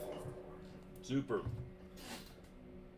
Very cool. Very fun. Good race. Thank you so was. much, Larry Coleman, for joining Oh, us my up pleasure here indeed. again. Yeah. We always love seeing you. You are welcome up here anytime. Thank you. I'll be here to talk about sidecars. That's for sure. I know. I know. And I may see you at Barber. Oh, good. Good. to spectate or to Spectate, to spectate. Okay. There goes It's the such a ring good of event. 43. Yes. And I like Dave going to the Michelle and moonlight Bob dinner they right do. there. And Yeah, it's the gonna be motorcycles by rig of A to moonlight. Z, Dugas and Dugas as they take the checkered flag here. We got one more rig waiting for McEwen and Aguilar to come back. Oh, around yeah. As they're working their way over through the back section of the course right now. We were waiting for Animal We to hope. finish his lap. Jay, right? Fingers Yeah, crossed. Jake. Fingers crossed for McEwen and Aguilar. You know, you got to give it to them. They didn't quit. No, I don't blame They them. didn't stay down. They came on I don't out here. They blame got it together. So I'm going to go ahead and give them the high five for that. Jeff Dixon says, "What a lead! Thanks for tuning in." Tom Hilliard, we Thank you, appreciate sir. you. Kristen Absolutely. Schleich, Thank you. everyone. My pleasure. Adam Miller, thanks for tuning in. And that is it. That is going to be a wrap on Larry Coleman. Thank you, my friend. You're welcome. You're the best. We do hope we Good to see see you. you. Now I'm going to drive 5 hours home. Drive safe. Yeah. Drive safe. Take care, man. Good to All see right, you Jay, again. good seeing you. Thank you. Hopefully bet, we see you in Lee. October. Yes, indeed. All right. Hope so. Take care, dear. Alrighty. Well, that was fun. We had everybody up here. Holy smokes. This was just Announced everybody control. stopping by to say hey to us, which was wonderful. That rig of SO7 McEwen and Aguilar, they weren't sounding too healthy. You think they're going to make it around? Are they going to pull them off? Alright, there we go. So, that was fun, everybody. Thanks for tuning in. Sidecar race, always popular, always an adventure. You never know what you're going to get. Always super fun. Huge thanks to Larry Coleman for stopping by, signing some autographs for us, giving us a little special Here guest comes commentary. Your next fight. Oh, we It's still gonna have. be Hold on, 07. let's go to McEwen track. and Aguilar didn't get the best start, but they definitely soldiered on.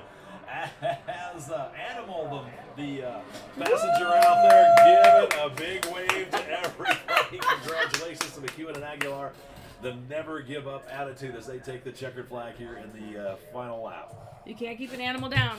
No. You can't keep him down, Jay. Problem is, we got to wait from all 8 rounds before I get a second call. Okay. All right. Well, we have had a great day up here. Jay, what do you think about that? It's been wonderful, man. Have you I'm had- sorry that it's over. We Me should get too. back to work Let's for do a it. third day. Let's do it again. Let's have everybody stay. Let's do it again. I love this event. I love this track. It is just all the feelings. So historical, so beautiful, all the good stuff. So much great racing.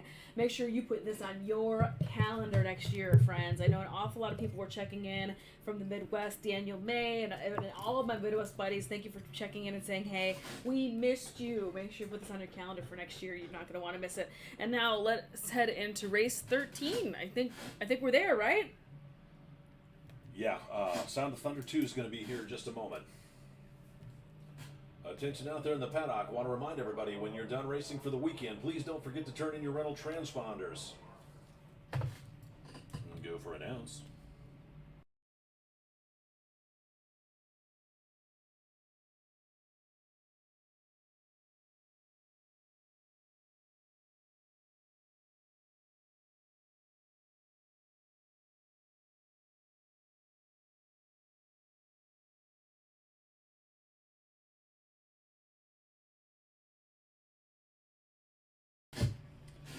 Alrighty, we've got to do a little bit of a delay. There's a couple of back-to-backs, I think. Attention out there So in the let's go paddock. ahead and check out this Looking great for a video talking about member everything that happens this of weekend. John Beldock's team, bike number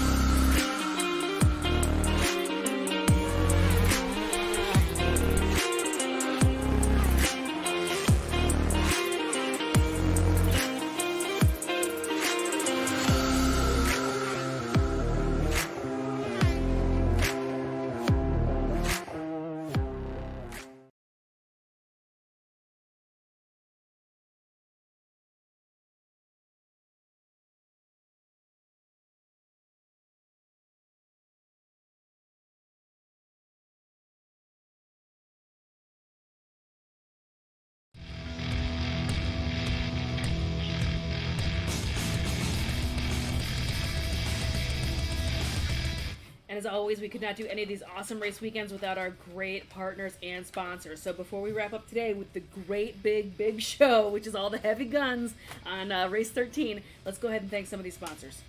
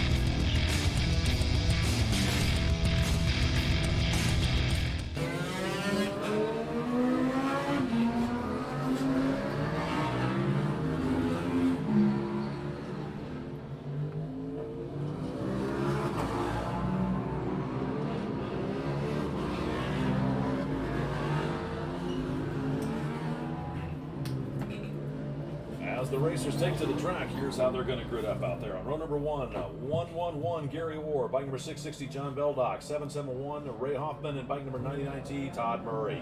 Row number 2, it's 188, Luke Luciano. Bike number 123, Troy Sahad. And bike 919, Daniel Becker. Row number 3, it's 13L, Wesley Lankis. Bike number 329, Matthew Crabtree. At 11T, Mark Jurasek. Bike number 102, Luja Subic. Then row number 4, it's 065, Yuri Brannigan. 316, Nick Lambert. And 96R, Kenyon Kluge. Row number 5, it's bike number 14, Brian Larabrew. 99X, Jay Shuttle. Bike number 71, Hannah Johnson. And bike number 328, Jim Rosinski. Row number 6, it's bike number 2P, Peter Kosakis. 284, Peter Leduc. Bike number 777, Joseph Wright. On row number 9, it's 811, Tommy Ryan. 758, Sean Woolery. 740, F. Cinderman. And bike number 990, Eric Bracken. Row number 10, it's going to be 495, Kyoshi Watanabe. 036, Damian Daffo. 226, Tim O'Mahony. Row number 11, it's bike number 1R, David Crussell. 9Q, Jim Baker. 464, Kasser Wypik. And then bike number 917, Lorraine Crussell. Row number 12, it's X16, Ray Cole. And 012, David Eberhardt. With bike number 327, Kenji Watanabe. Row number 13, it's 560, John Irving. 23T, Luis Chacon, and bike number 77T, Bruce Berry, with bike number 425R, Vanderstraten. And then rounding out your field on row number 14, it's 090, Christian Miekma, and bike number 11XS, Clotworthy. That is your field here for race number 13, the Sound of Thunder 2. You want to talk about cleaning out the paddock, man. Yep. So there's Sound of Thunder 2 is no 7, joke. It's 14, everybody. 21, 28, 35, 42. Wow. It's everybody. The number of It's the all universe. the bikes. It's all the bikes. All the bikes left. It's everybody. It's everybody in the paddock.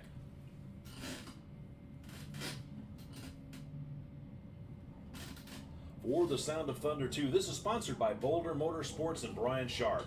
Since 2006, Boulder Motorsports has specialized in high-quality Ducati service and performance with one-on-one customer service. They provide knowledgeable information and comprehensive service solutions for the Ducati enthusiasts and racers. Housing one of the largest and most comprehensive Ducati parts inventories in the U.S., they cover everything from performance upgrades to simple hardware and maintenance items. The field itself, Sound of Thunder 2, is open to any of AHRMA's Sound of Singles or Motard motorcycles. Liquid-cooled V-twins are allowed up to 850 cc's, unlimited air-cooled twins, and 3-cylinder machines up to 675 like the Tramp Speed Triple. 2 strokes up to 250 cc's are also allowed, and there are 42 bikes scheduled to be on this grid, one of the largest grids and a very, very fast field. Here we go.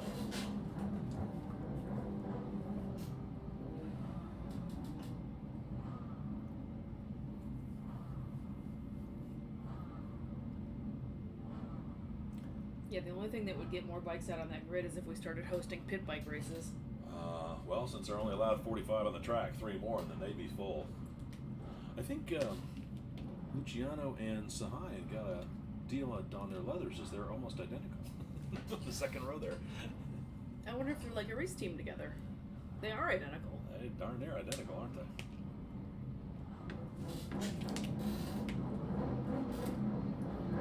Boards up, 1 sideways, green flag, and it looks like a 771. Holman gets a great jump as everybody thunders down that front straightaway, up over the crest of the hill, down into turn 1 they go.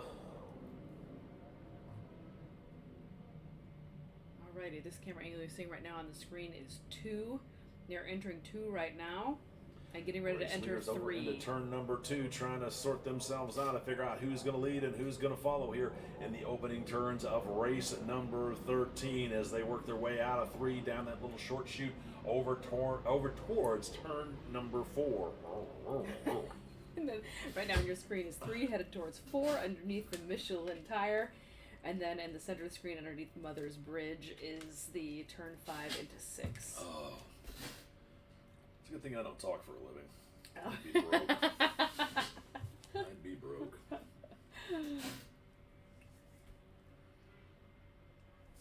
All right, and just about everybody's making their way through the middle part of the field, headed towards that back side of the track and the corkscrew. So let's head over there and lurk and see who's going to get there first.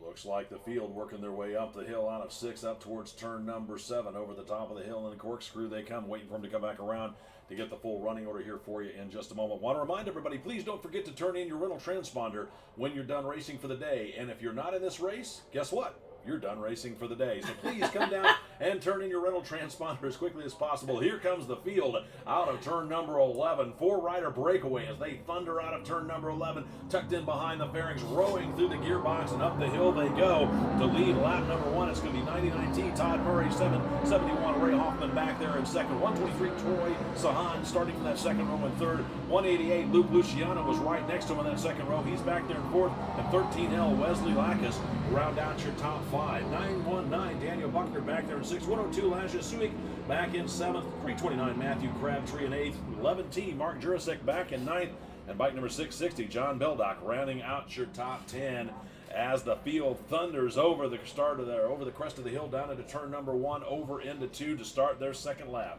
29 bikes, that's all there is, isn't it? They had 42 on the grid. But still. That still is a lot. It still is plenty. All right, everybody's making their way through 3 right now. Let's go check out the middle part of the field. We already have our leaders with a nice, pretty fairly spaced out 1, 2, 3, and 4 situation going on, but still is early. We'll see what happens. There might be a little bit of chestnut checkers happening right now. Race leaders are making their way through the backside of the track, heading over the corkscrew. Let's hang tough. There we go. And they're just entering the corkscrew now. Race leaders out of the corkscrew, down through the rainy curves, through turn number 10, over into turn number 11. Everybody's starting to spread out a little bit, and then they accordion right back up into the turn 11 braking zone. Two riders up front, and then a battle shaping up for third as they're all pretty much evenly spaced through the gearbox and leaning back to the left as they rocket across the start-finish line. It is Murray Hoffman. Luciano moving up a spot, putting himself up onto that third step of the podium with bike number 123, Troy Sahin, right back there in that fourth place position at 13L. Wesley Lack is still rounding out your top 5. 919 Daniel Buckner back there in 6th. 329 Matthew Crabtree moving up a position to 7th. 102 Elijah Suick dropping back to 8th. 11T Mark Jurasek still in 9th. And 99X Jonathan Schendel moving up to round out your top 10 as halfway flags should be coming out next time by. Murray setting a blistering pace. Hoffman answering the call right there behind him. And Luke Luciano really coming on strong out there on his Aprilia to move himself up into that third place position with bike number 123 Troy Sahan right there behind him, as that quad group of bikes works their way over through turns 3, 4, and 5 right now. Race leaders are already making their way through the backside of the track, heading directly towards that corkscrew. As always, I can only show the top 10 finishers on the feed here. It messes up my computer to scroll through. So if you want the full down thread details, make sure you head over to race-monitor.com. Going on down through the grids, a bike number 660, John Beldock's back there in 11th. 71, Hannah Johnson in 12th. 777, Joseph Wright back in 13th. 328, Jim Rosinski back in 14th. And 284, Peter Leduc round out the top 15. And 16th, it's bike number 316, Nick Lambert. 15, Kaishigi Watanabe back there in 17th. 758, Sean Woolery in 18th. 811, Tommy Ryan in 19th. And 036, Damian Doffo round out the top 20 as here comes the freight train leaders one more time. Still up front, Murray, when Hoffman continues to stalk him. Luciano's digging in deep, trying to reel him in, but not making much ground that last lap with Sahin. And then it's going to be Wesley Lackus, Buckner, and Matthew Crabtree. Those guys are duking it out for that 5th place position as they see the halfway flags, letting them know they've got 3 done and 3 left to go here in race number 13. Tried to get to the top 20. Oh, I appreciate that. Thank you. That's perfect.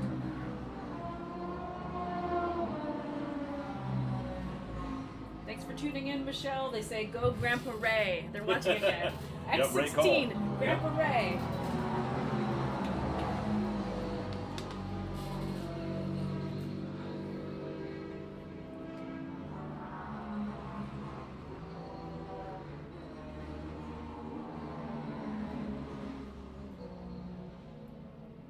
He's out there running 26, but he's flying.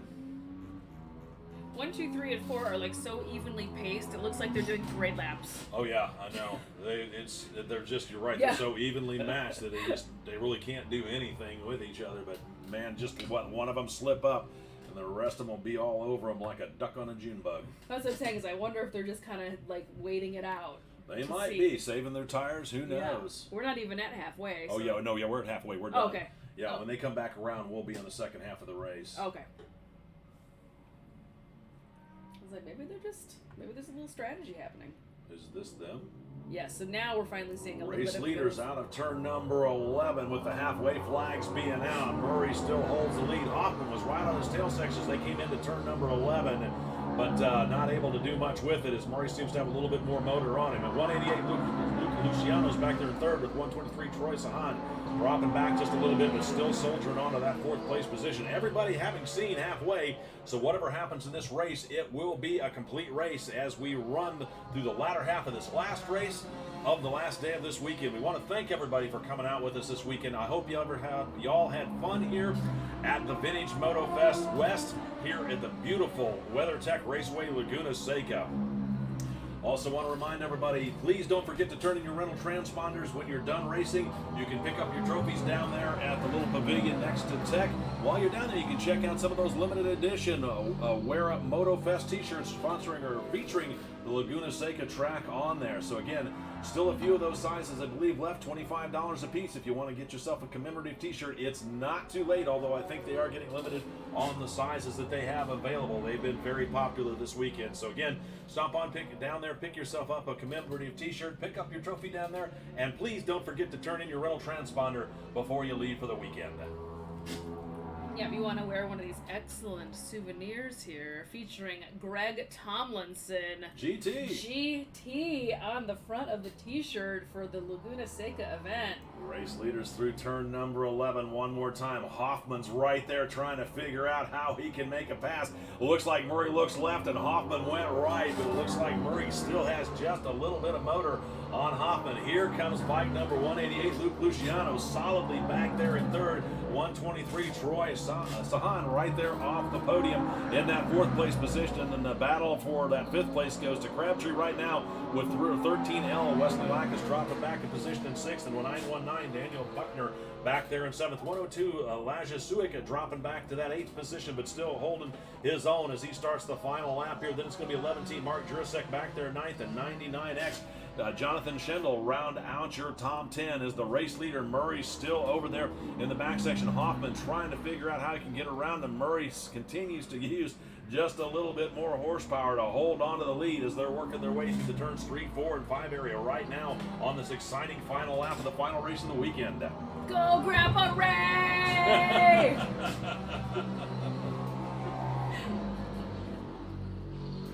All right, race leaders are absolutely cruising through 6 and making their way over to the corkscrew right now. Are they? Yep. This is not the leader. This is a back marker on the corkscrew right this second. Race leaders working This their way is the over race through leader. turn number 7 up at the top of the hill, working their way through the corkscrew, waiting for them to come into view here in just a moment as they come diving down the hill through the rainy curves one last time here as they're diving down through turn number 11 into the braking zone. It looks like Murray's still there. Hoffman runs it in deep on the brakes, but Murray just manages to crack the throttle open and just rockets down the front straightaway one more time. So the unofficial winner is 99T Todd Murray. Bike number 771, Ray Hoffman, gave it a valiant effort as he pushed that machine for all it was worth and dropped back just a little bit at the checkered flag, still holding on to a solid second. 188, Luke Luciano rounds out your top 3. 123, Troy Sahan back there in fourth. 329, Matthew Crabtree in fifth. 919, Daniel Buckner in sixth. 13L is going to be Wesley Lackus back there in seventh. 11T, Mark Jurasek back there in eighth. 102, Elijah Suic rounds out the ninth position. And then it's going to be bike number 99X, Jonathan Schendel in that top 10. Moving on back through the field, waiting for the 11th place rider to come across the line. Looks like it's going to be bike number 71. No, it's going to be 660, John Beldock, just nipping 71, Anna Johnson. So Beldock takes 11th, Johnson back there in 12th. 316, Nick Lambert in that 13th position. 777, Joseph Wright back in 14th. 15th is 284, Peter DeLuke.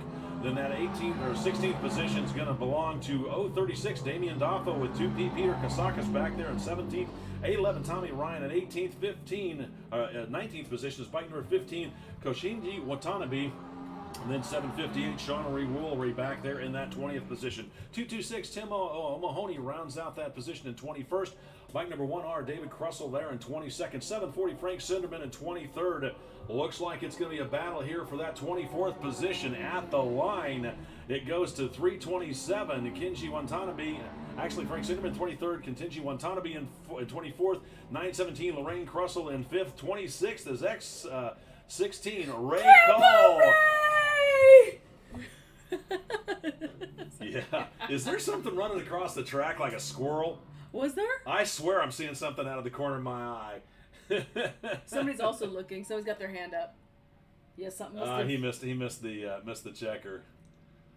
And that's the checkered flag on the final race of the weekend. We want to again thank everybody for coming out. It's been an exciting weekend. We hope everybody had fun. The weather was spectacular. Thank you to Jackie Van Ham up here who's been broadcasting on Facebook and YouTube Live, streaming it to the world right here from WeatherTech Raceway in Laguna Seca.